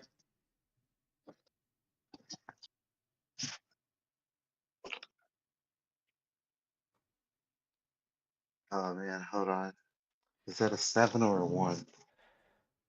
That's a 7. Okay. Let's And see. 13, you 17. you succeed. How much damage does your sword do? And I got a Tangwar room. 5 damage. It dies. Oh, 5? oh, Wait, 5 damage sword? That's a good sword. It's a long sword. it's a long sword. Oh, long sword. Okay, yeah. Didn't you have like a no? Ella here is the one with hour That handed or makes sense. whatever. Anyway, what's your reward on your sword? Keen. Keen, right? Okay, yeah. So it dies. You're now down to 3. Ella here, your go. Intimidate foe. So I take forward stance and I do an intimidate foe. So I roll for all. Okay. So I have 3 natural stat points, plus 2 for the circlet I'm wearing, and it's favored. God damn, I'm Okay. stacked on all.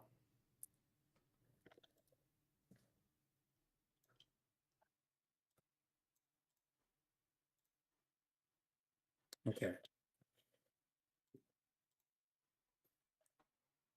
10, 13. Okay, that succeeds with I succeed with a Tangwar. All right.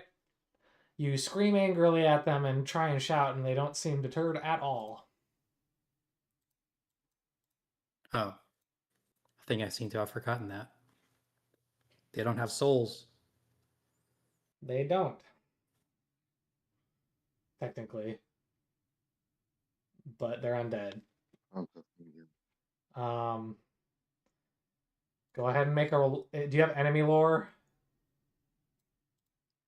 I do. Make a lore roll. Okay. Hildir, it is your go while he does that. 2 successes. All right, you would know that an undead is not going to be intimidated by any normal expressions of strength or anything. If you wish to scare an undead, it requires great power. Hildir, your go. Thank you, Stug. Mm-hmm. Friends, fear not. This is but a trifle we have faced her like before. Attempt and enhearten with 1 success. Okay, so everyone recovers something or other. What does that do? Oh, forward stance, you get an additional die 6 or something? Yep. Okay. Oh man. All right, so everyone gets... Does that include you or just your allies? I'm guessing it's just allies. The rally comrades, it gives 1d to all who select forward stance the following round. So it would include himself then. Not that I you can think use it can it. only be done in open stance, but it disqualifies me by the nature of requiring open stance to use, I think. Well, no, it on the following round. So if you choose forward stance following round, it also applies to you. Oh, neat. I think so. Oh wait, hold on. Man. I'm gonna have a level 6 weapon next round. Make it count. Oh, I am. I am.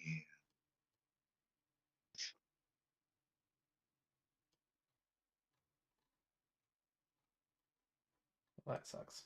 Anyway. Let me double check. Yeah, so you're in open stance now. Were you in forward stance before, Equin and Yes, I had to be in order to do the intimidated foe. Right. I was in open stance. Yes, Spellcore was an open stance. Okay, yeah. So rally comrades will apply to you, Hildir, if you choose to attack in forward stance next round. I agree with that statement. Now it is the Marsh Dweller's turn.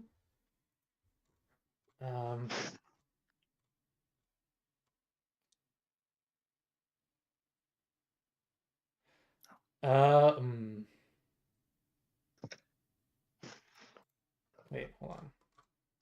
Deathless. Oh, I made a mistake. That first Marsh, do you remember what you rolled, Belcor, for your attack on this guy? Not all the numbers, but it was a success with a 6. Do you so 2 successes. Do you remember what the feat die said? It was a 7, yes? Yeah. Okay. In that case, I have to do this. So I forgot one feature of these things, so I have to make a protection test right now. I think. Oh wait, no. So it spends 1 hate to go back to full endurance. That's insane. Yeah. Yeah, I guess that's just what happens. So never mind. So it's still alive. My mistake. It's a special ability of undead. You have to pierce it to kill it? No. That's not what I said. Hmm.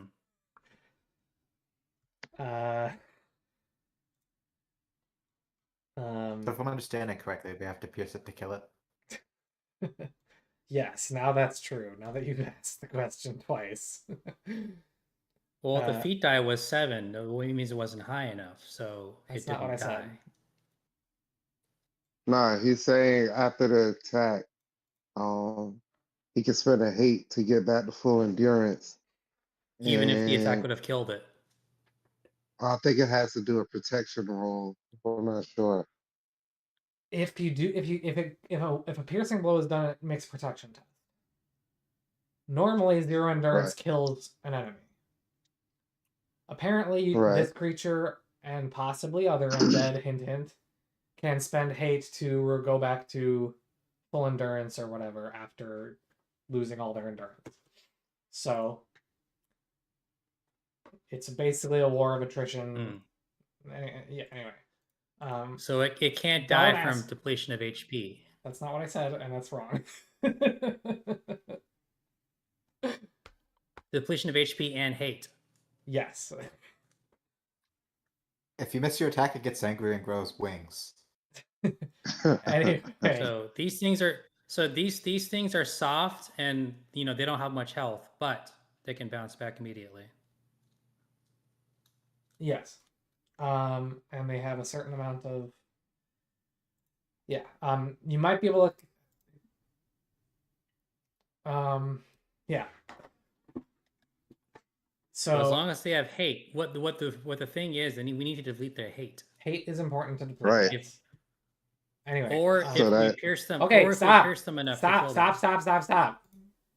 What? Am I wrong? No, Hammer time. I'm just trying to. I want to get through the combat. Okay. You've already figured it out. I think everyone understands. Let's just go. So anyway, sorry. We don't need to spend forever on adjudicating things. Anyway, so first attack is going to be on Belcor. I think I'm going to send 2 guys after him. Oh, well, that's great. These zombies are racist. So he's going to bite you. Actually, the first one's going to try and claw at you. You were in forward stance, so he gets an additional d6. I was in open stance. Oh, you were in open stance? Yes. Okay, I take it back.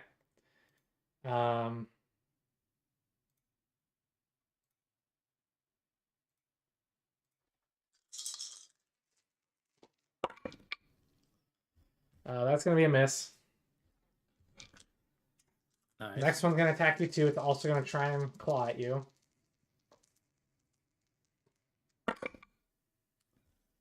That Gandalf bird.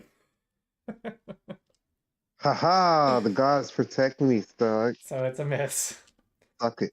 Third one's going to attack Equin, or Ella here, excuse me. He's going to try and claw at you.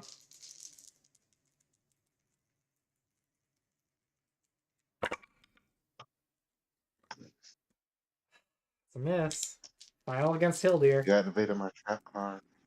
This one's going to try and bite Hildir.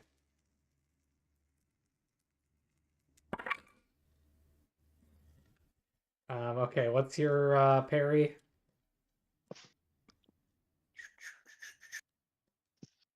Un momento.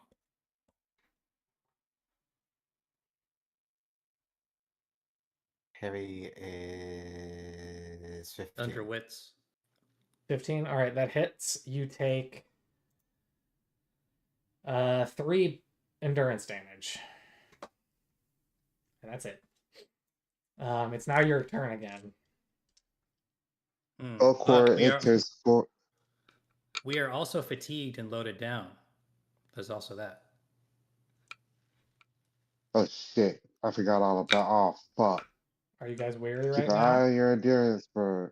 No, I can take 3 points of damage and then I'm weary. So Okie dokie. I guess I can shed my helm. Let's see. I'm gonna enter forward stance.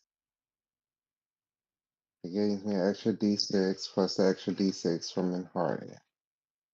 And then plus another D6 from Shadow Bane. That's all my D6. Yeah. I am the sword god, Velcor. Do it. Fly, my pretties. Are you in Okay, I forward got a stance now? Gandalf. Yes, All right. I got a Gandalf rune and 2 6s. Oh, also the whites or whatever, marshmallows, excuse me, not whites. All lose 1 hate. Gotcha. You got Gandalf rune and Looks like- 2 6s. Yeah. All right. Looks like they literally subsist on hate. So it's an automatic piercing blow, and you want to spend those other 2 successes on heavy blows. Yeah. All right, then Might it as just well. dies and it doesn't need to make a protection test. It's dead. Because I'm pretty sure that 5 plus 5 is bigger than the number that you need to kill it. Nice. I'll make the protection test anyway, just for funsies. It's a success. So you stab it real hard, and it clonks, and you feel like it's not dead for a second, but then it falls apart. It crumples in over its own weight. All right, so 1 down. Ella here. Alright. Your go. Me next. All right, let me try to finally do some stuff with my spear, huh? You are in forward stance, or I'm assuming you're I am in stance. forward stance.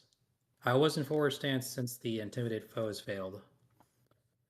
Let me do a spear. The one that actually yes, shoot. the one that swiped at me. I'm going to I messed do up and forgot you were in forward stance, and I don't think I rolled the correct number, but that's okay. I don't think it would have hit you anyway. If Actually, you want wait. to re-roll. Let me check. What's your what's your parry? 18. Okay, it wouldn't have hit you anyway. Oh, okay. Nice. Okay. The one that swiped at me.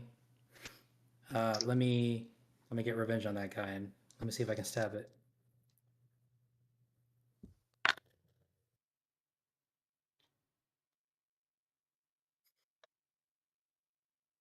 That's not going to pierce or anything, but 11, 15, 18, 19 with a Tengwar. 1 Tengwar? So I can't spend it to produce a pierce, but I can do a heavy blow. Well, what's your die roll on the feat die? 1. Okay, yeah. So you're going to do a heavy blow? Yeah. What's Dour Handed do? Oof, that's a great question. I think I have it saved. Let me see.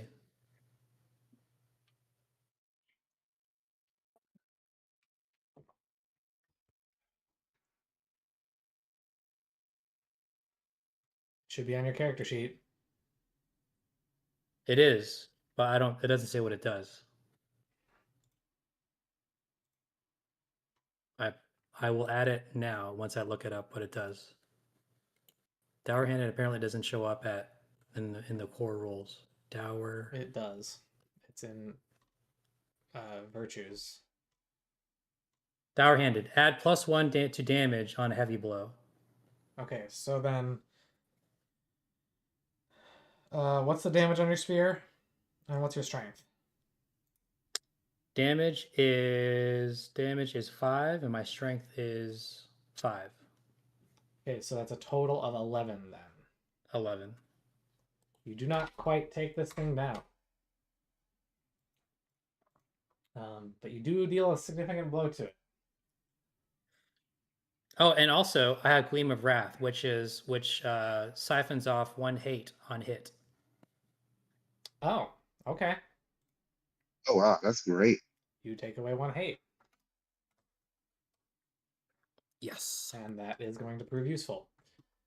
And they say you can't fight hate with hate. Heal deer. Oh wait, I messed that up. Actually, that's not the one that should be getting that.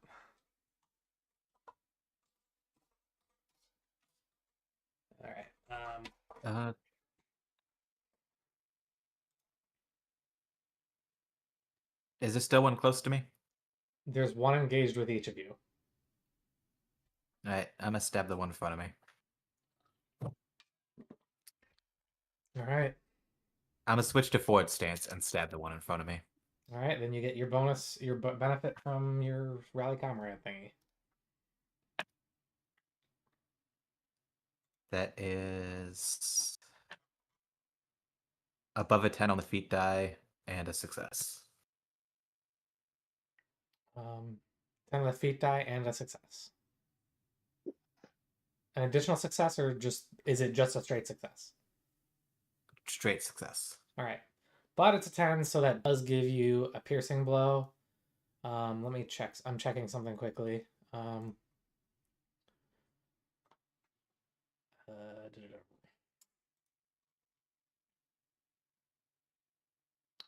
Where are you?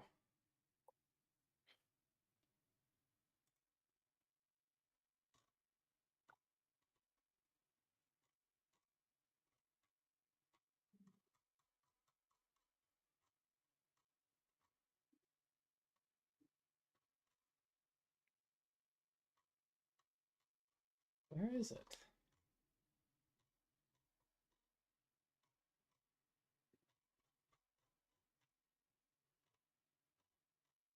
Okay, there it is. Okay.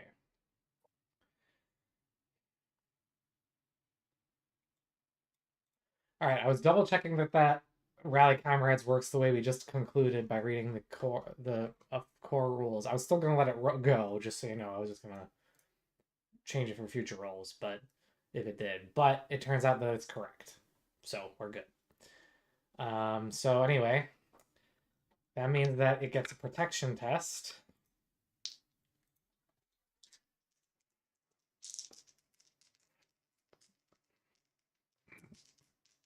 What's the injury rating of your spear or whatever you're using? Injury rating is Never mind, it got a 14/16. All right. Well, it didn't matter anyway because he got an Eye of Sauron, so he's excited against it. What's the damage on it? 5? 3. 3. All right. There you go. Oh wait, the damage is 4. I'm sorry. Okay. All right. I was looking at the load. No worries. All right, that goes your guy's turn. It is now Mean Men's turn. Yes, they are demons. This guy's gonna try. First guy's gonna try and bite Belcor. Oh God! Don't run away from me. He can't handle this dark meat.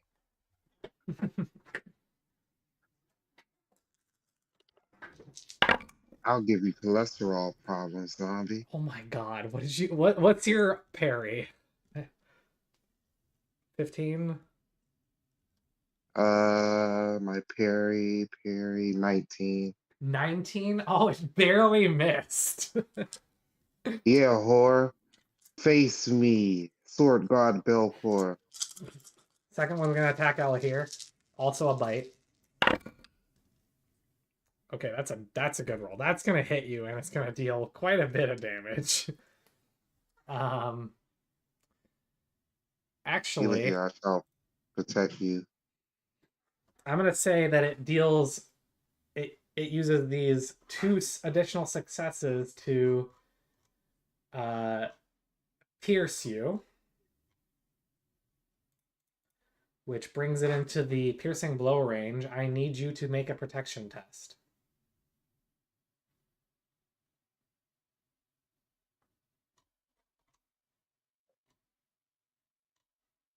Glad to have my helm on.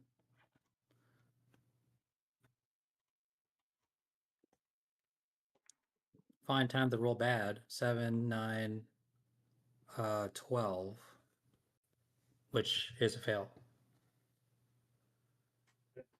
Is a fail. Well, you don't know what. Why would you say it's a fail? But my target number is 14 to protect, right? That number doesn't matter. Oh. Your target number. It's due to the injury. I rolled a rate. 12. Yeah, I mean, incidentally, it turns out injury rating on the bite is 14, so you still fail. I'm going to roll the injury rating for ya. And wound severity. Gandalf rune. It is a moderate injury. You are technically injured, so mark it, but Leave it at 0. but you'll recover in a matter of hours after combat ends. Gotcha. What's the damage? The damage is 3. So you take 3 endurance damage. If the load plus fatigue equals endurance, I am wary, right? If load plus fatigue equals endurance, yes, you are weary. Yeah, perfect. All right. Finally, Hildir, attack on you. By the last. I think that's gonna hit you. But there is no piercing blow, so you just take 3 points of damage. Endurance damage. All right. It is now the top of the round again, and all of them lose 1 hate. I'm gonna attack that fucker that tried to bite me. I'm still in force stance. All right. Roll attack. Belcor's gaining some hate. I'm beating their hate with even more hate. They are impure and must be cleansed from these lands. Die, Marshwalker. You love to see it.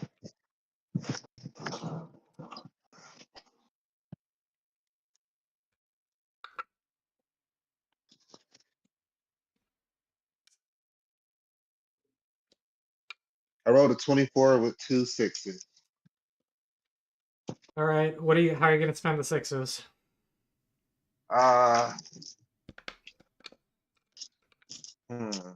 One pierce, one heavy blow. Okay, so what was the feat die result? A 3. Then there's no benefit. You can't Okay. pierce. Then just heavy blow. My bad. All right, then it dies. 2 heavy All right. blows. You cut off its head, and it dies. Death to you, bitch. Elahir, your turn.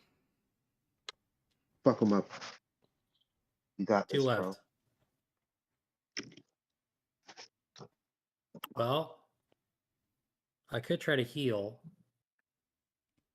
but it takes up a turn.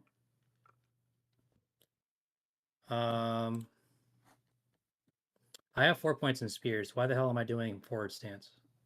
I'm gonna do open stance.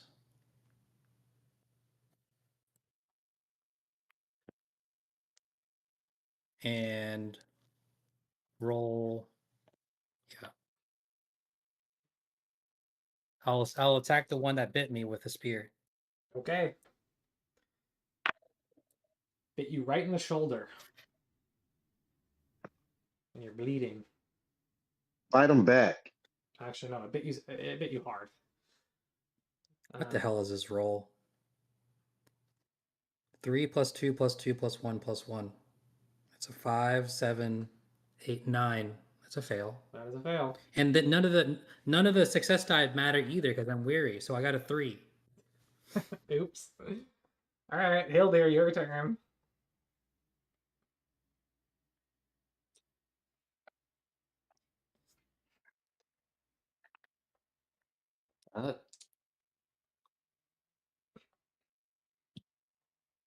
Were we not friends? They pose little threat to us. We shall cut them down easily.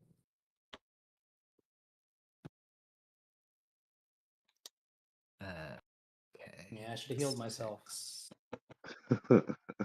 1 success on the Enhearten. All right. Lovely. Oh, I am completely forgetting the effect of Enhearten. Yeah. Well, didn't matter anyway. All right. So now it is the 2 guys' turn. First one's gonna attack Ella here. And I think that's a miss. 14, your parry is greater than 14, I believe. Yeah. Final one's gonna attack Hildir again. That's a Gandalf rune and an extra success. Excuse me, not in the Gandalf rune, Eye of Sauron. So you do first of all, you will take how much endurance damage is that? I think it's equal to the okay. You will take 6 points of endurance damage, and I need you to make a protection test.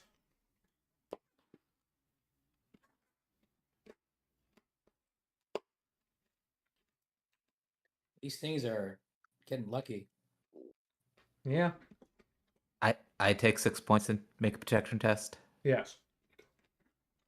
Okay. Protection test is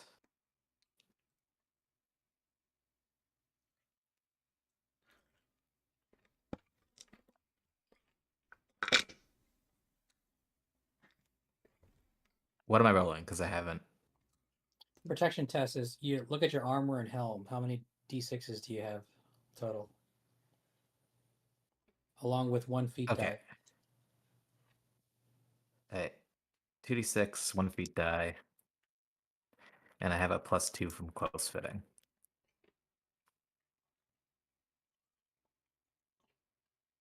$16. All right. No wound.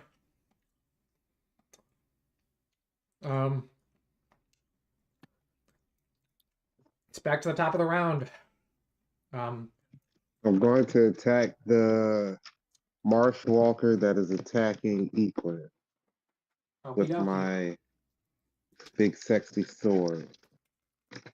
You do that. I shall. And I will. I am also You in are- forest standstill. Yeah. Once again, you are our sole damage dealer. Oh my motion daters.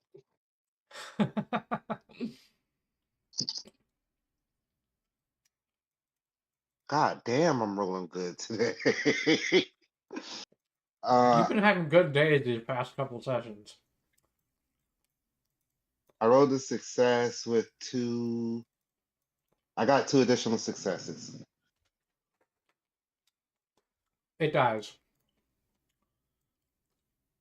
I got your back, buddy. Thank you. I use my turn to I will heal say you should have Hildir. attacked the one that went for Hildir, but that's okay. Well, I don't know how much hate these things have in No. Equin. There's no strategic error you made, really. Okay. Unless you're paying like extremely close attention to Health. the combat. But the point is that that guy just had 1 endurance left and no hate. So Oh my god. you could have like flicked his forehead and he would have died. But the other guy is not that weak, so that's all. That's like shooting a cannon at a fly, huh? Yeah. Jesus You literally Christ. reach your hand out and just squeeze its forehead. And its head pops and it falls over. God damn. It's like a pimple. Equin, go ahead. So I use my turn to heal Hildir. What? Like, use a healing roll? Yeah. Are you trying to recover his endurance? Yes. You gonna That rub is me not a down thing. with himself? Oh. Can I join in on we're in this? combat. Things... Okay, well I attack. So I'll take off my shirt. You can rub some salve on my endurance. I will go forward. I will go forward stance. I appreciate the idea, but it is not. Now is not. Endurance cannot be recovered by healing. It's not that kind of game. Like, you can recover wounds. You can't recover. Oh, okay. I got you. So the only way to recover endurance really is to rest. More or less. Or like if you Okay. ate Limbath or something. Gotcha. Okay. Don't forget about the heart and Ela here. That's actually True. D6. That's all 66s on unleashed on this thing. Damn right. Fuck them up. Show them who's boss.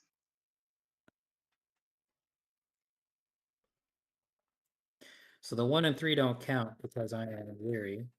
But 14, that's a 2 successes with an 8. I think with my stats I can trigger a pierce, right?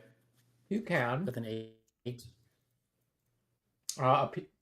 Spear actually does a +3 when you do it, so yes, that would work. Mm-hmm. So you can roll as low as a 7, I think. Oh, so I didn't even have to. No, you do. It automatically pierces. Hold on. Is what you're saying? No. Oh, I have to spend a Tangor, but it is +3 for spears. Yes. Yes. That is correct.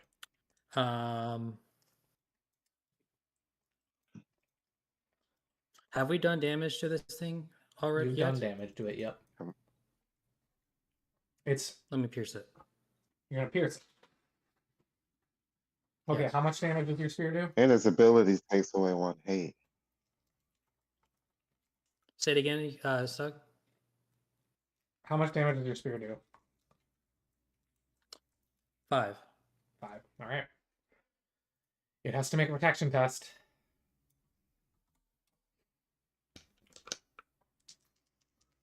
It does not lose 1 hate from its attack, though.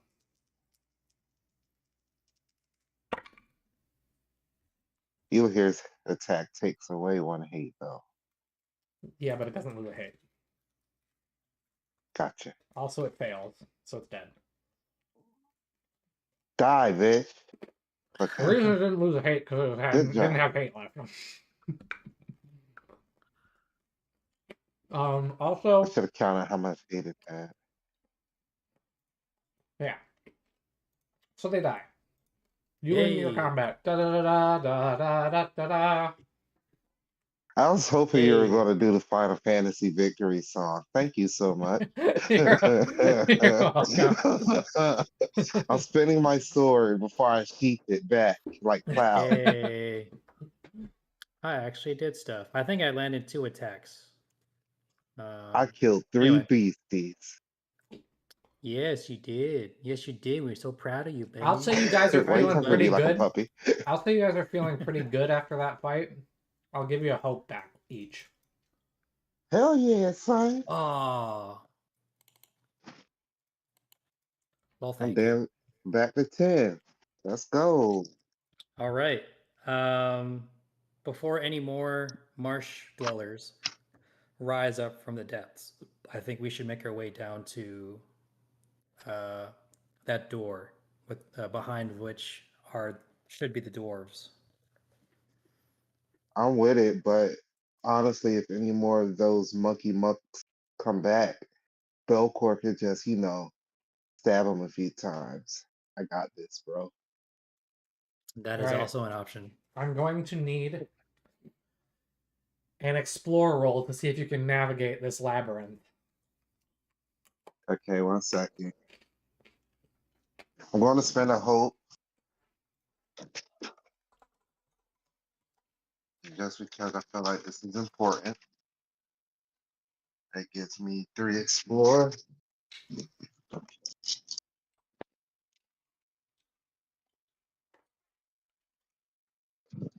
Don't fail me now. 11, 13, 19. I rolled a 19 with an additional success. All right. Nice. So you remember the direction you came from to go to you went to look at the dwarves is actually in front of you as you leave the steps from the from the area above. It's on the eastern side of the chamber, basically. And so you travel down that path. And remembering Nura's words, how would you like to spend that extra success?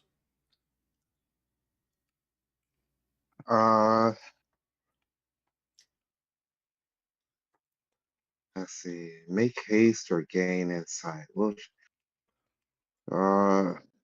So, guys, I believe we could either make haste or gain insight. Those are like the two options I see as most important right now. What would you guys recommend? He said it is a labyrinth, so gaining insight might help us make our way through it easier. I feel like You know what that's I mean? yeah, that's probably good. It's the wise point. It doesn't make sense to be Moving quickly fast, get that just means lost. you get lost. Right. Okay. Gain insight, please.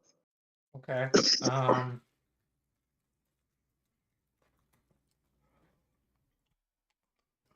Things so you find one. It's very dark down here, darker than it was when you first came. Um, but you do find, and so you find your way through. Um,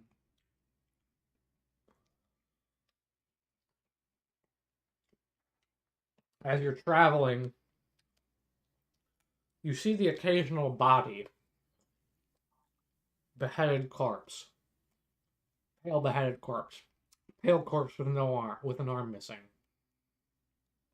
pale corpse that seems to have burn wounds. Um, seems like you're finding a lot of destroyed marsh dwellers.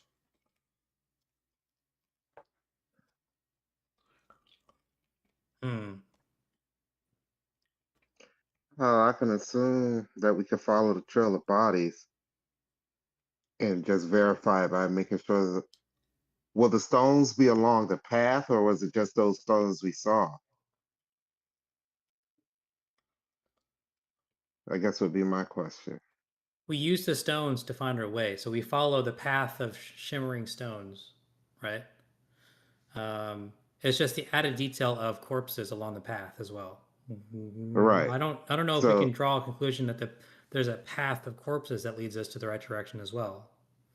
that's what I said. Like we verify by making sure we keep looking for the stones, but we follow the corpses. Hmm.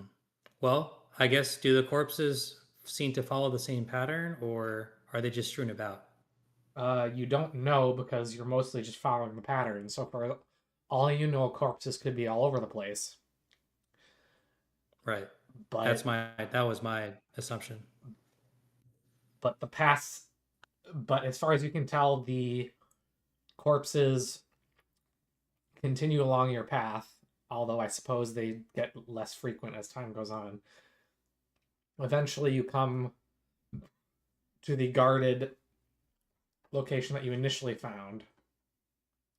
Halt! Who goes there? Greetings. We might have lost a couple of members, but it is us. We have come with aid and You? food. Where did you go and all this supplies. time? It's been nearly a month since we last saw you. We had to return to civilization, which is quite a travel, and we had to rest to heal our wounds and spirits. Was that not what you came here to do? You recovered fully when you came here. I don't understand. Yes, but our time in the Grey Havens gave us strength, and we are stronger now than ever. You seem quite exasperated. Has there been any casualties? Of course there have been casualties. The marsh dwellers have grown increasingly ferocious as time has gone on. Things seem to have gotten exponentially worse all of a sudden. How many casualties have there been? We've lost... I suppose... I hesitate to say only, but... around 9. Several more One injured. We should loss make is too. haste. Let's not waste time. Let's not waste time making conversation. Let us get you the supplies, and we'll help you deal with this threat. What, you brought supplies? Food and medicine. Well, I suppose that's much appreciated.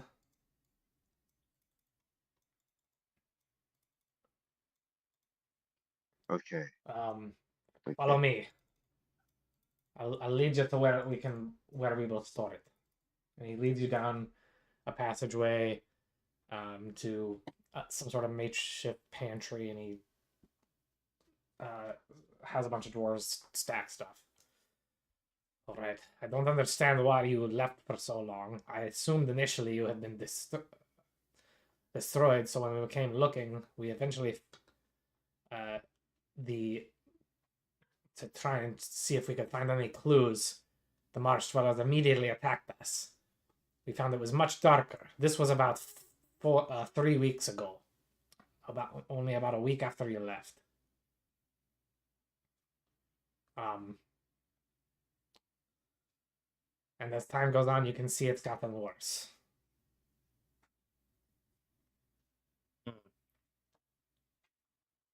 But we thank you kindly for the supplies. They will prove much needed in this time.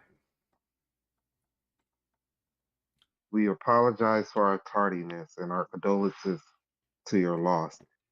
We did not mean to cause you such strife. We just got a little turned around.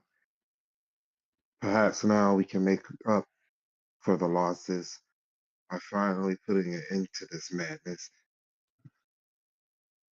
Go ahead and make a courtesy roll. I am so glad I actually spent in the courtesy. I'm going to spend a whole.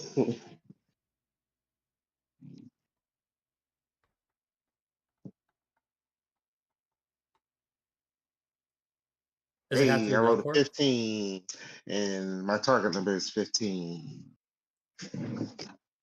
All right. He responds by saying, I don't pretend I'm not rather annoyed with your choice to abandon us at such a time. But I suppose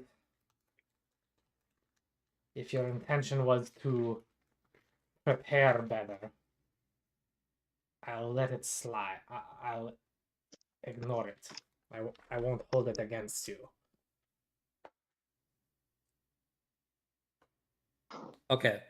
First order of business. We have unloaded our food and supplies and gave it to the dwarves. So I think we kind of unload. I unload 3, Velcro unloads 3, and Hildia unloads 4 from the load. So delete 3 or delete that number from your load. And of course, Just so we your mule is no longer loaded with stuff. And then I go up and ask the dwarf. By the by, in our travels out and back into this place, there exists a clearing when you go up the stairs up. This is the north side, right? I think the north side. There is an opening, staircase up into the opening and that place is infested with fog, which has only gotten heavier between our leave and our return. I suspect the source of your troubles is there. Is this something that you can corroborate? I can only assume they're connected. Okay. That is where we will start look. That is where we will look first, unless you guys have. Hold on. Where did you say you were looking first? What about where? The foggy area, up the stairs. Well, that's where you were supposed to go in the first place. Yes. Okay. Okay. Snarky dwarf. He's mad. I'm sorry. I gave my best courtesy. Okay. Come, brothers, let us go in this folly. Perhaps then we will earn our dear master's respect once more. Right. I am still weary and wounded. Or not weary anymore, but I'm still wounded. If we wait a couple hours, You I can will take not a short rest if you wish. Okay, but no endurance heal from that, right? Well, since it was only a minor injury, I'll say you get your endurance heal. because you recover for it fully in that time. Gotcha. It's already been like an Alright. hour-ish since you Gotcha. Wait, so okay. well, you guys, it says you failed, but that's not what's supposed to be said there. The torch timer. Anyway, So how much endurance do we heal from this short rest? strength score. Full of dirt. Oh, gotcha. Okay. So everyone add their strength rating to your endurance. I'm pretty much fine on endurance. Yeah, Hildy, how are you doing? I think you got some heavy blows there. I am weary. Okay.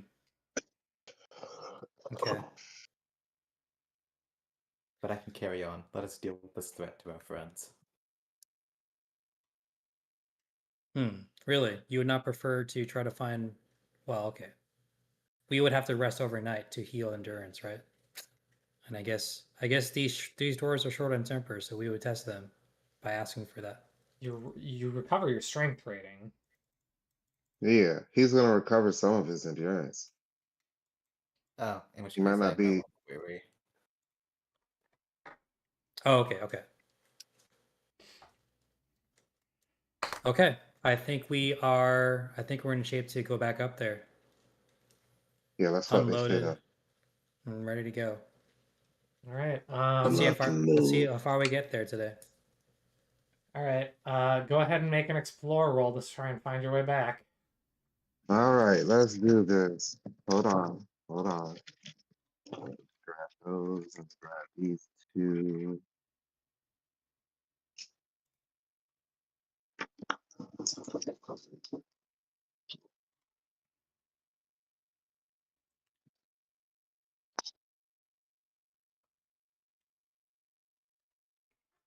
Let's see. I rolled a 10, a 2, and a 6. So that's a success. Sounds like 2 successes. 2 successes. 2 successes. Okay. I suppose I'll only do this once then.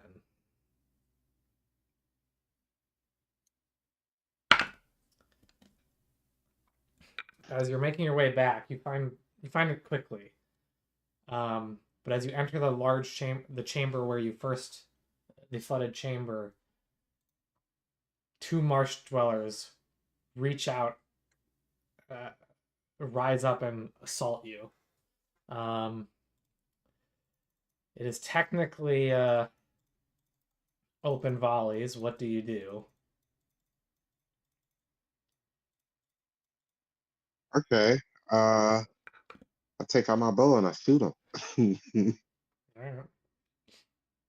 Worth noting, they're not like blocking your path or anything, so in theory you could also run, but that's up to you. But then they could go downstairs and attack.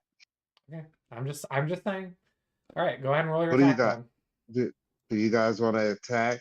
I mean, we'd probably be locked into another battle phase, or we could run Wait. past them. Wait, position-wise, we could make a run for it and avoid this, or... Yeah, You could at least get. Oh. You might be able to. Yeah, I mean, you can try and run. pretty sure There's it'll no be an guarantee they athletics roll, won't but follow you, but there's also no guarantee that they will. So who knows? I think deal with the threat. There's just 2. Yeah. Well, all right, I'm gonna shoot it with my bow. So that's 3. Okay.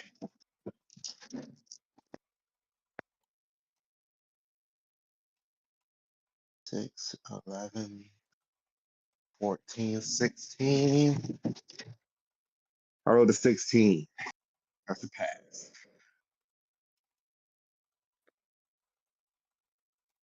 Attack roll 16. Yeah.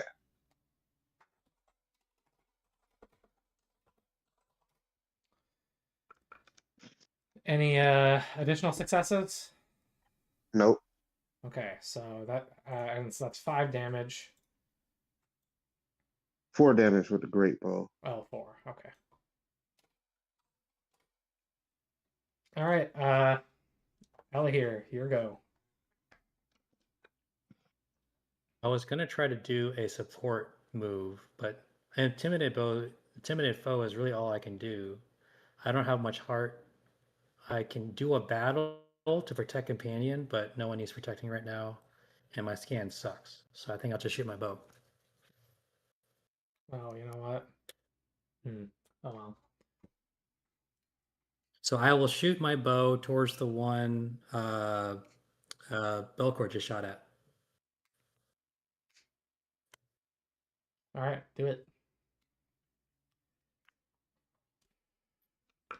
7 plus 4 is 11.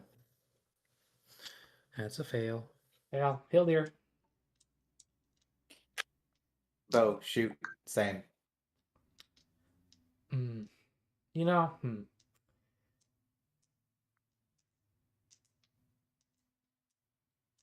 Target number succeeded, 2 additional successes. same enemy. Yeah. All right. Do you want to make it a pierce, or do you want it to just be a heavy blow? Or can you make it a pierce? I guess? Pierce. Piercing. Okay. What was your repeat die roll? 10? Oh, it was a 10. Okay, then it's an automatic pierce. So would you want those to be heavy blows then? Sure. Is it a great bow or a regular bow? Regular. So it's 3 damage. Yes.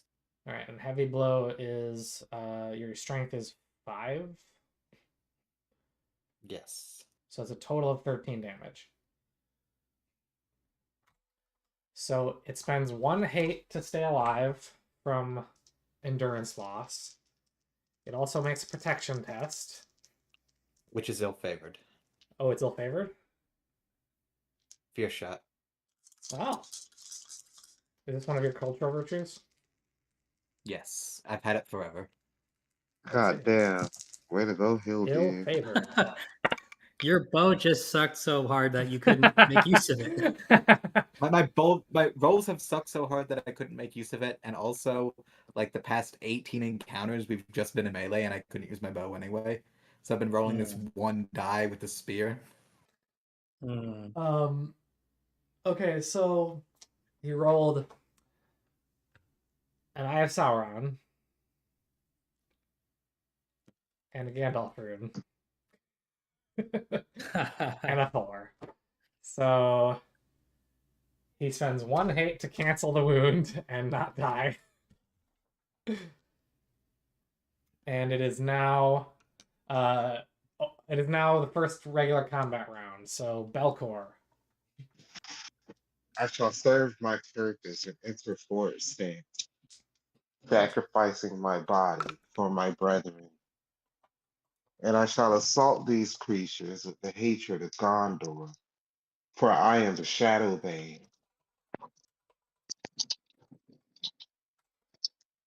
Acha!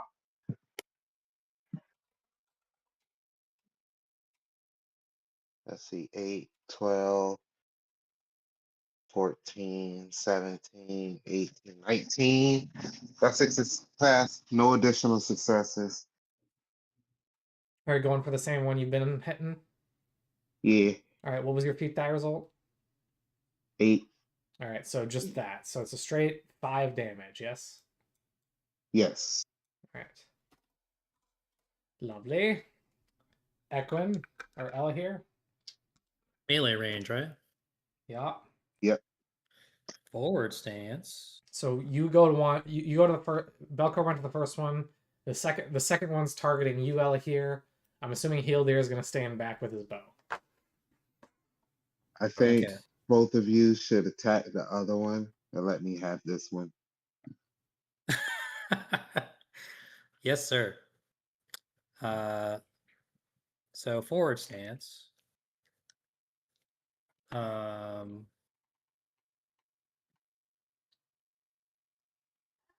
Yeah, I think that's just +1 total. Forward stance, roll.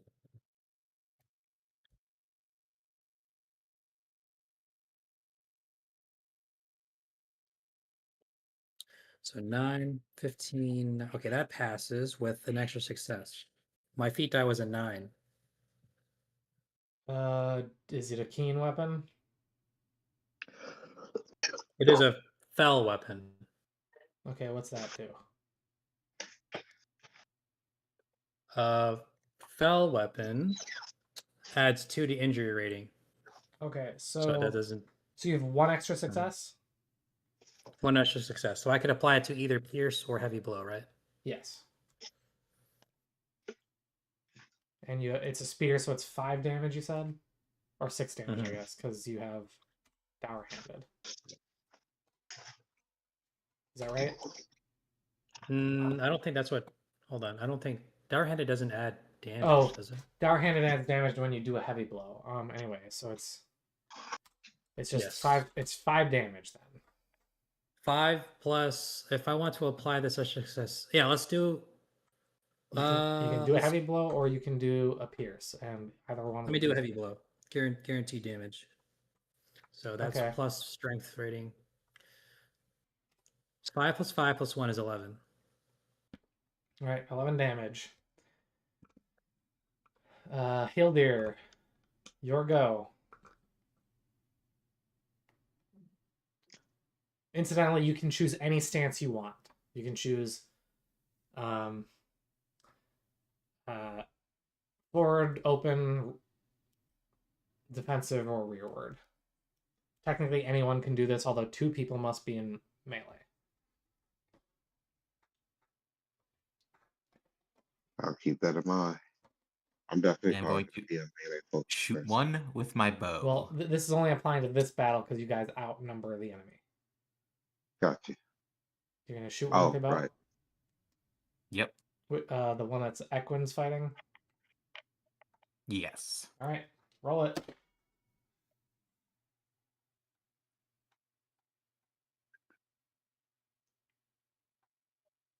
Seven, 9, 15, which just hits the target number. All right, so 3 damage. Spends 1 hate to bring himself back up to full endurance. Oh, right. Since I hit it, it also drains 1 hate. Oh, yes. Which is a very handy ability. All right, Very, very handy you guys ability. are still wielding torches, I assume. I will beat you until you love me. So they. Oh, Oh, so technically they all lost. They both lost a hate from reasons. fire bad. Fire bad. Fire bad. It's now their go. Come at me, bro. Biting Belcor. You're in forward shit. stance. Yes, sir. All right. Why he gotta bite me? Take a bite out of crime on me. That's not Take a fair. bite out of crime. Bite, bite, bite. Bite, bite, bite.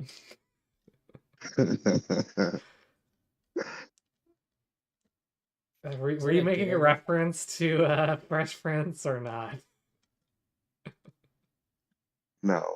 Okay, because I was. I think I get your reference.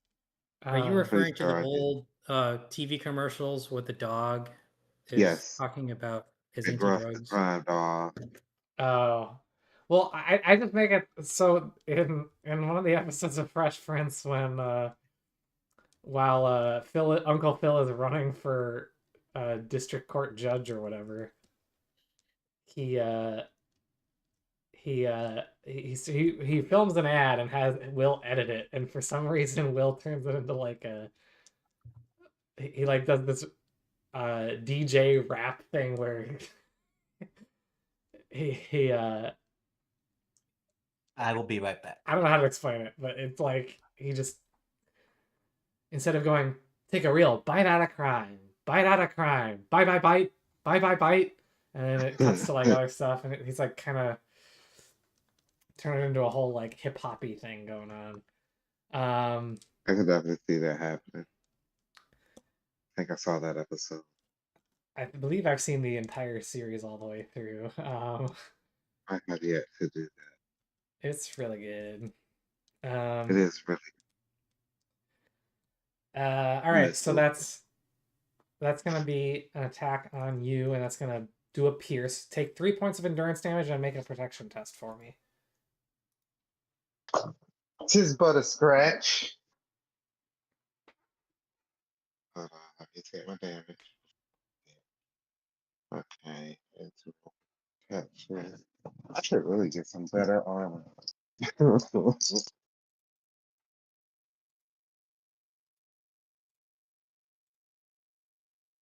I rolled a Gandalf rune and a 6. All right, you're good. But yeah, you still take the 3 endurance damage. Second one's gonna attack Aquin. Are you in forward stance or what?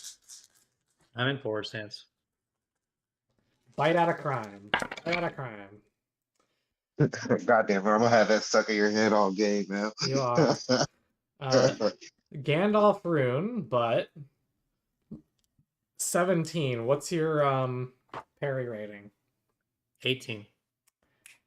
That's good because he rolled a 6, so that would have been a heavy blow. But it's a miss. So it is now Hildir's turn, and I believe he walked away. So in that case, I will also walk away for a moment. Oh man, I just came back. Great.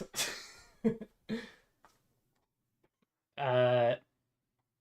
need to go to the bathroom? I do. We can wait. Go ahead, Okay. buddy. No. Go ahead. We'll wait. Do it. Roll. Do We'll something. wait, sweetie. Do something.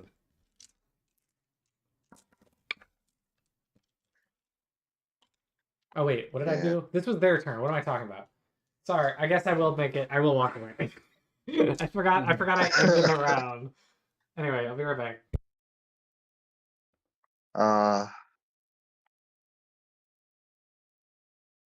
You guys are the only friends I can talk about politics with. And it Really? sucks. Yes, because all my friends are leftists. My family is full of left wingers and radical left wingers. Like my dad. Oh. My dad he's not as bad as he used to be, but he really believes like white people hate black people. Like How does everyone feel about Zoran Mamdani? well they don't care because we're not in New York. That's Right.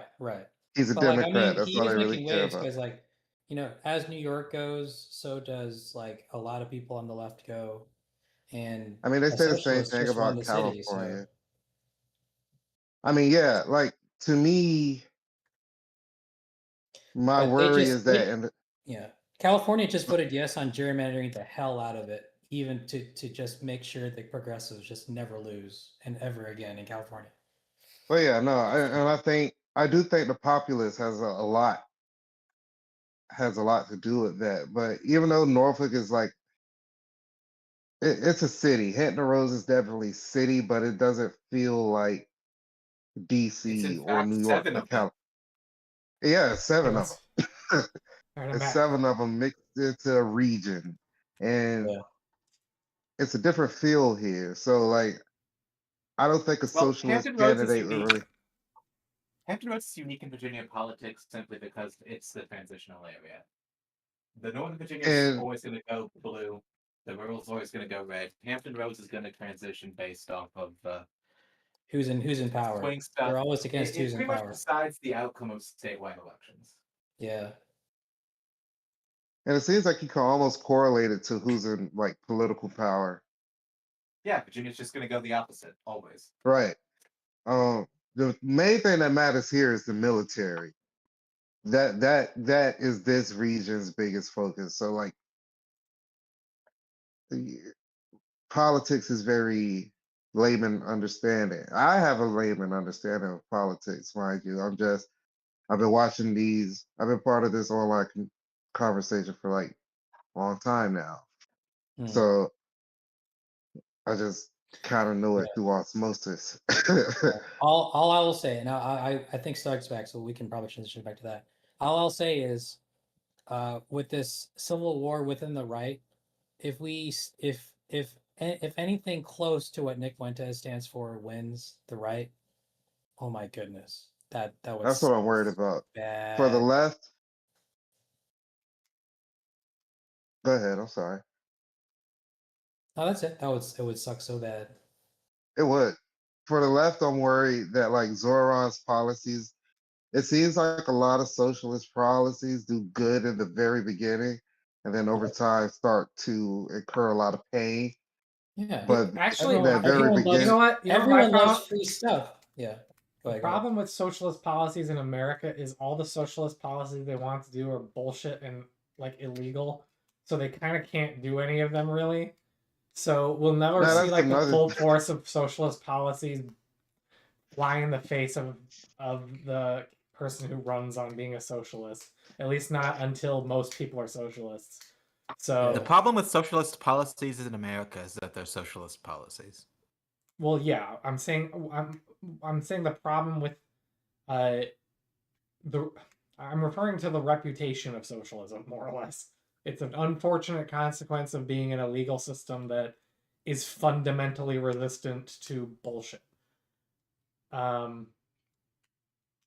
Like it because there's too much. I guess I shouldn't say we have too strong property laws, especially in New York City, given how much they love to let criminals out. But um, the issue is, it's just that you can't, at least not at this stage, there's not enough of an ability to go full socialist, so you can't really get a locality facing the brunt of its problems due to their policies. So So it'll it's always hard to lean get a on- referendum on their bullshit because they just can't do it. Right. So Yeah. a lot of his policies Well, will probably yeah. failure, but I'm sure there's gonna be one or two that are okay. I guess. Everyone likes And free stuff until they realize it's not free. Yeah. well, yeah, I mean, the taxes are probably going to be even more insane. I've never been to New York, but one thing I always hear about is taxes Yeah. and how expensive it is. I think the exact problem though is Stoney is right though that a lot of his policies are going to be good in the beginning, like the free bus stuff. Like that's going to be fine in the beginning. Everyone's going to be happy with it, and then it's just going to be crime ridden because there's going to be a bunch Well, of yeah, like but homeless people who are insane going on the bus, going wherever they feel like, and just the sitting reason there, I'm and it's worried going to ruin about it. the reason I'm worried about him looking good in the beginning is because his election was kind of a important like litmus test for the Democrats. You know what I mean? Yeah. Yep. And him winning New York over Cuomo as that an institutional candidate is insane. Did Cuomo run a good campaign? No, no, he didn't. He's also a He sex ran a very pest. stupid. That as well. That as fucking well. So, but still, like this man won, and other socialist candidates have failed around the country, but we're talking about, what's the Republican Party going to look like? What's the Democrats going to look like at 28 or even 32? And I kind of got a bad feeling. Yeah. Yeah. I'm worried about more I'm extremism. I am praying for DeSantis, JD Vance, the people who kind of align a lot more with Charlie Kirk's views I would, winning the party. I really But hope we'll so, see. because if things really go identitarian, I'm gonna have to join up with some people I really don't like, and that's not cool, man. I Then yeah, don't like. see, but I don't see myself ever voting Democrat, but we'll see. I don't know what I'm gonna do. I feel like extra homeless right now. That's what I was talking about earlier. Stuff we had left earlier. I feel politically homeless We're again. gonna need 3 to 4 parties. Just Well, here's the thing. Even if the conservatives don't end up going full racist, I still don't like the fact that they're going populist. I hear too many conflicting opinions about populism. I'm not really educated enough to make a determination on it. I'm ambivalent towards it. Like I don't. It manifests think on both yeah. sides in different ways. That's all I really recognize, but I don't know the pros or cons.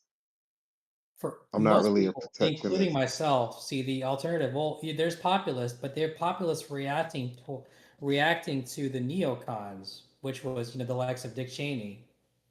Rest in peace, of course. But Dick Cheney is like Okay, the poster child of like that style of right wing that people are really sick of. I'm sorry, but I understand that everyone's mad at the neocons, but the neocons were literally the most correct faction in U.S. politics for the past 50 years. I'm sorry, they just were. Ooh, So was it I just don't so? It even was know why that's well. controversial. So that was so. Well, I mean, okay. I mean, Iraq and everything, how Bush handled everything, just so bad. I mean, Well, That's yeah, was I it the grew up execution? watching that. I don't care. That's totally fine, but that's So the ideas were there, but his execution was just so bad.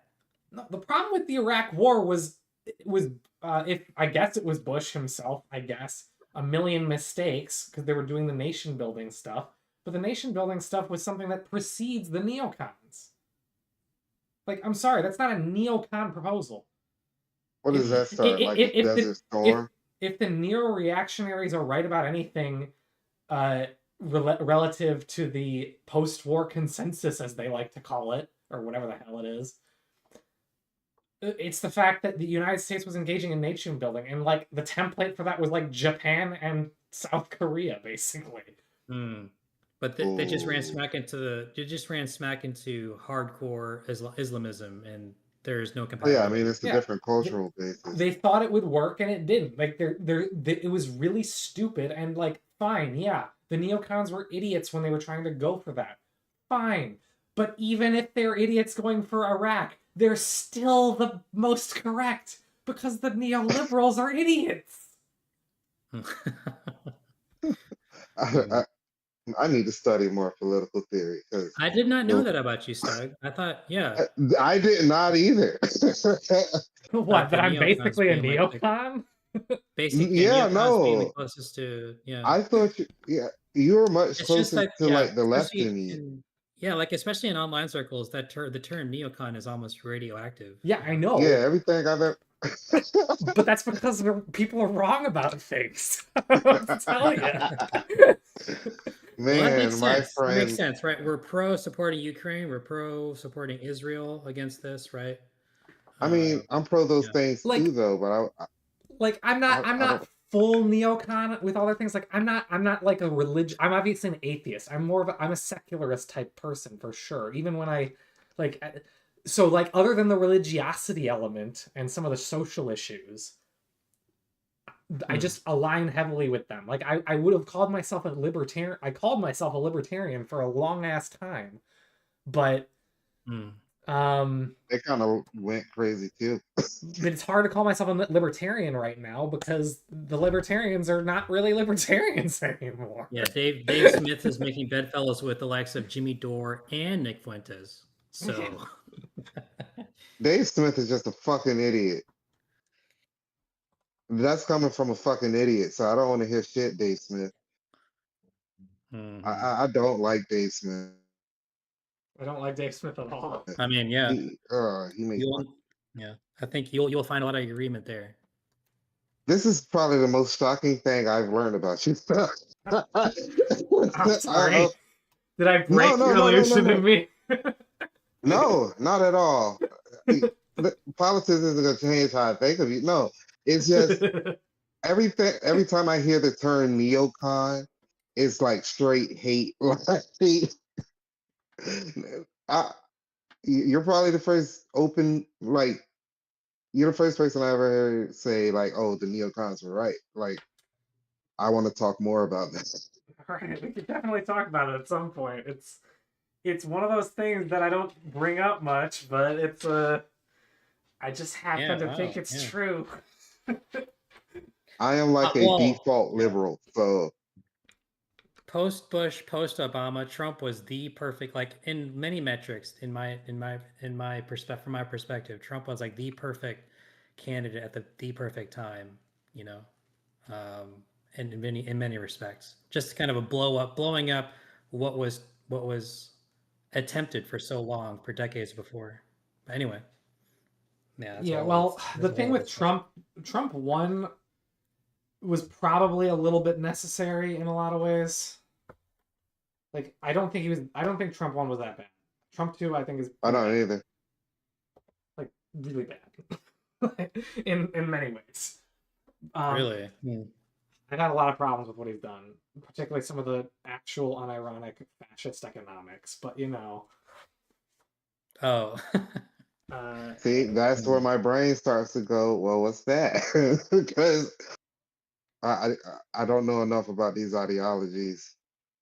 well, So when I hear, he like took over. He like did that whole thing. I don't know if it like went through fully or what exactly the conclusion there was, but he absolutely was like trying to give the government a stake in like what was it in oh, and not like Nvidia I think it Intel. was Intel. Yeah. Corporatism. Yeah, he's Yeah, like that's doing strange. unironic fact like that. I'm sorry. If any, once he did that, I was like, I guess I can't really get mad at people calling him a fascist anymore. Does that? But is that fascism? Because I thought fascism was more like well, It's a little bit of fascism. It's a little bit. Economically speaking, yes. It is It's like close. authoritarian and Fascism is also a command economy. Yeah, fascism is also a command economy. I know that We're is not. It's not full blown fascism, but it's like heading in that direction. Like it's actually doing it a little bit. yeah. Like if you think about the axis, that is definitely a step toward. But now. yeah. I do feel like he has Not that I like agree, yeah, not that I agree qualitatively that he is fascist in any respect, but right, He's not like I ideologically a fascist. I don't. But he did a thing that was, I would argue, is he fascist. has. You know how like Eastern Europe has like the strong men like Erdogan, Putin even. He gives me their kind of vibes, like not like a full blown dictator, but dictator tendencies. Does that make sense? Is that right. what you're Like a giving? strong, like a heavy, strong hand of a strong leader to bring a country back to its glory days, right? That Right. very, just that terminology by itself is why so many people on the left are apoplectic about him. Anyway. Okay. Man, see, this stuff is fascinating. I don't. I don't know. I'm not a fan of this second term. I didn't even vote for him Mhm. uh last year because I just I didn't like the January 6th thing personally. I voted for him in 2016 and I felt like politically that was the worst thing you could have did. You just gave the left ammunition for like the next basically we're still hearing about January 6th. The shit hasn't gone. And I don't know. I don't like this whole government shutdown shit. This shit sucks. This is weird. I don't Yeah. like it. It's kind of strange. History will tell. Yeah, history will tell who is more at fault. I Um, agree. I mean, if we're being totally honest, there's always kind of a little bit of blame just go around. Now that I I agree don't with. really know. I've been like so half in the bag with politics for the past couple months that I kind of don't really know the details there. Um, so I don't know who to blame really. Like obviously the Democrats are the one that sort of directly caused it, I guess, from what I Yeah, understand. I'd say Um, that's a big that's a that's a big factor to me. but The decision to refuse to pass a funding thing, because that was the only card the Democrats had. They didn't have the House, they didn't have the Senate, they didn't have the presidency. So that was their only card. Ah, okay. I had heard something about that. but I didn't know how true it was. Sorry, what was That's that, another Vin? problem I had. The Democrats, like that's the only card they could play because they couldn't, you know, to try to force not force. Well, yeah, I mean, effectively, they're trying to force what they want to do with funding Yeah. with respect to healthcare by refusing to vote for the continuing resolution because they can. Because instead of a simple majority, you have to have 60%. Yeah. In the filibuster thing. Well, not the filibuster, So- but it's the whatever. Yeah. So that was the one card they could pull, and so they're doing it. Yeah. Well, when you give the enemy a tool, you do it. They're gonna use it. Yeah. It's. I mean, frankly, it's one of the things I like about the system, but obviously the problem is people are suffering right now. Like everything's kind of things are I getting think I've rough been for a lot of more. people right now. It's not good. Well, yeah, I'm one of I'm one of them. Yeah. I'm a fucking statistic, It's man. gonna This is crazy. it's gonna start to affect me before long, I'm sure, if it doesn't end soon. Well, Um, I'm not like you said. You've been kind of psyched out when it comes to politics lately. Like most politics I watch now is just Tish and Adam, yeah, and well, that's more so I've even political been commentary. missing a bunch of those streams lately. I'll watch a few hours and then just like I don't know, listen to music, play the game or something. Yeah, well, part of the thing for me is I spend a lot of time working on this stuff. I've been running a lot, of course, and so half the time, even when I do have the opportunity to really listen to a Stitch and Adam stream, what ends up happening is I was like, I just want to watch some anime right now. Yeah, same So I've feeling. ended up just watching anime for like, instead for like some of the stream for instead of the streams sometimes. So it sucks For me, because the I thing do that want to keep up, but also I kind of just want to not think about politics for a few hours. I get it. Yeah. Shit's getting depressing. Uh, uh, the thing that's been kind of distracting me for the last like year, I would say, is AI and robotics and space. I can yeah, feel like the verge of a new era, and it's both scary and like mesmerizing. Because what if all this shit they say about AI is true? Like we're going to get the super intelligence, and if this thing is aligned right, I mean, a lot of shit is going to change. Robotics are Yes. coming. That's pretty much set in stone at this point. Yes. Both of I these think things are. it'll be fairly disruptive, but I think we're already discovering some limits that the chatbots are having, right? At the end of the day, Right. you still need someone there to check that the response or whatever it says is good.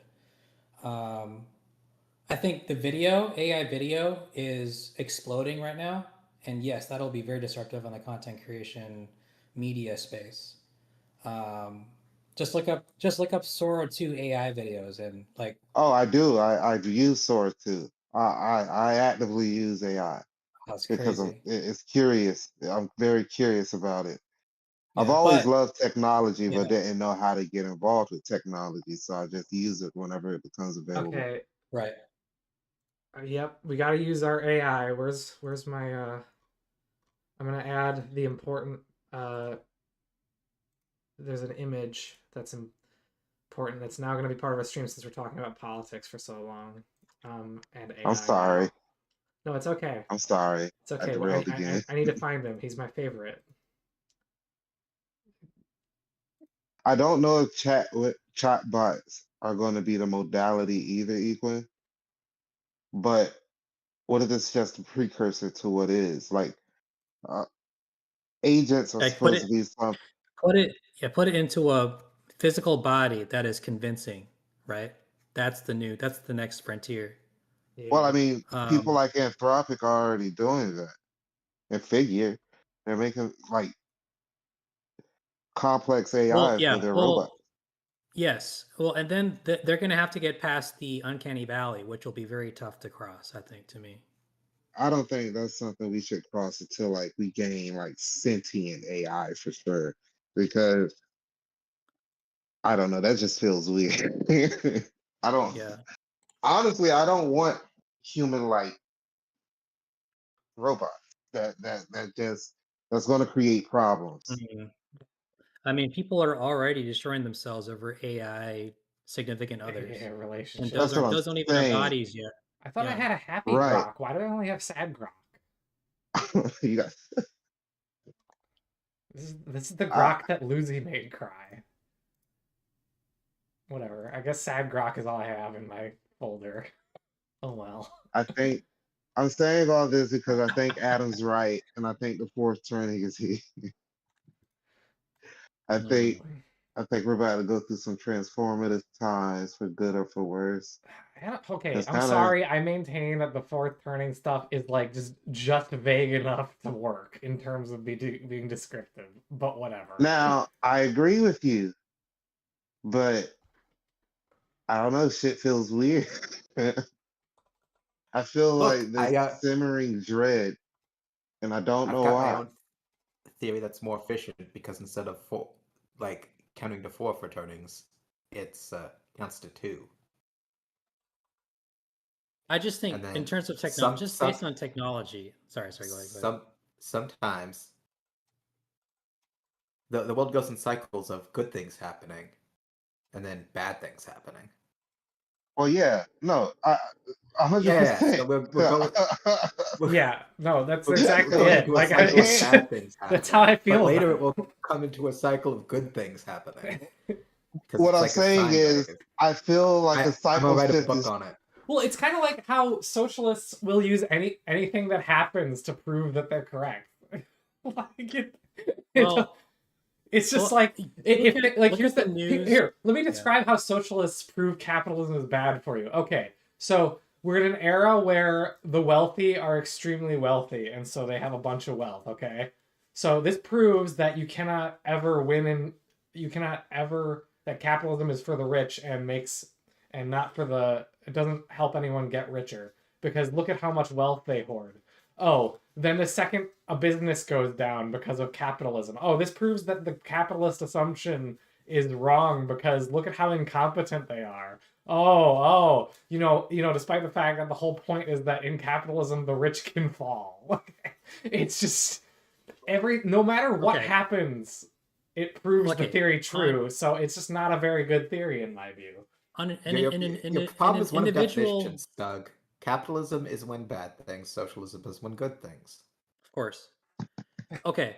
True. Okay. So I've kind of heel turned on the turning stuff because, like, okay, on an individual family basis, yes. If your dad is a daddy Warbucks and all you have to do was just subsist on his stuff without having a job, that'll have reverberating consequences for yourself and your kids, right? You'll be an irresponsible jerk, all likelihood.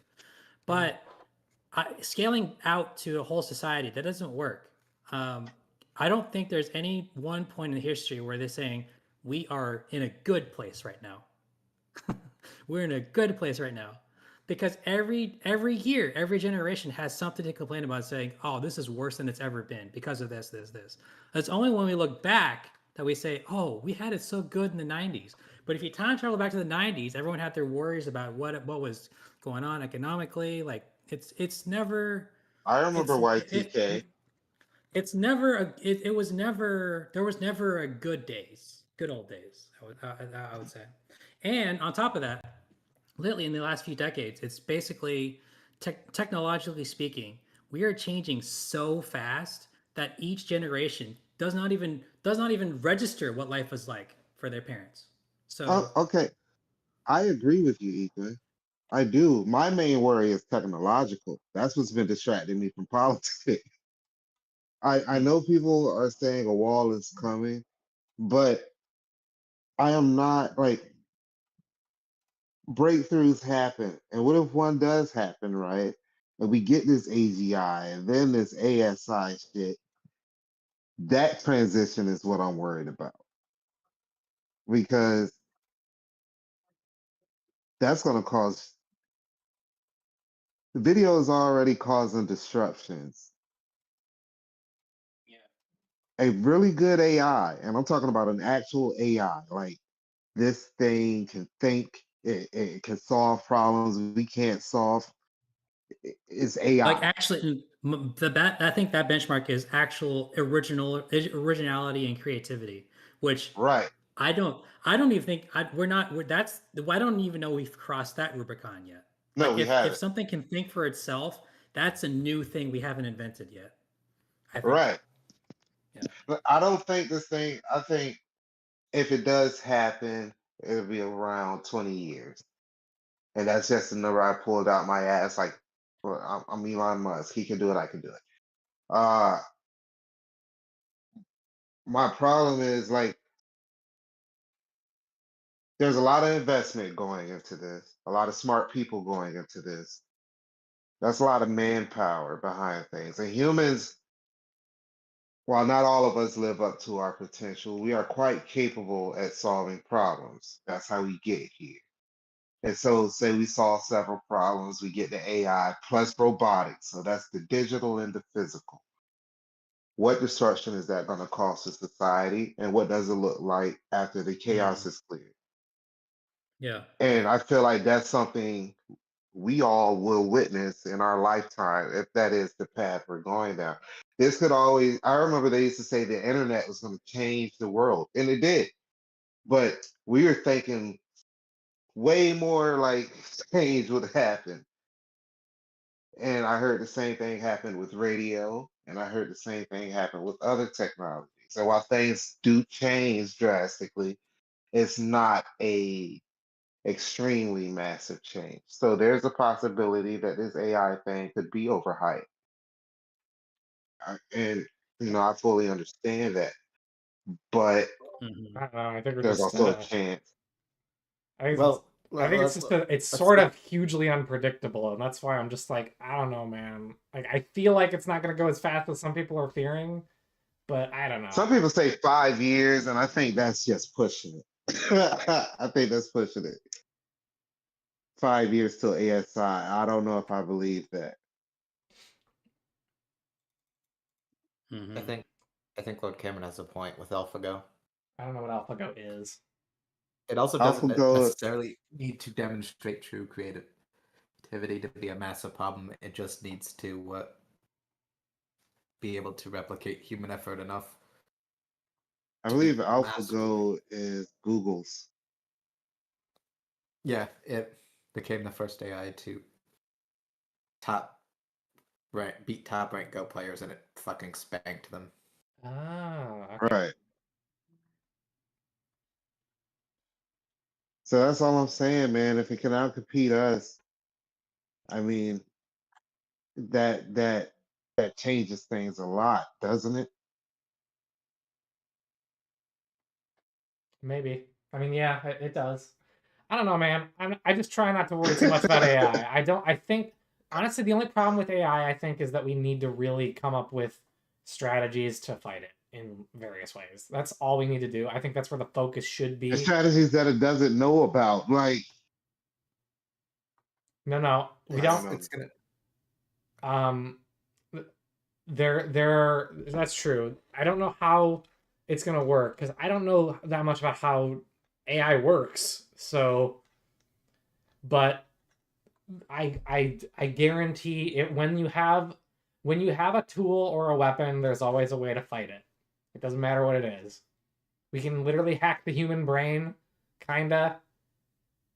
I think, and I don't mean like in a okay, I shouldn't say literally, but we can kind of hack the human brain in a lot of ways already in like a half-assed sort of way with psychology methods, if you will. I don't think there's. I think Right. we're going to be able to hack the against the AI a little bit. We just have to figure it out. That's my vision. That's my view. I don't think it's going to destroy society. I think it's going to destroy Now I think that's least creativity. likely. I think we're Uh, going to be okay. I hope so, man. but it's going to pose a very huge problem soon. It's already causing problems. It's just, I think people are just focusing way too much on trying to stop it from happening and not being like, okay, well, it exists. Let's try and make it. I don't want to stop push it. against it. No, I know you don't. I'm just saying other people do. Like there's No, two factions right now. There's the people who want to advance AI as fast as possible, kind of. The people who are working in AI, and the people who are scared shitless of it and want to stop it as fast as possible. Yeah. Well, we don't have a choice. If we don't do it, China does it. Well, that's the main reason internationally to do it. But I'm even ignoring that. Even just talking about economics or whatever, like, and trying to and sort of protecting people's rights in a variety of ways. Privacy honestly, is criminal justice, in general, like so many different things that it can touch on. Even leadership, if it gets good enough. I mean, oh my gosh, can you imagine a commander-in-chief, AI commander-in-chief, making major decisions in violent wars? I'm the best AI. I You'll never actually defeat. can, and Wasn't there a general who said he uses ChatGPT to inform a lot of his decisions? No, So it's already happening. Recently? I mean, yeah, like even if it's not like, okay, the AI is in charge, we could have like a presidential AI companion. You work alongside an AI that gives you, Why just send me this meme? You think Trump doesn't have a subscription to ChatGPT? with the amount of money he's giving OpenAI, I wouldn't be surprised. Yeah, Not right? just OpenAI, but he probably has prototype versions of Grok and all that too. right. Well, I don't know about it. Well, yeah, probably, yeah. I think the cat's out of the bag. I'm just worried about like basically. I think we just need to figure out. I think the people who are working in AI need to start talking about it and, kind of explain how it works, start teaching about it more and get a little better about that. And there needs to be people trying to fight against AI. There needs to be like American industry designed to specifically fight against AI in a lot of different regimes in the economy and whatever. So that way, like forensics, basically, we need to be able to figure this all out. We basically need to become far more tech savvy than we are. I agree. Let's all build our own AIs. Like we have people researching AI. We need to have people who are researching AI, so that way we can, not have it screw people over. That's just what it needs to be. But anyway, I think our political podcast needs to end a little bit so we can finish our D&D, our tabletop game. I'm sorry. So it's your guys' go. Belcor, you're up. I'm sorry. We can hold this discussion until afterward, and then finally solve the AI debate for all of humanity. Yeah.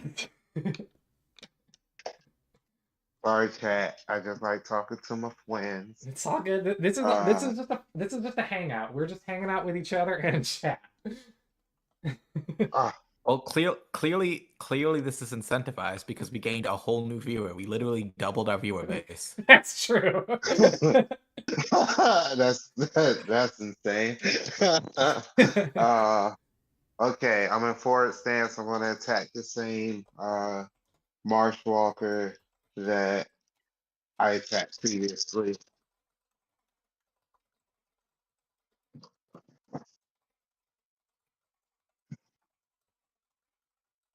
Let's see.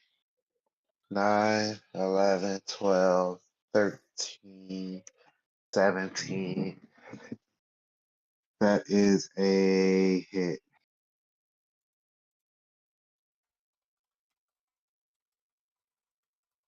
That's a hit. No extra successes.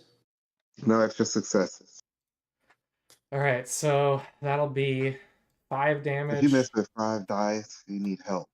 All right, your turn, Ella here. I will continue wheeling on the guy on me. So I am still in forward stance.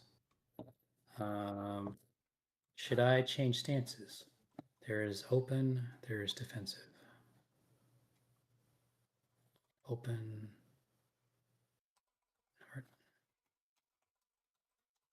I won't overdo it. I have 4 dice as is. So let me change to open stance and attack the marsh dweller that's in front of me. Do it.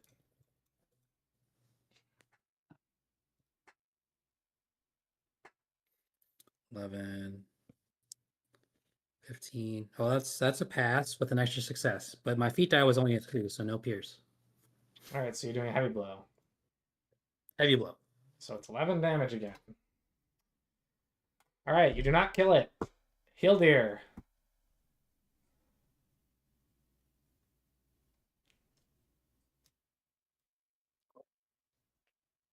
I'm gonna shoot it with my bow. Which one? So I may Belcor's- never get a chance to shoot things with bows again. Belcor's guy or Elahir's guy? Elahir's guy. All right. Belcor said he wants to 1v1. All right. Good All right. deal. I want the PvP. I mean the PvE. Target number with 2 extra successes. Feat dies an 8.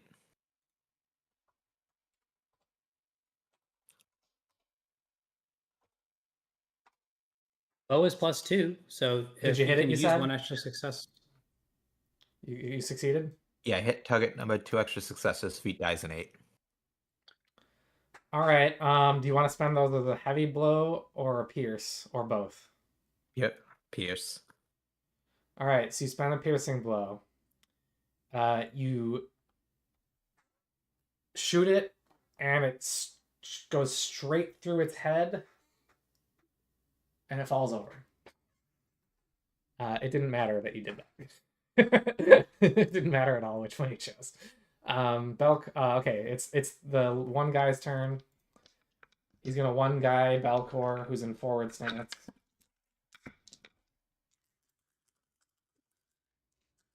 He don't want this problem. He should just run away to his mama. His zombie mama. What's your AC or armor class? What is your parry? 19. All right, that looks like a hit then, with an extra Ah, success. shit. So it's going to deal a heavy blow to you. So you're going to take 6 points of endurance damage. Tis but a scratch.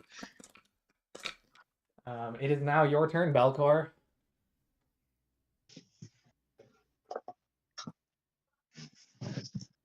I'm gonna attack. Forcing it. Let's see here. Gandalf room. 2 6s, 1 4, and a 3. So I got a Gandalf room with 2 additional successes.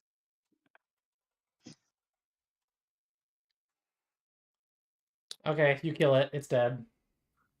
Die. That's for attacking me.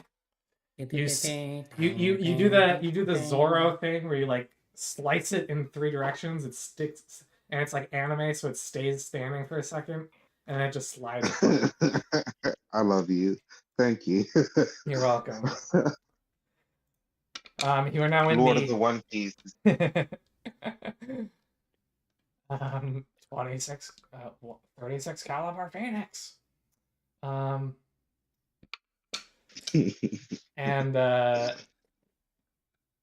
yeah, so you find yourself here. You see all the various entrances. Well, okay, you can only see like a little bit around you thanks to your torch, like about 20 to 30 feet. But you know the direction that the stairs are in, at least. And all the other entrances that were originally here when you found it. All the other passageways. Would you like to go? Where would you like to go?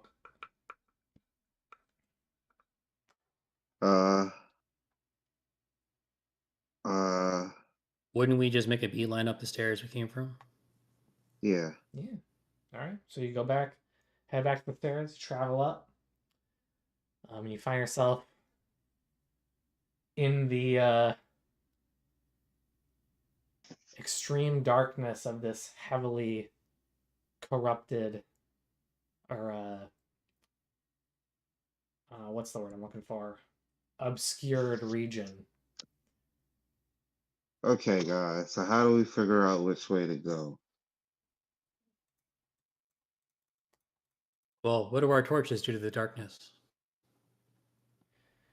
Well, it's a dense mist here, so the torches actually sort of start to flicker, and the wood on which they're present seems to dampen, so they get dimmer. Hmm. You can see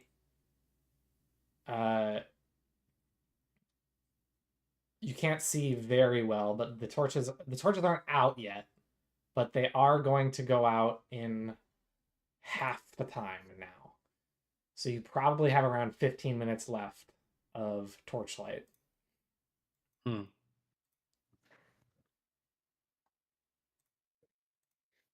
What would stop us from lighting new torches? Or relighting it? Well, they'll be damp.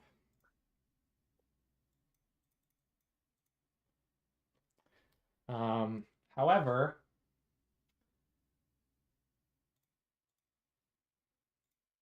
I think so. What? So you find yourself here.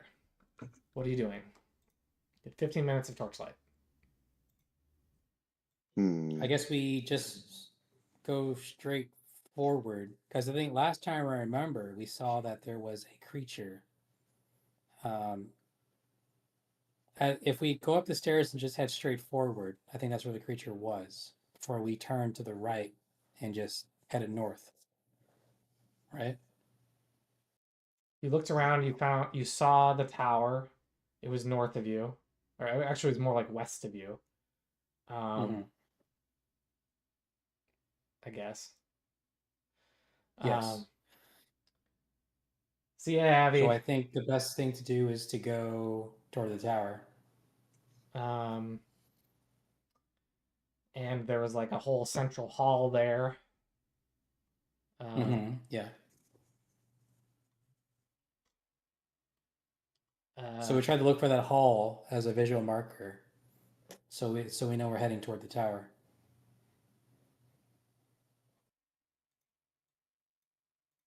Can we see the hall, or should I, or do we need to do an explore roll?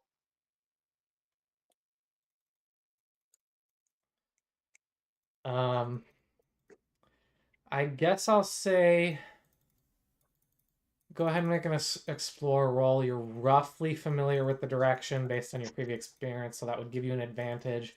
But it's also dark, so that's a disadvantage. So I'll say it's just a straight roll. Gotcha. Spending a hope.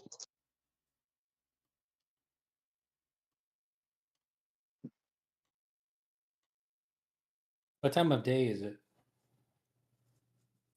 You can't tell. But based on how long you've been traveling, you expect it's probably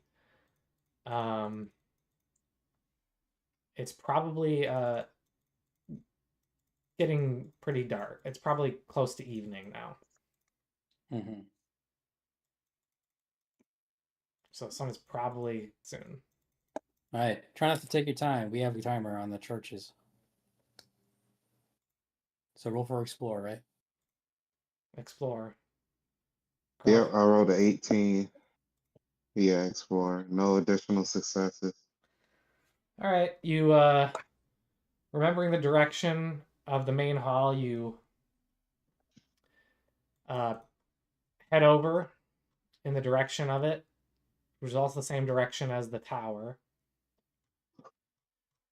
And you find yourself on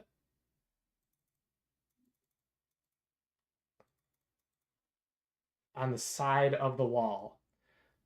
You find yourself coming up against a stone wall with what looks to be writing. And we read it. You can't. You can at least. I don't think anyone else. Well, I guess Belcor might know Sindarin, so he might be able to read it. I will say he has a lower grade level proficiency at Sindarin. I need everyone to make Hey, a man. shadow test against sorcery.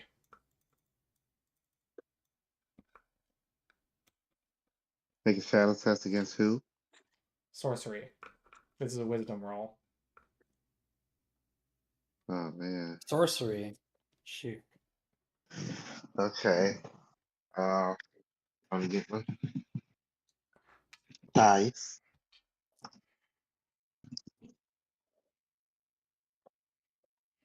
Gandalf room. Aha.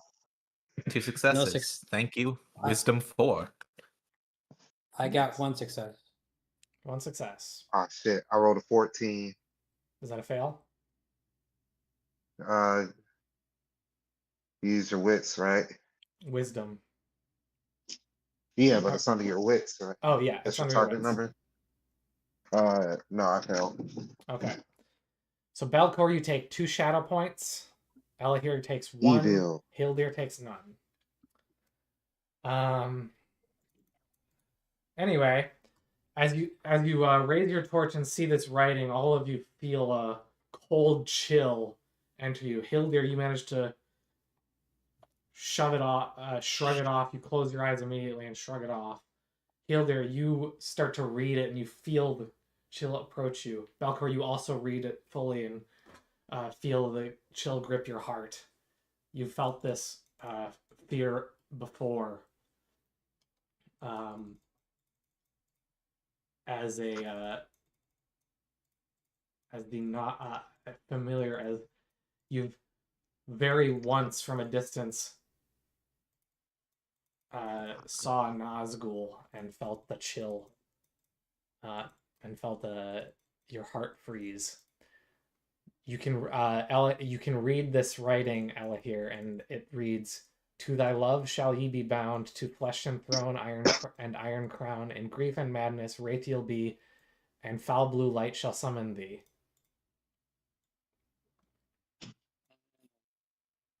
Oh, that's pretty.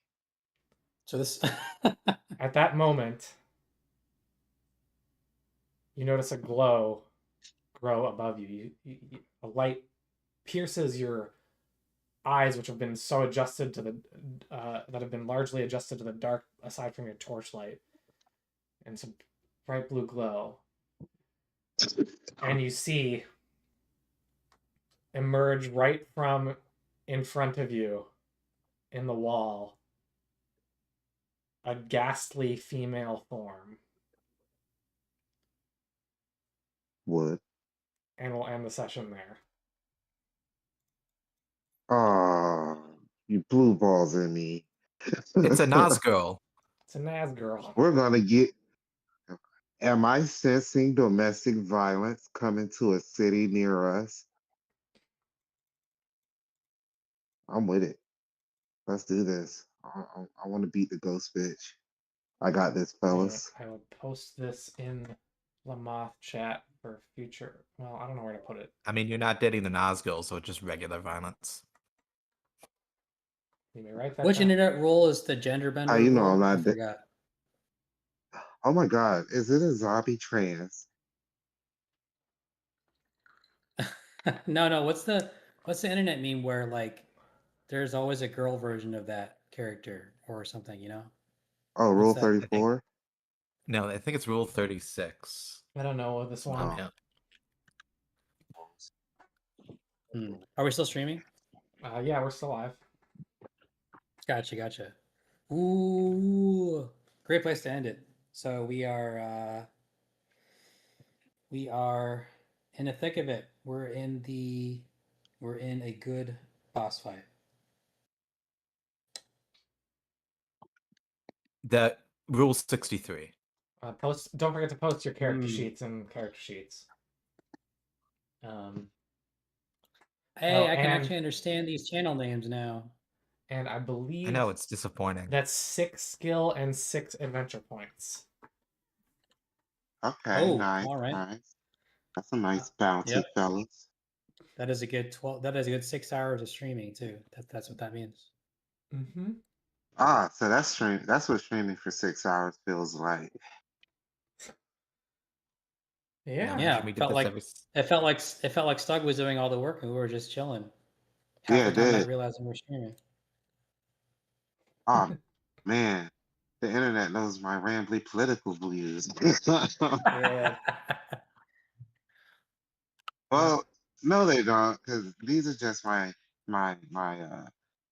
views aren't even fleshed out here.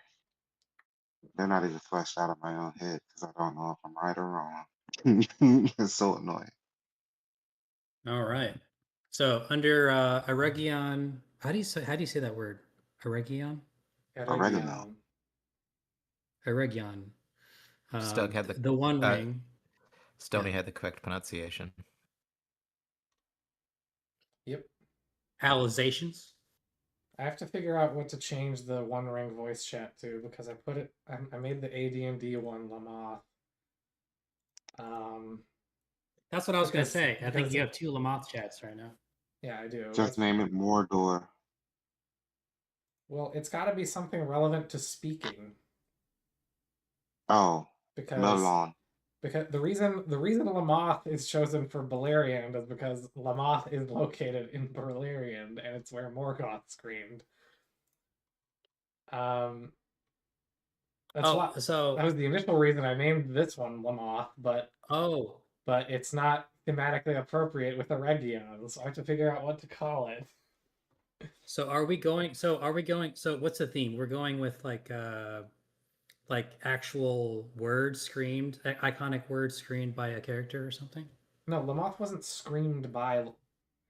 It's just called that because he screamed. Oh, Wait. So Mithlond. I believe Lamoth is like an Elvish word for yell or something. I don't really. Well, let's look up Eregion first. Get some context. It's a realm of Noldor, so elves. Yeah, Looking into the walls of Moria. It was a Noldoran realm in the Second Age. It's where Celebrimbor forged the. It's where the elves forged the Rings of Power. Would speak friend and enter be close enough? Something like that. Moria. Maybe this chat should be called Moria. No, because it's not in Eregion. Maybe it could be. I mean, I guess I could call it. I could be weird and call it speak friend and enter. But I mean, I am not against that. Yeah, and Belcor said the little word too. That's a good option. Sorry, we're not playing anymore. Your name is now Stony. Ah, that is true. Stony.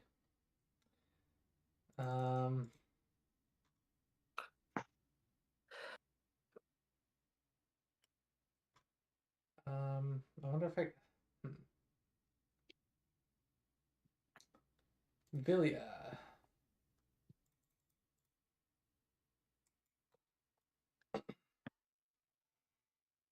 I wonder. All right. Well, speak friend and enter is an option.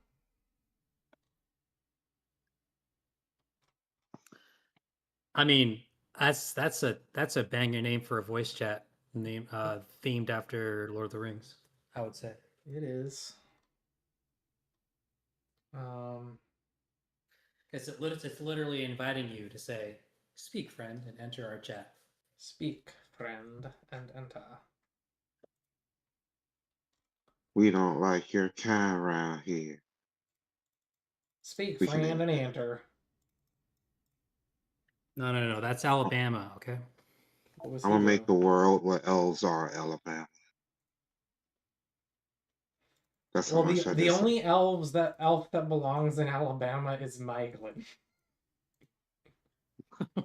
That's fine, but in my world, all the elves are Alabama. Boo. And guess what? Guess what? I literally live in Alabama. Well, you're a good elf.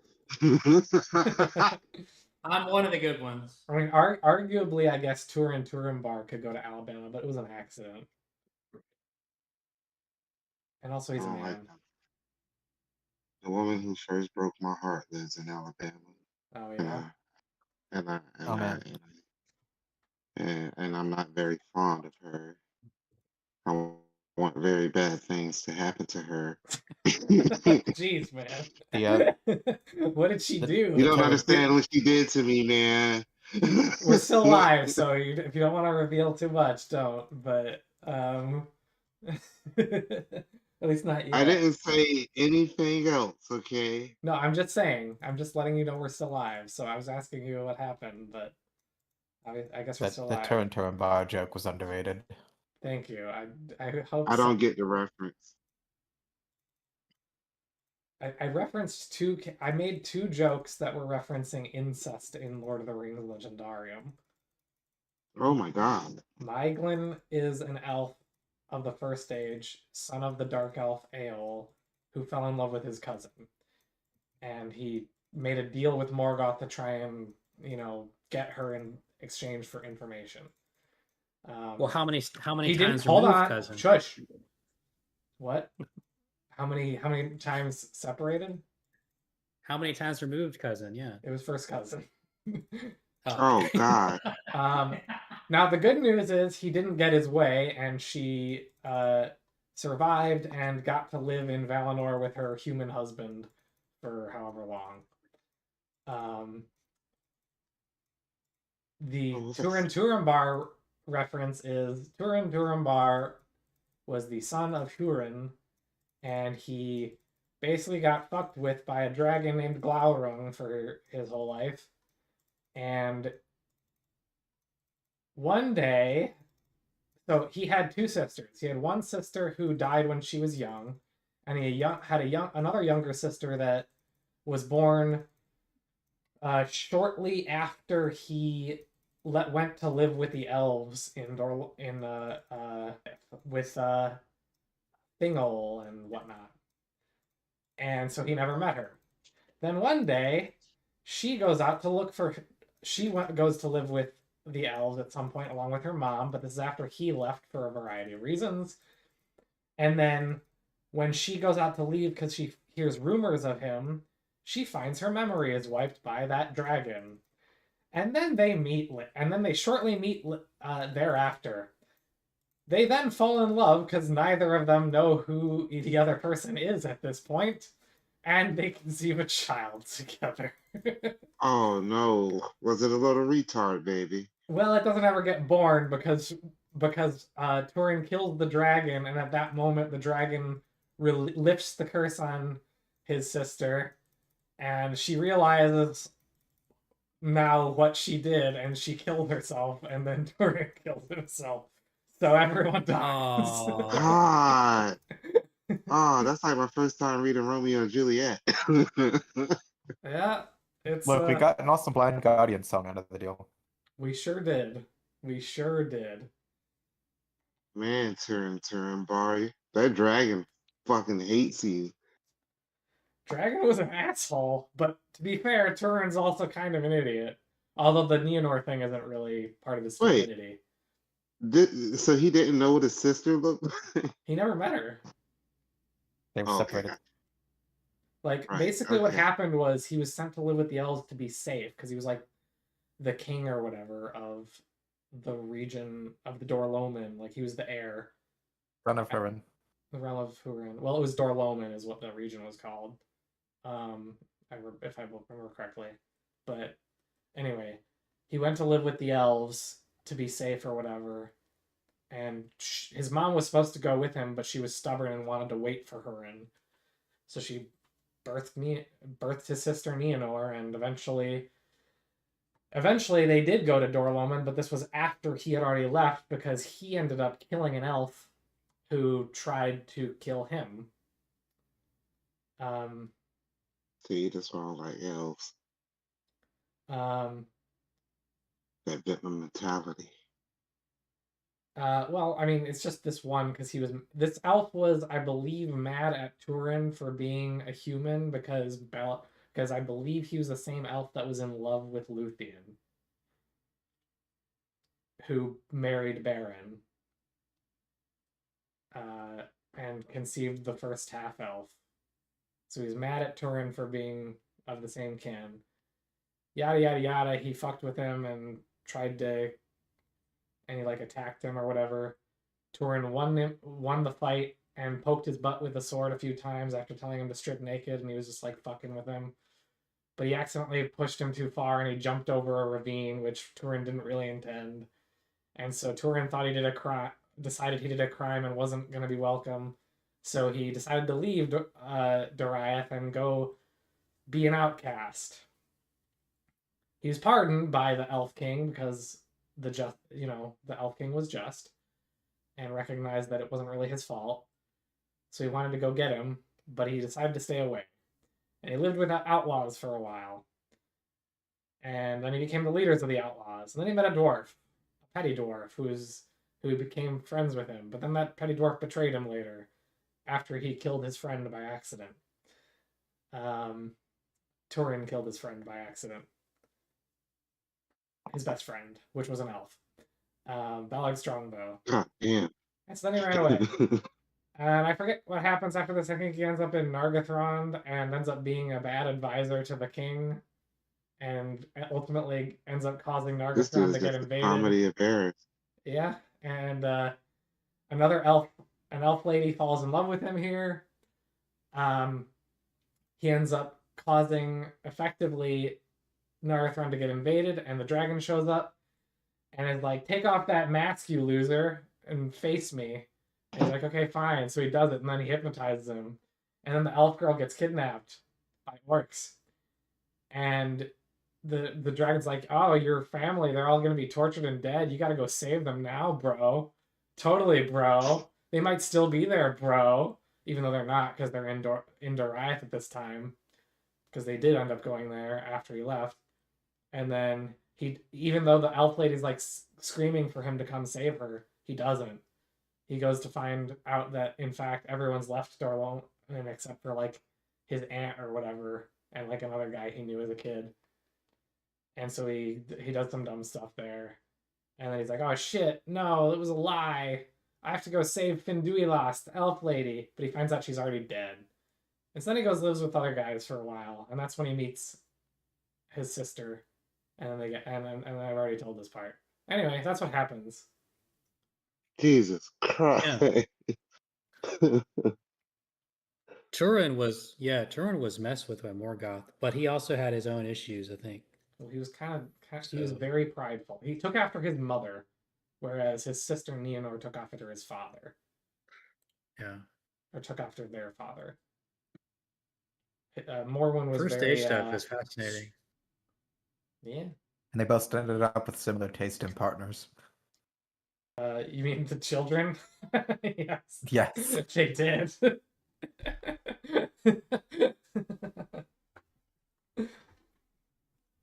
Which was very unfortunate for them. But anyway, I guess I should probably end the stream. I don't know if you're still there, Lord Cameron, but bye.